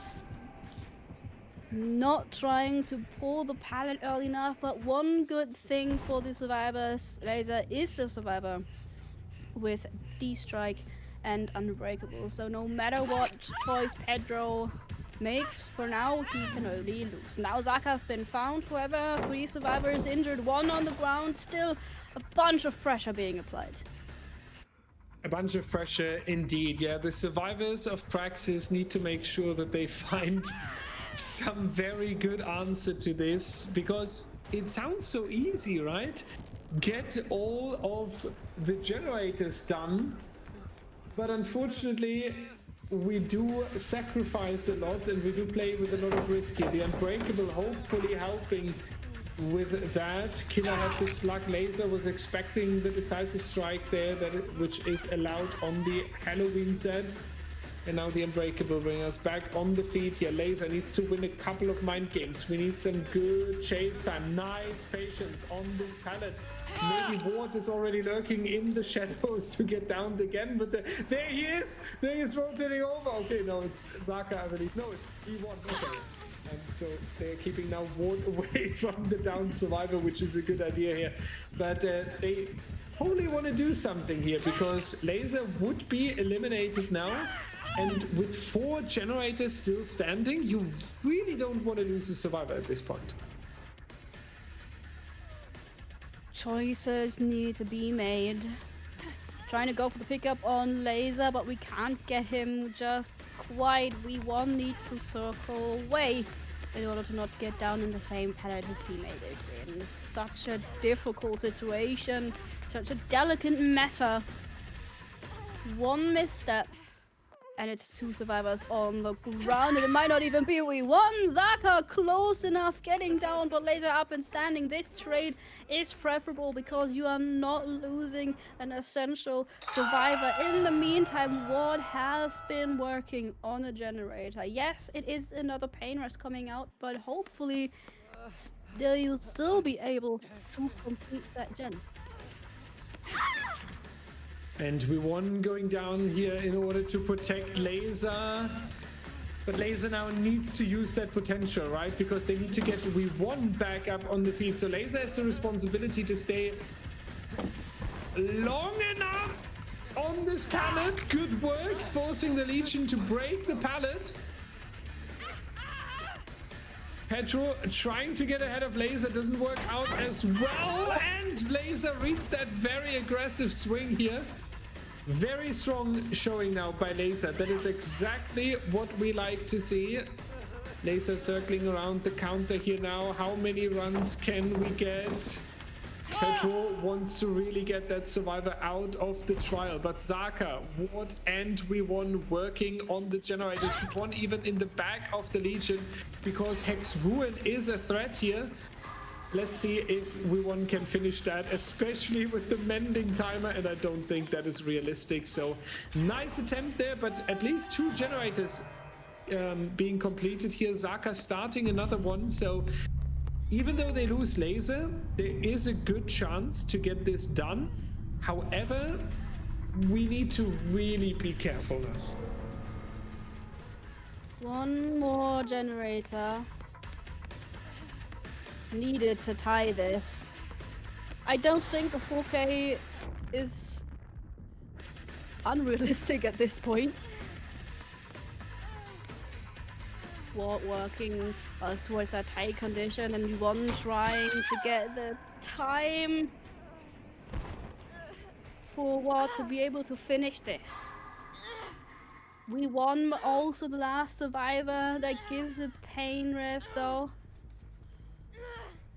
But we're circling away from it. Oh, it was so close. That's painful. That's so painful to watch the regression on that. And the Legion, I think, back on the way towards Ward here. No, Zaka in chase. So Ward can prioritize this generator. But we now need to see if they are able to get generator number 5 out of the way as well. Pedro going back towards the hooked survivor in case Ward would rotate over. And we do indeed spot the unhooker. Blue, this is going to be such a close game towards the end.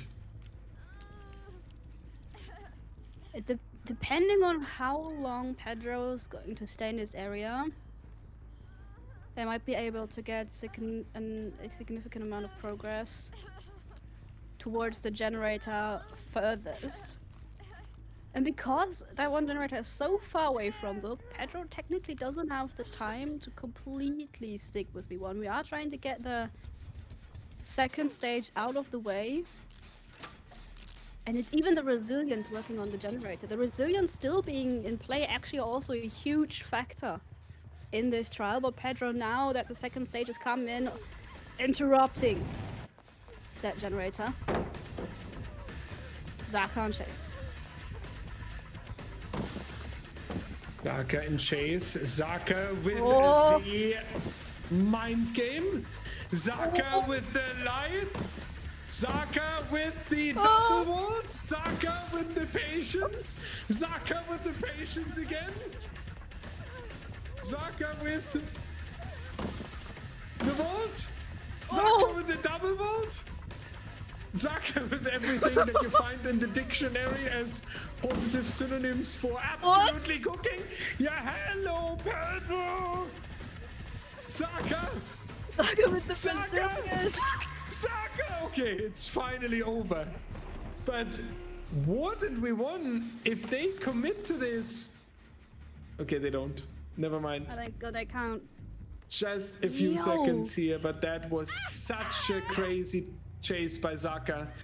And that actually made that 5th generator super realistic. Remember when I mentioned resilience still being in game, being a big factor in this trial? I'd like to put emphasis on that because it saved Zaka multiple times on Sat's pellet.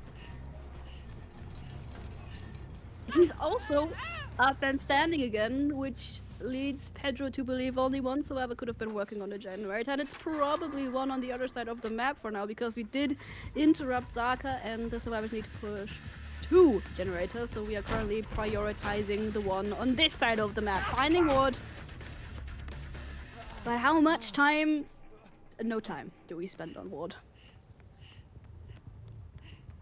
Yeah, it's now also getting difficult for Pedro, right? Pedro has to go back and forth now across the entire Larry's Institute. He was really in the position to close this down, but then Zaka showed up with his more than insane chase that we have seen there. Pedro now going back onto the next survivor here, trying to chain a few injuries together. We won, luckily started early to run, so the distance gap is too big.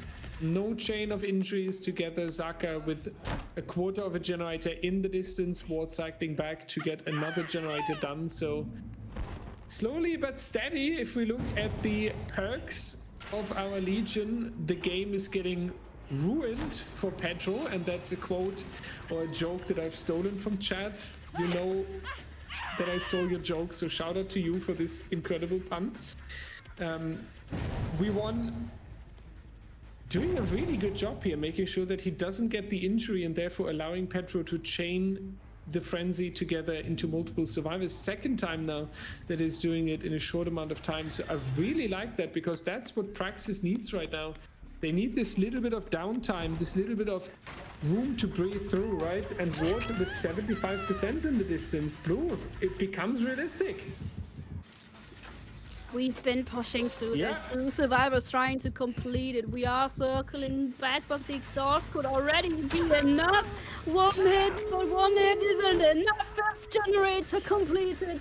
So they take the win of this set. Incredible performance from these survivors there. I would have not believed it while we were watching the middle of the trial, but they've managed to complete that 5th generator.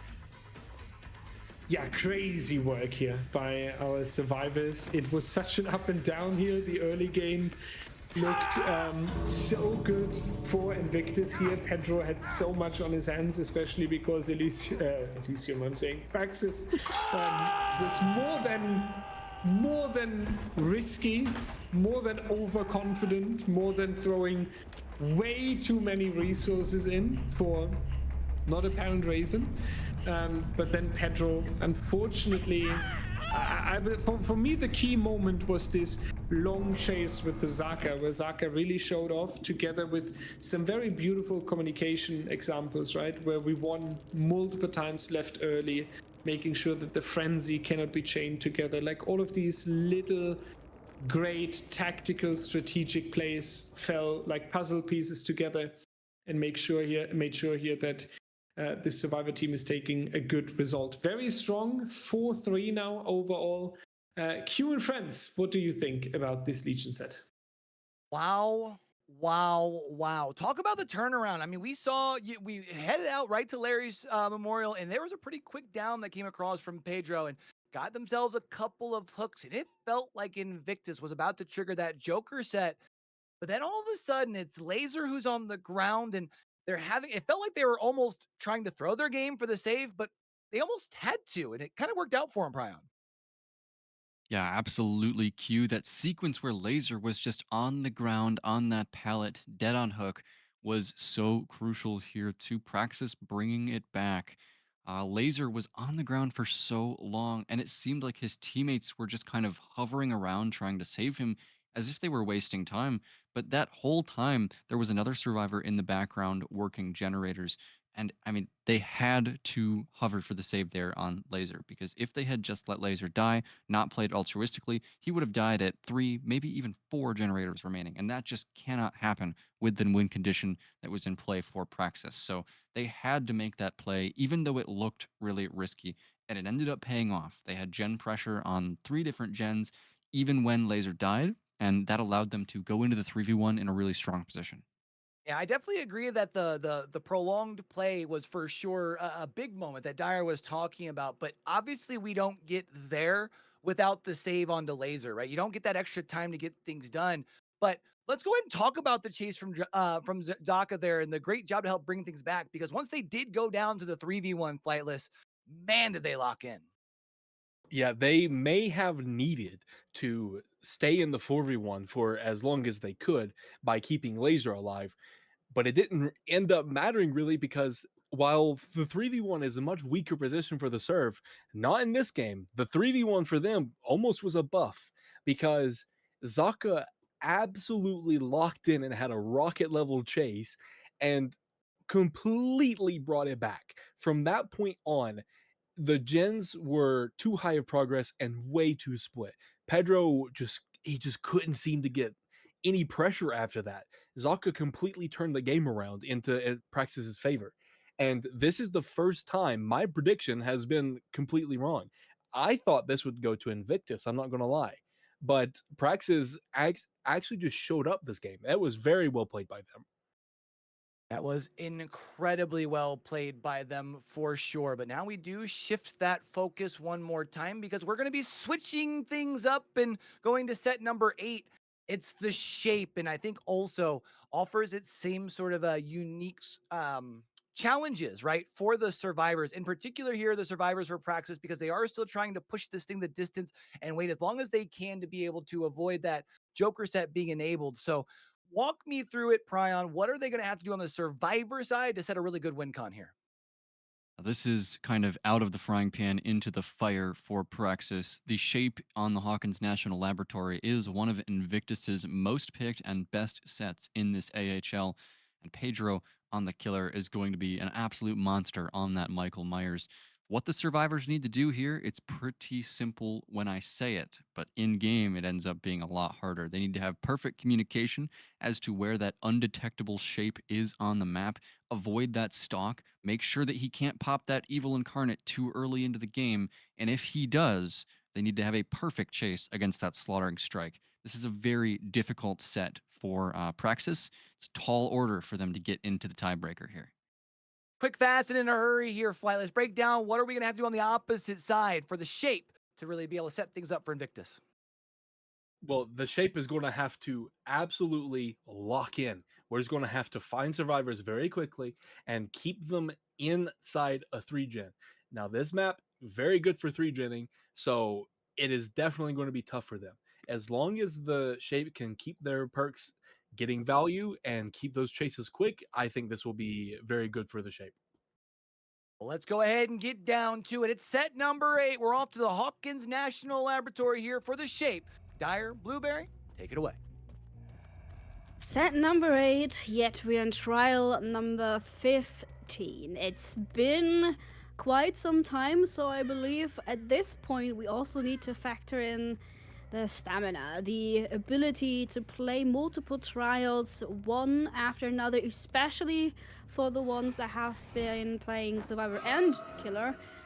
At some point, your concentration might get a little less focused if you've been playing for a really long time. So far, I think our players have done really well though. Pedro, early enough getting first hit in on 2v1, but also the Undying is gone. The Undying is gone, which is good news at the beginning in the shape set. Even though we play on Halloween rules, it is allowed to cleanse the hexes, and we were trying to go for a mind game there. We could have actually pulled through, I believe.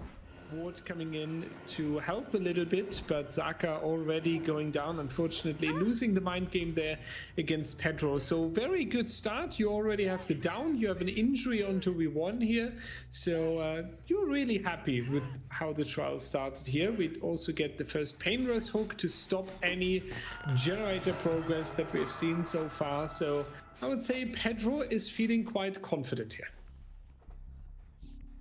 Quite confident with a first down after a minute and 7.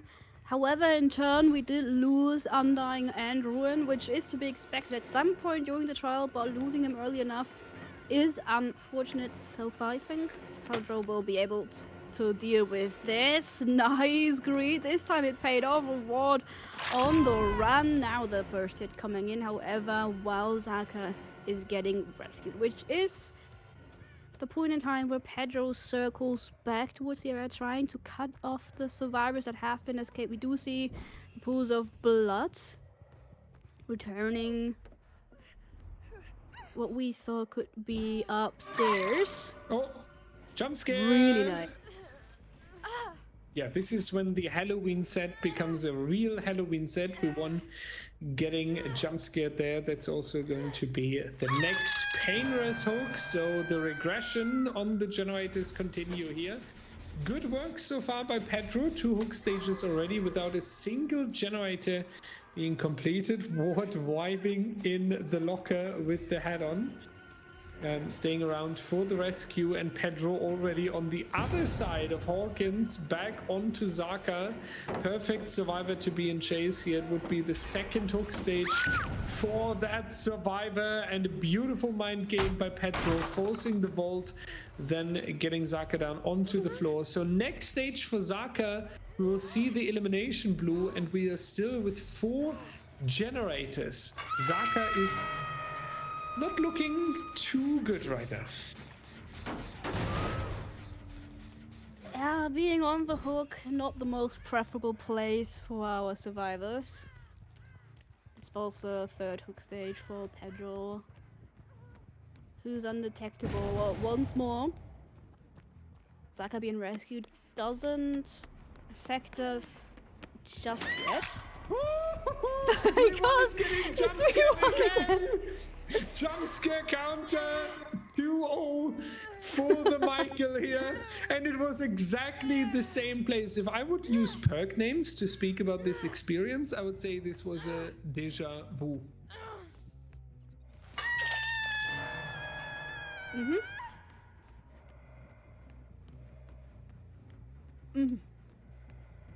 You have to get us out of this, Blue.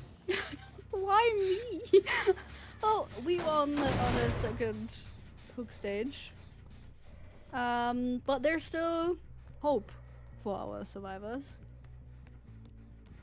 to even get a couple more generators out. Yeah, we definitely need to make sure that we do not get into another jump scare situation, because that equal 2 hook stages now, and it's really not what we can allow to happen here in the mid game. Now we do definitely need some longer chases, and we need to make sure that the survivors stay on their feet, especially We1 and Zaka here. We don't want to see an elimination with 4 generators still standing. We also do not have the most significant amount of progress on these generators yet, right? So Praxis really needs a moment where they can make a comeback, where they can go for some resets, where they can reposition themselves. Otherwise, it might be tricky here. So whoever goes into the next chase does carry some responsibility to make a recovery happen. And it seems to be what will be taking on the task. We've been at this pallet before. It's a dangerous one to be in, but this time stun is successful. Ward circling away, does have another pallet to play with, which requires Michael to take a little longer walk to try and catch up, but he doesn't have too much to work with. Another wall with the pallet, however, now spills the need to break it for our killer player. So for now, we're doing a good job on the task, and Pedro realizes that this is taking too long.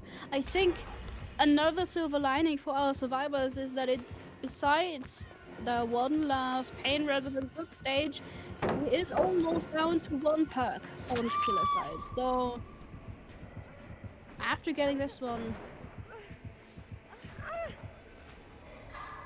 Yeah, I feel like the story of the ups and downs on the Praxis side continue a little bit, right? They just took the set in such a nice way, bringing it back to the 4-3, and you think, okay, now we're gonna load into the Maya set. They take all the confidence, right? They have just played Survivor.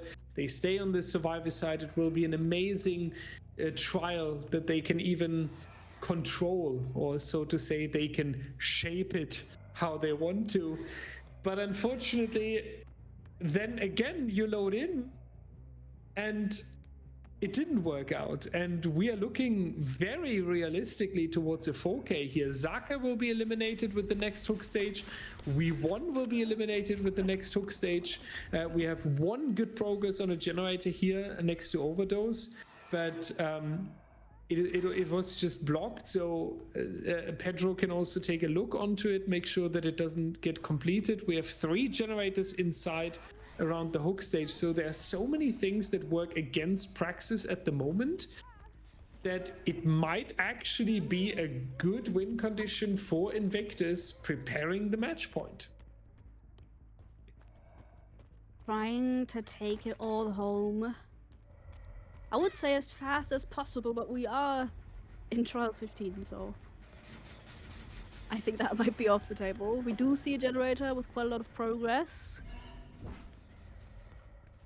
Stalk meter, however, also fulfilled. We do have a rescue coming out onto ward, and now we are reduced to 1 perk only. So if we play this safe, there is a chance for the survivors to get some more generators out of the way, but first they need to survive this, and so far it's not looking great. Nope, that is goodbye to Zaka here. So we will enter the 3v1 scenario, which is in worst case equal to 0 generator pressure, because 1 survivor is on the hook very soon. 1 survivor needs to unhook, and the 3rd one is back in a chase. So that is the chance for the killer to effectively go into a scenario where 0 generator pressure is coming out. Overdose here in a difficult position. Just win the standoff for now. And Pedro charging around the corner here. That was scary, but Overdose with a quick reaction, forcing the pallet to break. Instead of going down, this one is a tricky one to play around here. Does drop the pallet, that makes the loop even weaker. And that's now going to be the down onto Overdose. They did get another generator out of the way. They are working on another one. Now together, they realize that the generators have priority now and that you at least want to get generator number 4 out of the way. But it is with the back against the wall here, Blue. Literally. At least for Overdose. We have seen Ward be somewhat close towards the hook, so maybe already setting up for the rescue in order to have V1 try and finish his generator. And as I say this, he's being interrupted. So everybody's back to being at half-life. He gets to apply the kick onto the generator, but that's not the biggest problem you have right now. Undetectable, once again, maybe another jump scare for V1? Possibly. I would love it. All good things come as 3, right? As we say in Germany. So, Oh! or you get a jump scare back, so it's now 2-1. they are taking revenge here, but Ward also in a very tricky chase, as the team members would be. That's going to be the elimination as well. So 2v1 scenario coming up, might be the last potential chance for the survivors to get another generator out of the way. Therefore, very understandably teaming up on generator number 4. They should get that out of the way, but that also seals the deal here. V1 is known. The location has been revealed as he was not able to leave the generator earlier. So it will be a 4K with the generator remaining, which effectively means Praxis Killer can defend the 3-gen, can basically go for a 4K with 1 generator still standing. Best case, you don't want to decide almost match point with the 2v1 tiebreaker scenario. So you better get a 4K with 2 generators still standing. Handing it to our analysts with the Michael on Hawkins. How do you achieve a 4K with 2 gens still standing, guys? Yeah, that is definitely going to be quite the challenge, and we can definitely talk about that here in just a moment as we do see the Mori coming across. But one thing I wanted to talk about first, just because I know we've probably got 1 or 2 people who are staying by and watch, and we're like, why aren't we stalking with Michael? So, Flightless, walk me through it a little bit. I touched on it a little bit earlier when we were getting into the Legion set. Indoor maps are especially dangerous for competitive. That's why Dredge, for example, has the highest 4K rate of any killer, even Nurse, because he is a high mobility, somewhat stealth killer on an indoor map. So you put yourself in a very precarious situation versus that killer. And it's the same here.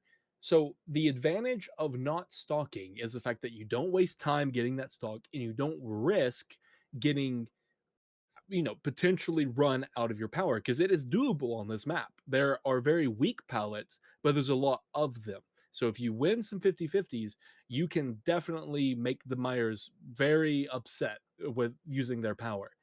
And in fact, getting M1s is almost better because they're essentially insta-down anyway. And they're in a kind of setting where they have to play extremely slow and safe versus a almost stealth killer with having a smaller tear radius in tier 2 and essentially being insta-down with M1.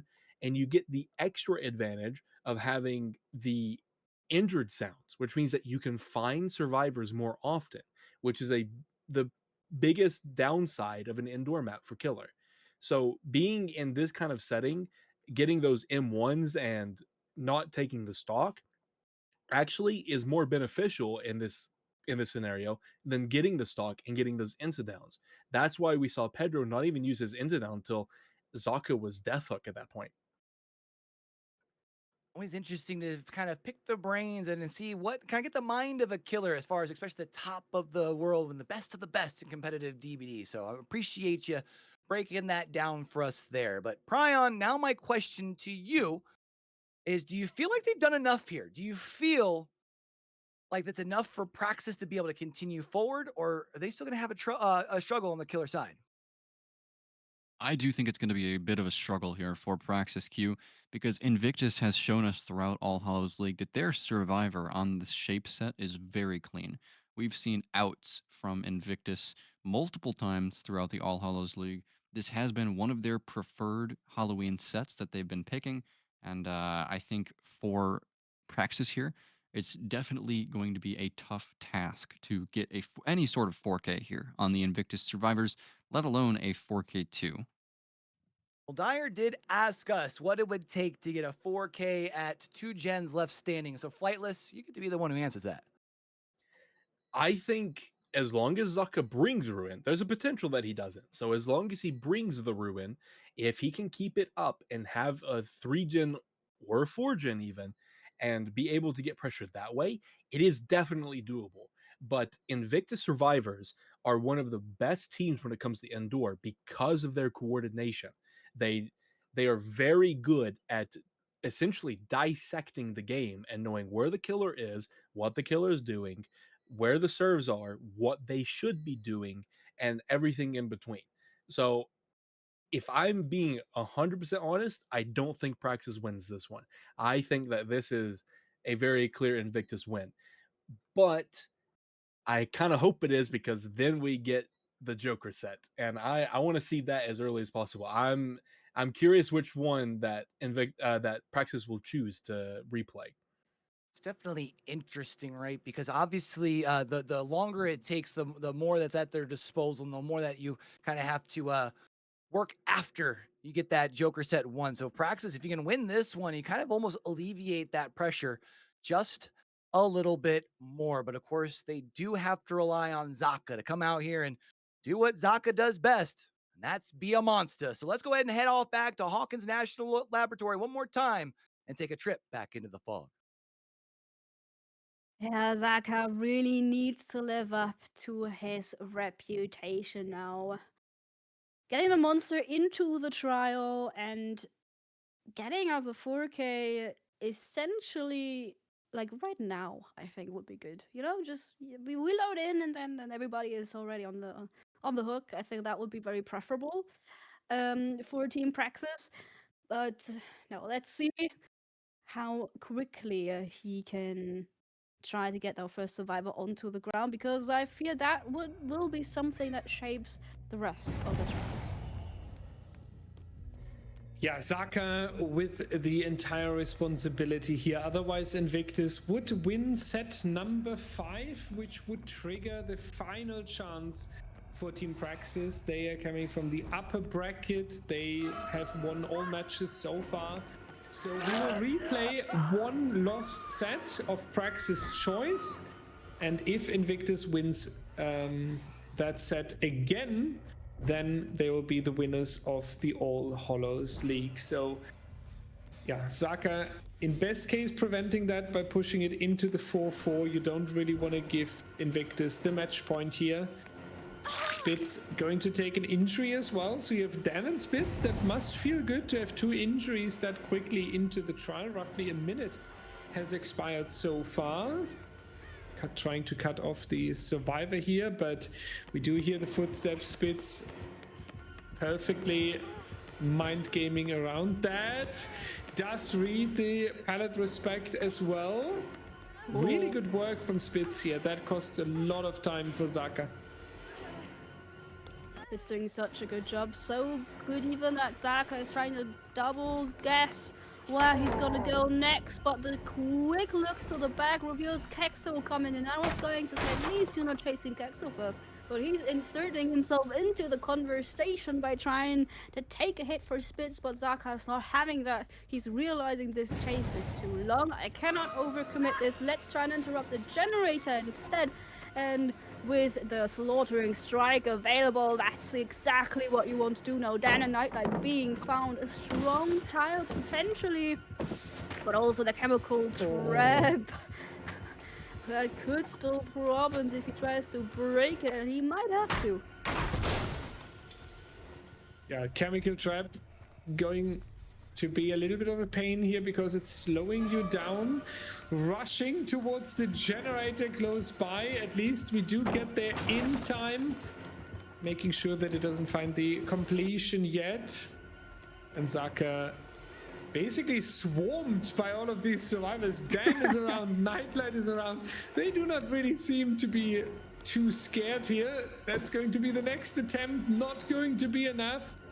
Dan with the vault, Zaka with the mind game does catch up a little bit, but unfortunately Dan does find the stun with the pallet here. 2 generators already done, no down just yet. Blue, I think Invictus is ready to move into the final potential set, at least if they keep this going. Man, I love what Invictus has been doing today. Their survivors especially seem to be on point with their decision making. It's been 2 generators completed and not a single down yet. Slaughtering strike gone. And so apparently are the survivors again. We don't see anyone. The only indicators we have for survivor presence right now is the crouching spits for one, but also where the generators are being completed, right? Absolutely correct. I'm just watching Spitz here again because I'm so ready for the chase that is coming up here. Doing such a good job here in the early game especially. And look at that, Blue. They are all healed again. They're all healthy. They're all happy. No danger, no risk at the moment. It feels like they're playing this trial without the killer. They are just like, we play our group simulator here, repairing the generators, and you have to watch from the sideline. It's crazy how dominant they are. It's also crazy how differently these trials can go, right? It really shapes your expectation of what potentially could happen. I mean, now we do catch someone working on the portal room generator, so this marks free stock. Let's see if it also possibly marks our first down, because so far it's just been the survivors picking flowers essentially.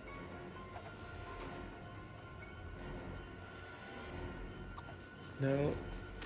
In this little room here, I was about to say, if Nightlight manages that successfully, then I'm gonna leave my chair here behind. But Nightlight does go down. It is a very needed down because we do need this game to start basically. On the killer side, we do get the pain res here, which forces a little bit of regression, but we cannot continue like this, Blue. The task is very clear. We need to get almost as soon as we see the next survivor, we need to get an instant down in order to make a comeback here. It is just, there's no other way to say it. Like, as soon as we see the next survivor, it needs to be a down. I mean, I would even take 2. You know, we really need something going for Zaka. He's running against Invictus, who are currently playing their 30th set in this tournament. They've been playing left and right for such a long time. They're experienced, and yet for this shape set, it seems like, especially for today, we've been playing for a long time. It feels like it's the first trial of the whole evening, right? They seem fresh, unbothered, and very well organized. Yeah, and you talked about earlier how much exhaustion also comes in, right? Not the in-game one, the one that you have at home sitting in front of your PC. But like, you need to focus for such a long time, and it really looks like Nightlight, Spitz, Dan, and Kexo just use the last break, taking a quick cold shower, getting back at the PC and being like, okay, let's do this. Let's start from zero. They play this so perfectly. Maybe it's also a little bit of boost of motivation, right? You have the end inside. You win this one. You are in match point. You have to replay one set that PRAXIS chose that they lost. And if you win that again, you win this tournament. So maybe that really motivates them right now, but it looks really, really strong here. Also, Dan leading us all the way into the portal room, which causes a longer distance to walk for Zaka here back towards these generators. And we see the effect of that generator over here almost completely finished. And the same applies to the generator of Spitz. So we are ready to go into this end game. And speaking from the Invictus perspective, we are ready to finishing this, but maybe there's a short hope. Oh, don't fumble this now. 2 survivors on the ground, a potential snowball maybe for Zaka. Could be a sign of hope, even on the killer side. We do hear Nightlight on the outside being injured. Dispels problems. Spitz back up and standing, however. We know there's no unbreakable in this set, so Kexel must have picked him up. Now for sure circling over towards Dan, and Nightlight is being carried into the same area because Zaka knows the goal for these survivors is to get everybody up and running, and this has been very dangerous, might I add, but it seems like we've managed to avoid a tragedy. Yeah, Invictus needs to be careful that they are not getting overconfident, right? Because sometimes when you have the win condition inside, I feel like, then you really focus this final generator that you have to get out of the way, and then you might ignore resets. We see all of them being injured again. You might ignore where are the resources, because all you have in your mind is we need to get this final generator out of the way. We have to get it out of the way, and you really lock into their tunnel vision. So they need to make sure that they don't accidentally hand a lot of pressure to Zaka here. But seeing that Spitz and Kexo are on the generator again, I do feel like they will finish this, especially since they are together. Yeah, the end game is coming through, so we will move into the special Joker set. Again, as an explanation, Praxis is in the higher bracket, Invictus coming from the lower bracket. Usually you can play 2 entire grand finals. Like we could say, okay, Invictus won this one, but they came from lower bracket. We reset it again. See you next Saturday. But we kind of moved away from that in DBDL. So what we do for 2 years is handing out a little bit of an advantage with, which is the Joker set. So because Invictus now has 5 set points and would win this grand final, Praxis gets to pick 1 set that they lost throughout this series. It can even be this Michael set here. You replay it. If they win the set, if Praxis wins the set, we have to steal the set point from Invictus, handing it to Praxis, which would then mean we have a 4-4 basically, 3-4, and we move on. Or if Invictus wins again, they will be the winner of this tournament. We will explain it again throughout the upcoming match point basically, so stay tuned for that. But for our analysts, they do want to replay the Oni. Oh, rickety, right. I had a feeling we were going to be off to the Oni next, so we don't get to debate that. But the one thing that we do get to debate before we move forward with the Oni, Flightless, you had mentioned that the win condition for Zaka to hit that 4K2 was with Ruin. We saw no Ruin. Would it have mattered if they brought it in? I mean, Invictus looked like they were on point there. It may have made a slight difference, but I feel like Zaka did actually get a lot of pressure from his Trail of Torment, which, if he had Ruin and they never cleansed it, he never would have gotten value from in the first place. So it's really hard to say. But overall, I don't think so. I did say that Invictus are just so good on indoor sets. Like there's a lot of teams that are like, they're kind of specialists in a way. They're really good on certain sets, but there's not really a set that Invictus are bad at, especially indoor maps. So I had this going to them from the get-go, and I turned out to be right. So I'm not really surprised at all that they won this. And I did say that they would probably be picking the Oni as the Joker set, because I know Zaka the Monster His Myers may not have been able to get that 4K too, but his Oni definitely can. His Oni most definitely can, and I do feel like we've seen this Oni split between these two teams, if I'm not mistaken, though. Right during the first run around in the upper bracket, and then of course here in the grand finals as well. I guess since we can't pick the brain of Prion to say which direction are we going, Prion, do you agree that the Oni is the right choice here? And if not, what would your choice have been for Praxis here? I completely agree with Praxis that Oni was the correct set to replay.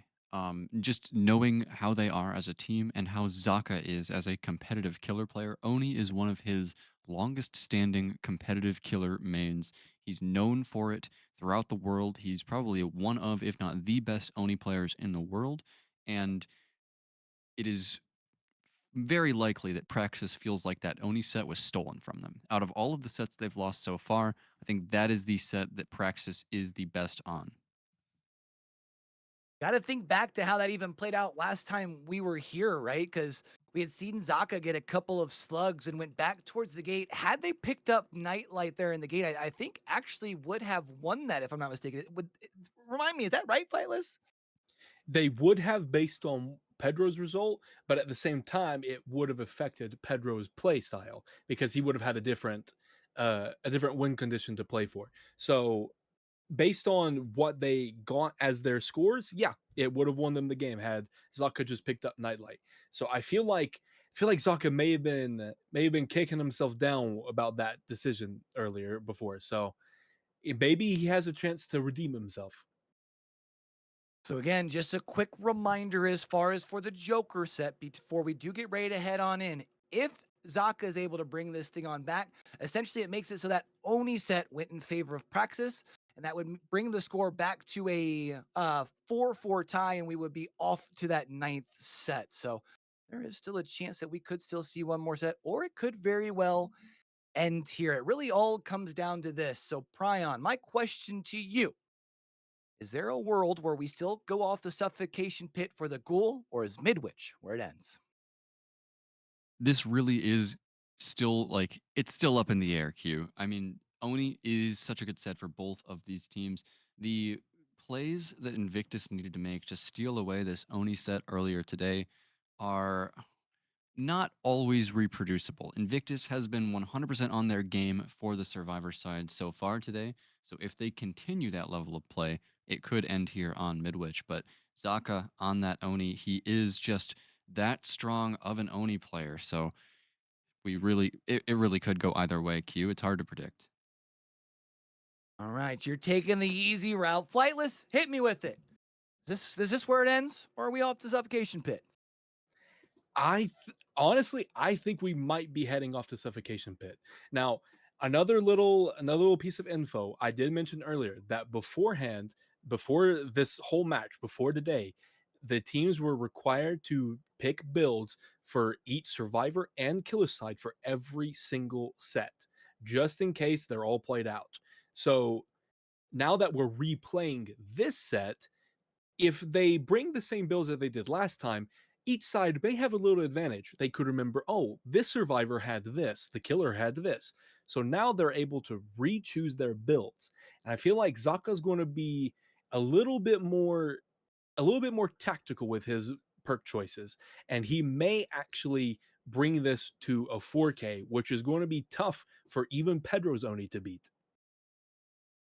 Well, it all comes down to this. For Praxis, they had to go ahead and initiate that Joker set. They're hoping to keep their run in the All Hallows League alive here in the grand finals, while Invictus is hoping to end things on to Midwich. So let's go ahead and send it back to Direwolf and Blueberry and take another trip back into the fog.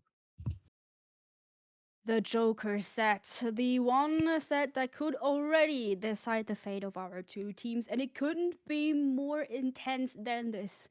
The teams have played this set twice, once in our upper bracket final and once as the first set of tonight, and each time it's been decided by a single hook stage. So quite literally everything is up for grabs.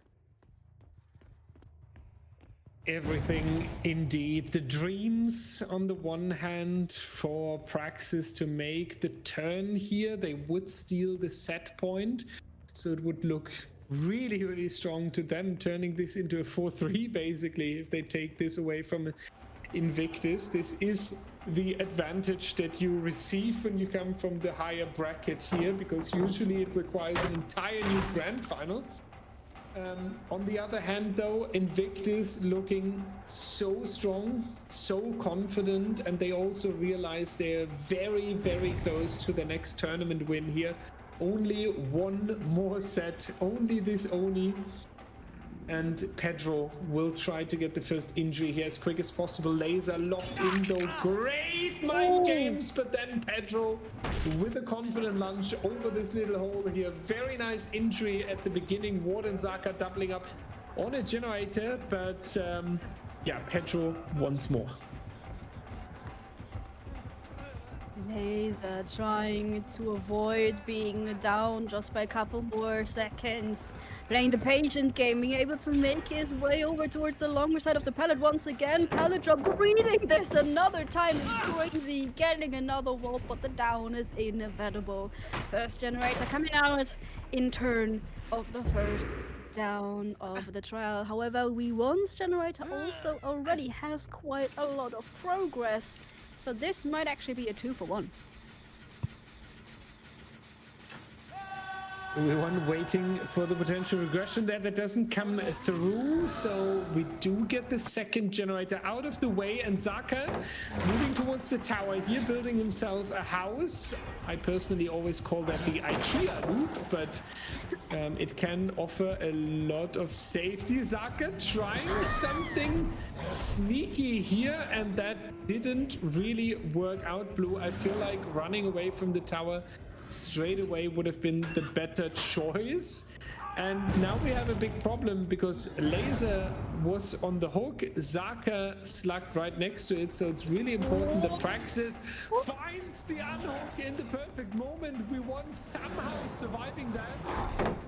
And that's going to be the flick without success, and unfortunately the power now running out. Good comeback chance by Praxis here. I do think we're going back and go for the hook onto Zaka. WeOne taking an injury here. Zaka being picked up though, so Praxis fighting, even though they are struggling a little bit. I somehow feel like they are doing this in a very confident manner. Yeah, Pedro is keeping them on their toes for sure, but I feel like they've recovered. That one more hit could have been too much. A reverse stun into running away. WeOne really, really getting Pedro's blood pressure up. Now we are back with the available power, but we're not using it quite yet. Trying to maybe even spot the reset to be able to snowball 2 survivors. We do see another generator with a lot of progress. Dangerous times for Pedro. And Ace in the next chase here. Ward with this pallet available here.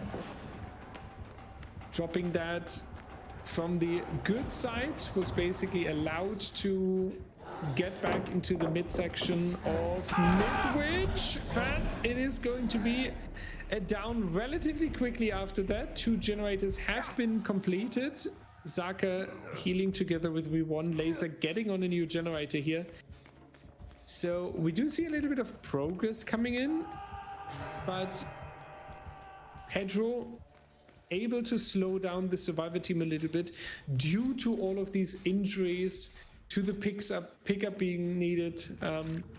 So yeah, I feel like Pedro got some good slowdown there. The problem is now Praxis kind of finished the comeback, right? They are all healthy again with 3 survivors. They got themselves out of the misery here. So Pedro needs to make sure that with this upcoming power, he does cause a lot of trouble. He's in the business of misery, one might say. We really need to get these survivors back towards where he can snowball them.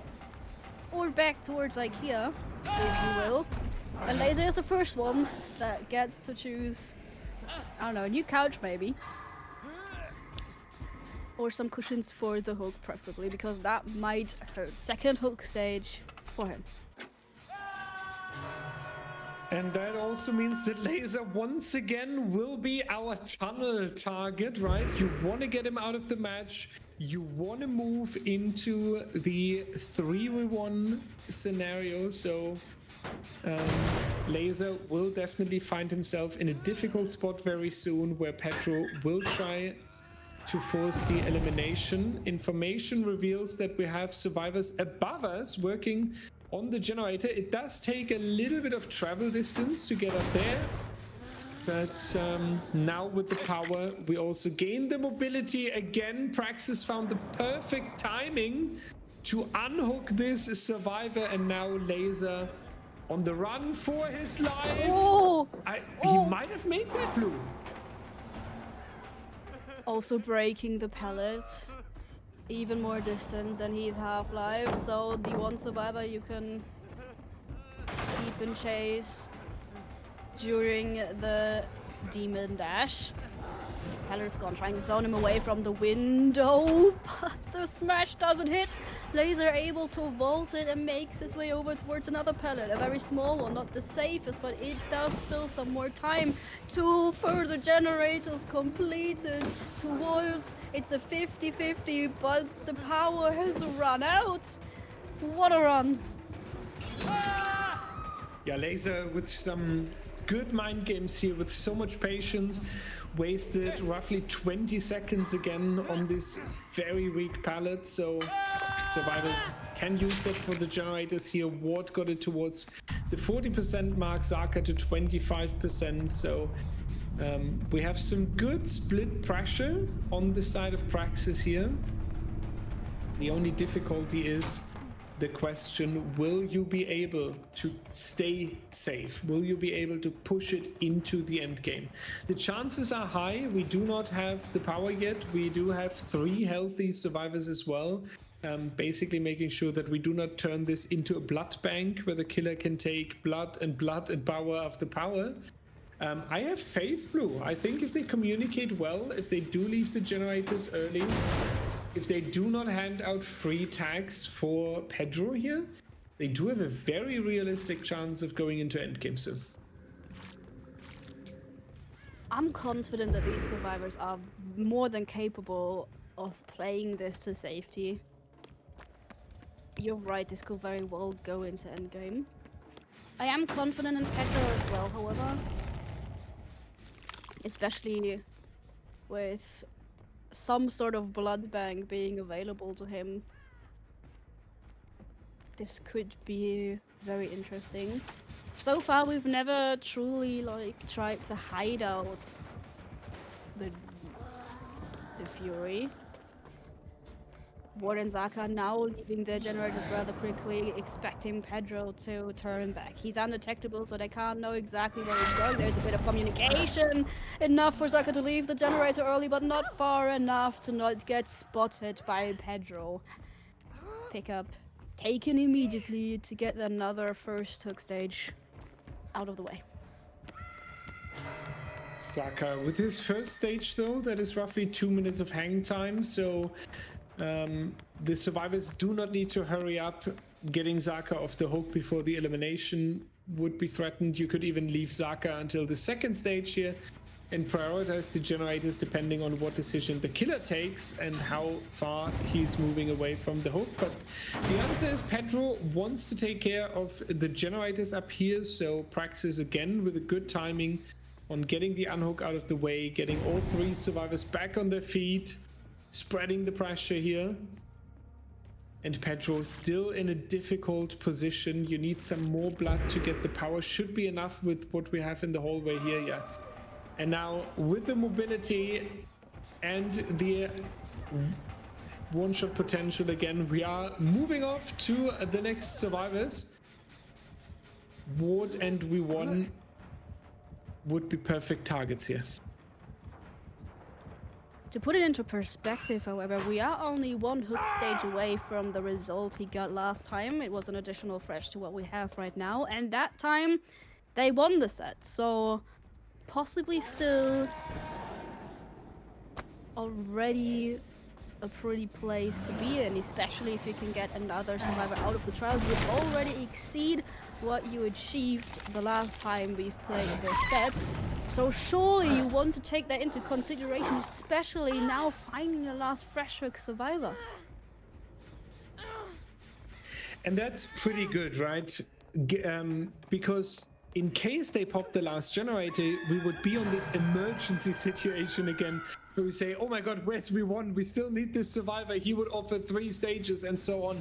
So getting that out of the way before we go into the end game does take a lot of pressure away from the killer, even though it doesn't progress Ward or Zaka towards the elimination. So I think you can be very happy with getting re-won here, and now it basically doesn't matter who you get now in case we go into endgame.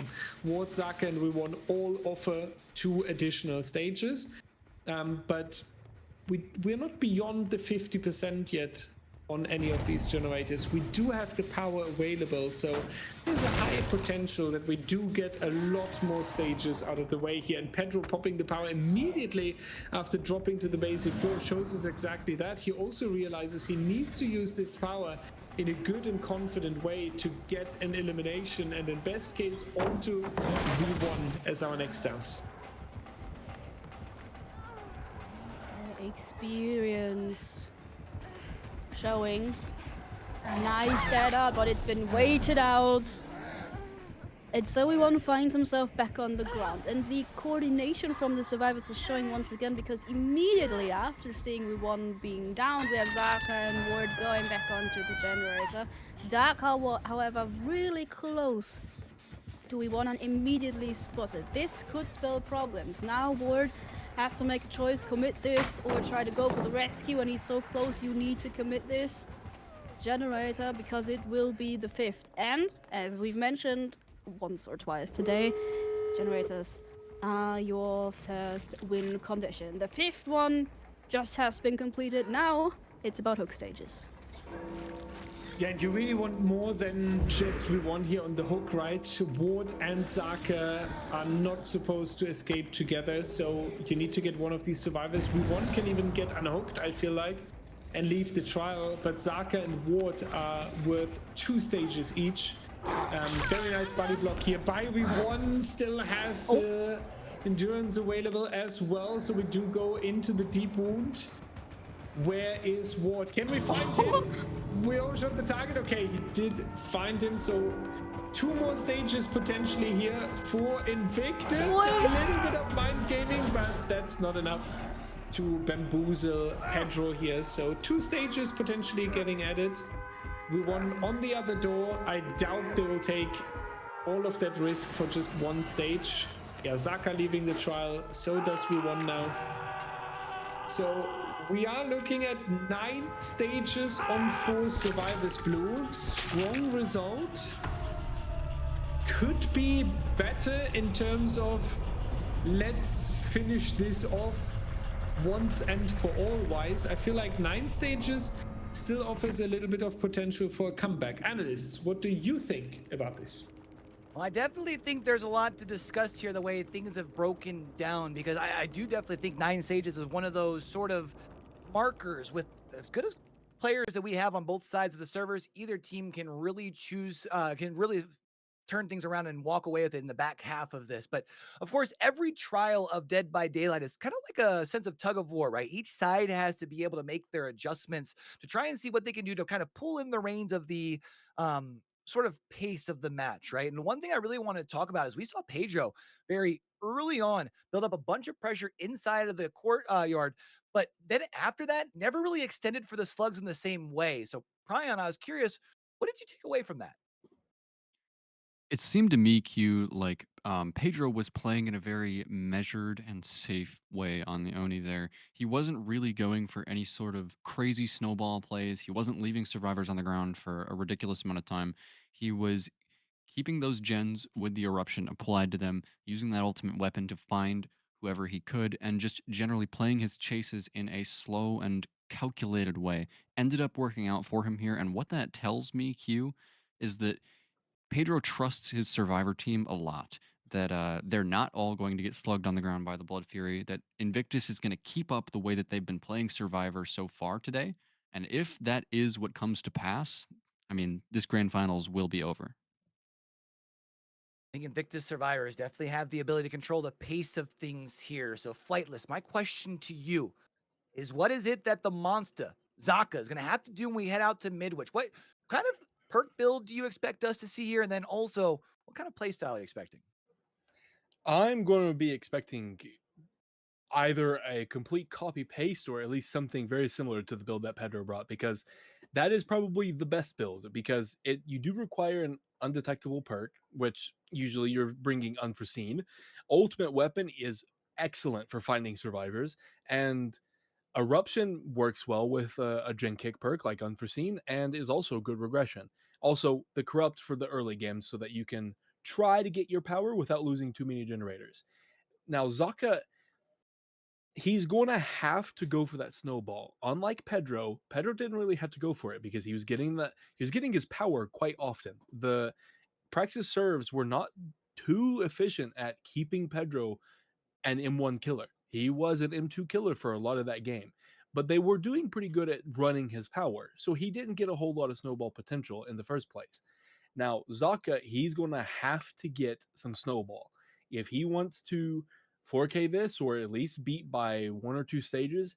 He's going to need a lot of pressure, and the best way to do that is by using the strongest power in the game to make all 4 survivors little slugs on the ground and eat some dirt for a little while. All right, Prion, yes or no? Are we going off the suffocation pit, or the next time that we meet here by the campfire chat, are we talking about Invictus as our grand champions? Q, I have to lock it in. Go with what my prediction was earlier. I trust Invictus survivors to end it here. They have been absolutely lights out today with their coordination and chases, and I don't see any reason for that to stop now. All right, you gave us both examples on both sides of the server there, Flightless. Hit me. We coming back and going to Suffo or no? I'm going to be a little optimistic Andy, unlike Prion over here. I'm going to believe in Zaka the Monster. He's going to hit some crazy 720 flick that's going to blow off the heads of the survivors, and he's going to get a 4K4. I'm predicting it now. All right. Well, let's see if we do indeed end things here, or do we go one more set? Let's go ahead and go back to school, back to Midwich, and go back into the fog. You got your Joker, and now you replay the set, and the opponent gets an even better result than last time. You sure as hell have a lot on your plate, Zaka. Daya, will he live up to the expectations? I really, really hope so. Shooting the map here, we have a lot of homework to do, you could say. It's not going to be the easiest task here. We would need 10 stages on 4 survivors. That is basically 3 full kills and then 1 additional stage after that. But especially when you play the Oni, a lot is decided in the early game. How quick can you get an injury? How quick does the blood start to build up towards your power? So yeah, all the eyes onto Kexo, who has shown us fantastic survivor gameplay today so far. Fantastic chases, fantastic mind games, and this is basically the final time now where we need some excellent survivor gameplay in order to move Invictus into the winner position. And the survivors already on the objective. Different gens are being worked on, and Kexo just now got the first hit. The God's Palette to keep the killer at distance. But he has to move into the area where the furthest gen has been completed. Dan and Nightlight forced to leave the generator they've been progressing. But Zaka decides to switch targets. And not onto Nightlight or Dan. Interesting decision here, yeah, to see that coming through. Zaka now again using the locker to get some information here. Rotating over on the same floor towards the survivor that is leaving, sees all the blood orbs above, so power will be available to our killer very soon. But first generator coming out already, and everyone is back to healthy, so really good looking for our survivor team. Regression over here still kicking in, so no one has returned just yet. Spitz staying in a very nice distance, making sure that there's no danger applied. Dan rotating over here, so INVICTUS looks like they're setting up for a lot of pressure on different generators. I just don't know where Zaka is. On a walk, potentially towards another generator, I'm assuming. We did find the blood needed to get into the Fury, which also might have been his objective. We do see scratch marks of a survivor rotating away from the generator. We prepare the possible eruption proc. We did predict Surf to have gone a different way, however. Nah, Dan, come on. There's no way. I was gonna say, not able to avoid the killer for now. The fact that that even worked for more than 10 seconds is already crazy, but he does get his karma for something as cheeky as that. So Dan going down onto the floor here. Spit starting a generator in the distance. Nightlight and Pexo doing the same here. So we now see the price though for all of the resets that were coming in and letting some of the generators regress in the meantime. They do kind of have to start again from zero on these generators, which is a little bit of a chance for Zaka here, especially with the power available. Power available and ultimate weapon working overtime. Revealing the survivors' positions once more. Kexo on the lookout. Waits for the perfect moment to rescue Dan off of the hook. But so far, still the survivors seem to be in control. Yes, we're going at a slower pace, but not a lot of mistakes have been made. No, not yet at least, and we will hope that it stays exactly the same here. Again, the reminder, INVICTUS is on the potential final try here before crowning themselves the winners of yet another tournament here. All they have to do is getting locked in, stay focused, and then with what a crazy patience here, seeing what the killer is opting to do. Nightlight finishing the next generator here, so 2 completed. And then on the run here, the library pallets are really difficult. Nice fake there that he would go into the vault, forcing Zaka into a short hesitation. And he doesn't make it back towards the pallet down here, but kind of a long time that he was on the run there. We see the consequence of that. Spitz with a 75% generator now. And Nightlight started another one. Important is now, Blue, though, that they kind of successfully survived this power here.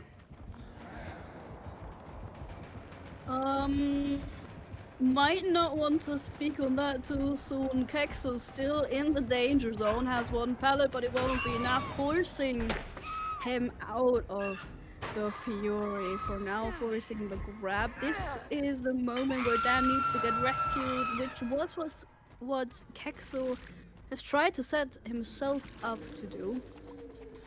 Back up and standing. Question is for how long, because Zaka for sure will be looking for him, and it seems like we found him already. The pools of blood spoil which survivor has been walking these always. But he's not the one close to completing the generator. That's Spitz. And we do see some scratch marks here while Nightlight finishes another generator in the distance. Zaka rushing after that survivor. But arriving. What?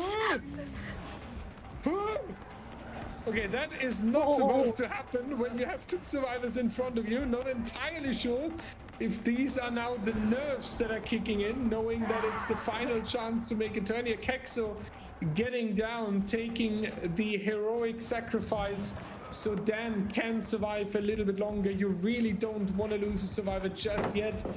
Dan dropping the pallet early, trying to make this loop as safe as possible. Does get zoned a little bit. Spitz finishing a generator. That means we have now 4 generators completed. Dan going down, so we will lose a survivor and we will go into the 3v1 scenario. We basically have 6 more stages to offer.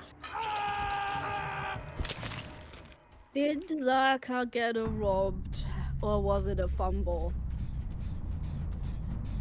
We might never get to know.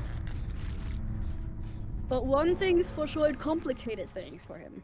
1 more generator to go, 3 survivors back up and standing, and none of which are even close to getting eliminated.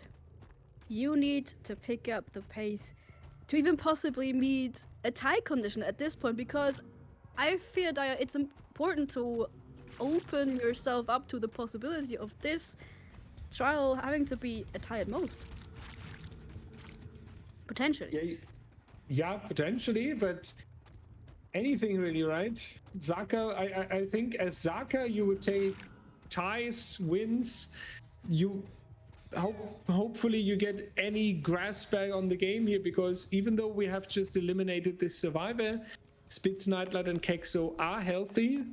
They are 1 more gen and a few outs away from the tournament win, so they are looking forward to dropping this. And this motivation, when you have the win very close, combined with the efficiency and experience that you have on the Invictus roster, can be very, very scary.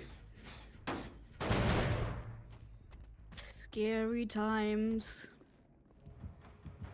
But it's Oni. 1 power and it all could change.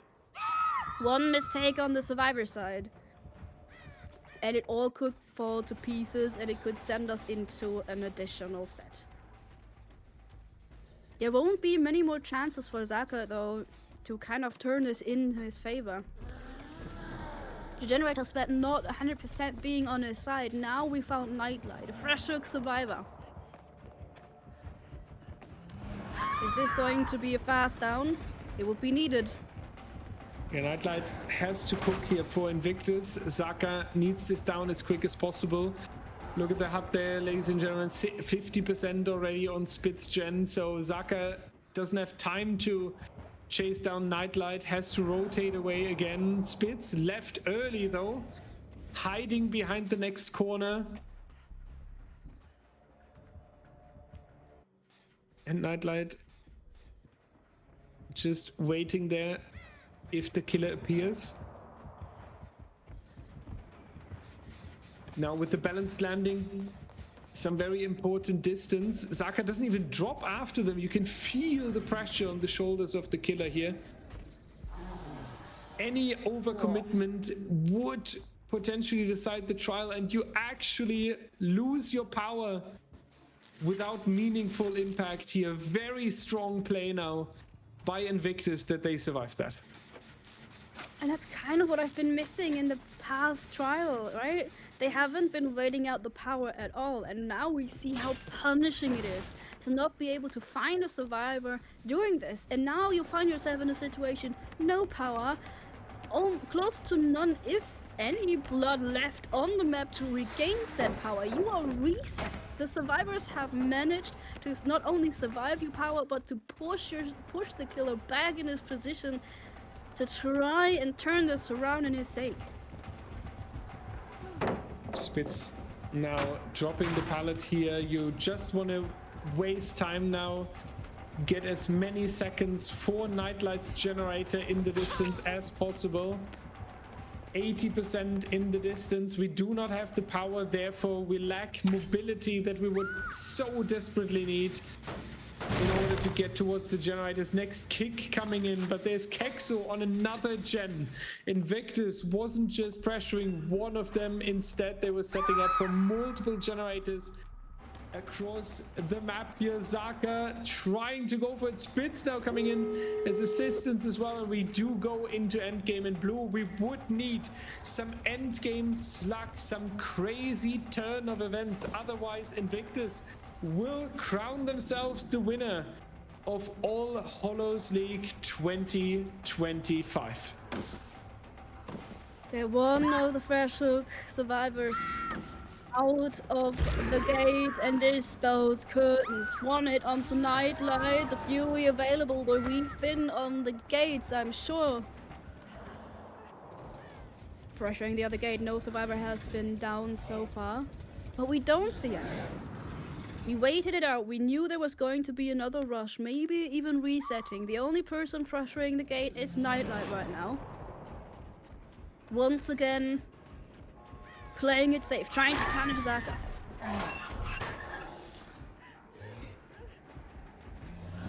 Oh, you would need the absolute speed run now. Zaka's final chance, basically. You need to leave Nightlight on the floor. You need someone else, anyone. But where are they? Kexus hiding up here. Not well to give the position up at all. Zaka scouting these rooms. The power is about to run out. You only have a few more seconds of mobility in order to check the Midwich Elementary School to find any of these survivors. And the truth is, Nightlight might be laying here, but Spitz has 3 stages. Kexo has 2 stages, so that would be 5 stages. Walking out of the door. And that will be enough. That's going to be 7 stages. Once Nightlight is getting eliminated, and that, ladies and gentlemen, seals the deal. That's going to be INVICTUS being the winner of All Hallows League 2025. It's been an incredible event with a lot of Halloween-themed special sets, a lot of extra rules, a lot of extra challenges. The first time that we introduced the 2v1 tiebreaker that we've seen earlier. And INVICTUS coming out on top after some very, very intense matches here. Whew, Blue, very short take from you. How did you experience the past 5 hours here? It's been amazing to see what these teams have been able to do, and I'm so impressed by all the players that we've seen. Essentially, we've seen incredible things from both teams, but you can't go without saying that INVICTUS, especially on the survivor side, have performed incredibly. And I'm just so thankful to have been able to be here and have been able to cast this with you, Daya. It's been an honor. And of course, congratulations to INVICTUS for pulling through and winning this not only 5-3, but essentially 6-3. 6-3 indeed, yeah. Not 6-7, but 6-3. Okay, I said the magical number. Now we have to turn everything off. No, really quickly, big thank you to you, Blue, obviously casting together for 6 years of DBD now. Many more to come. Thank you so much for being here with me today. And then just very quickly, thank you so much for everyone who was here today. Not only from our community, from DBDLeague, but also to all the, let me call it, casual community that were watching with an open mind today, that we were allowed to take your time this evening, that you took a look at competitive DBD, that you were kind to us, that you accepted us here while we were a guest on Behavior's channel. We hope you like it. If you do like it, !Discord or !DBDL to join our community for all the announcement for the 1v1 ladder. We host some community scrim nights where you can test competitive DBD. We have the 3D map call outs that you can use. So !Discord to join our community. Thank you so much for giving us a chance and looking into it. Then very important thank you to all the Twitch moderators that we had today in chat that we were allowed to bring over. Specifically though, Savannah is our community manager, and to Banshee, our head moderator, for all of their hard work. Then our tournament analyst, Veloria, with all of the amazing statistics that we have seen today. To Flightless, Q and Prion that will take the outro in a second here, so you will hear them yap one more time. To Behavior, obviously, to giving us the chance, and a greeting to all of the people in the watch parties. I don't know how many I've seen, but there was so much attention on this match. Thank you so much to everyone there as well who gave us a chance, who looked a little bit into competitive DBD today. We are more than relieved that everything went smoothly. We had sleepless nights. We were preparing a lot, writing concepts to Behavior, how we're going to do this today. The last thank you, next to Behavior and to Mandy Talk, goes to our producer of today, Rats, with probably one of the highest responsibilities to deliver a nice stream, and everything went so great. So Rats, thank you so much for that. One thing before we hand it back to the analysts, we are allowed to announce already, as we are in background communication with Behavior, obviously. One thing we can announce, and that is that we are re-invited for the future. This was not the last time that you will see DBDLeague content on the big stage of Behavior. We are already allowed to share that. So thank you to all of the support. We will be back on the big stage, and some other things we will obviously share when it's time to share them. Now, Q and Flightless and Prion, the outro is yours. How did you experience the match tonight? Yeah, honestly, I had a really fun time here. And I think before we get out of here, I just do want to do our due diligence here and kind of break down that last trial real quick, because I think it's important to give INVICTUS their due justice of being a team that walks away victorious. We saw so many great things from them in that last trial to be able to really walk away victorious here. One thing I did also want to touch on, we had heard a couple of times early on, we saw Otts talking about some of the explanations, seeing people jump into a locker. We did see that in that last trial. Prion, walk us through that one more time. And do you feel like that was the right play in that situation? Thank you, Q. And yeah, we did see a couple of times in that trial, INVICTUS survivors jumped into lockers specifically while the Oni was in that Blood Fury. And in those situations, it was the correct play. Sometimes it's a bit of a gamble, but in the Oni set, that gamble is predicated on how much blood the survivors think is on the map. Because pulling a survivor from a locker forces the Oni's power to cancel. And Zaka was running the duration and speed add-ons for the Oni in this trial, which means no splintered hull, which is the add-on that increases the amount of blood dropped. So with those two add-ons in play and no extra blood for Zaka, jumping into lockers was that much better and smarter of a play for INVICTUS. You got to say, though, even with the great plays from INVICTUS, it felt like Zaka had a chance. Even there towards the end, Flightless, what do you feel like was the real turning point in that last trial? Now, I have been watching comp for quite a long time now. It's been a few years, and I've seen plenty of games. I've seen some wild plays, and from my experience, that game, looking up until the point I'm about to make, was looking like a win for Praxis. Zaka was in such a good position. Like Prion mentioned, the add-ons doesn't have splintered hull, so you don't get that power as often. But when you do get it, you get so much value from it, from that duration and the speed, because there is a slight extra advantage to the duration. You actually lose less blood fury from a down because of the duration, like a less percentage. So you get extra value from it. Now, the turning point, I think, was when Zaka missed that Blood Fury. He missed the down on Dan, which would have gotten a Death Hook, an Eruption across multiple gens, and caused Kexo to be in Mend, which would keep him from being healed, which would give him more power. He could have gotten that down and still had blood remaining on the map. But because he missed that, Kexo was able to get the body block, and Dan was able to run almost the rest of his power, and they were able to get down to one gen.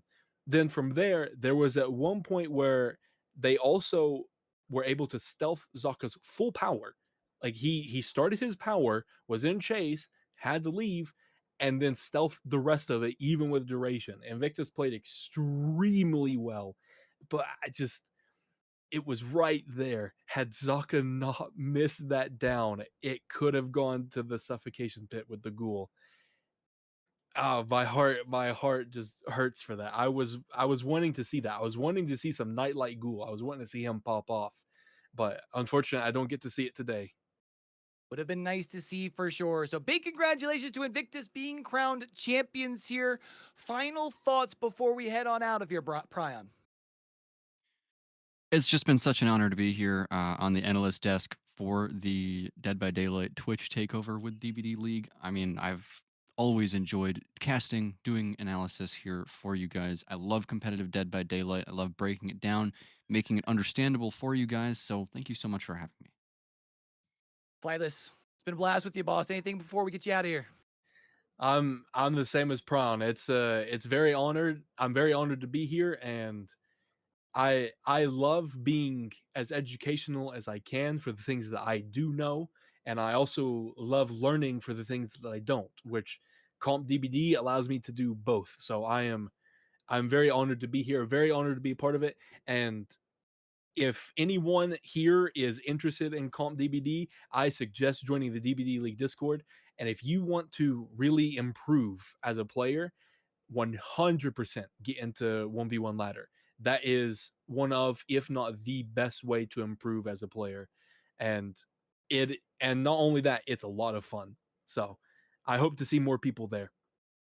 Yeah, get in the Discord. Make sure you're all getting active over on Twitter, the YouTube. I mean, we got signups for Winter Circuit, I'm sure, just right around the corner. So get involved, get active. Just one last thing that I want to add. First off, I want to thank Darren Blueberry for letting me come along for the ride as host for this event over here for the DBD League takeover of the Dead by Daylight Twitch channel.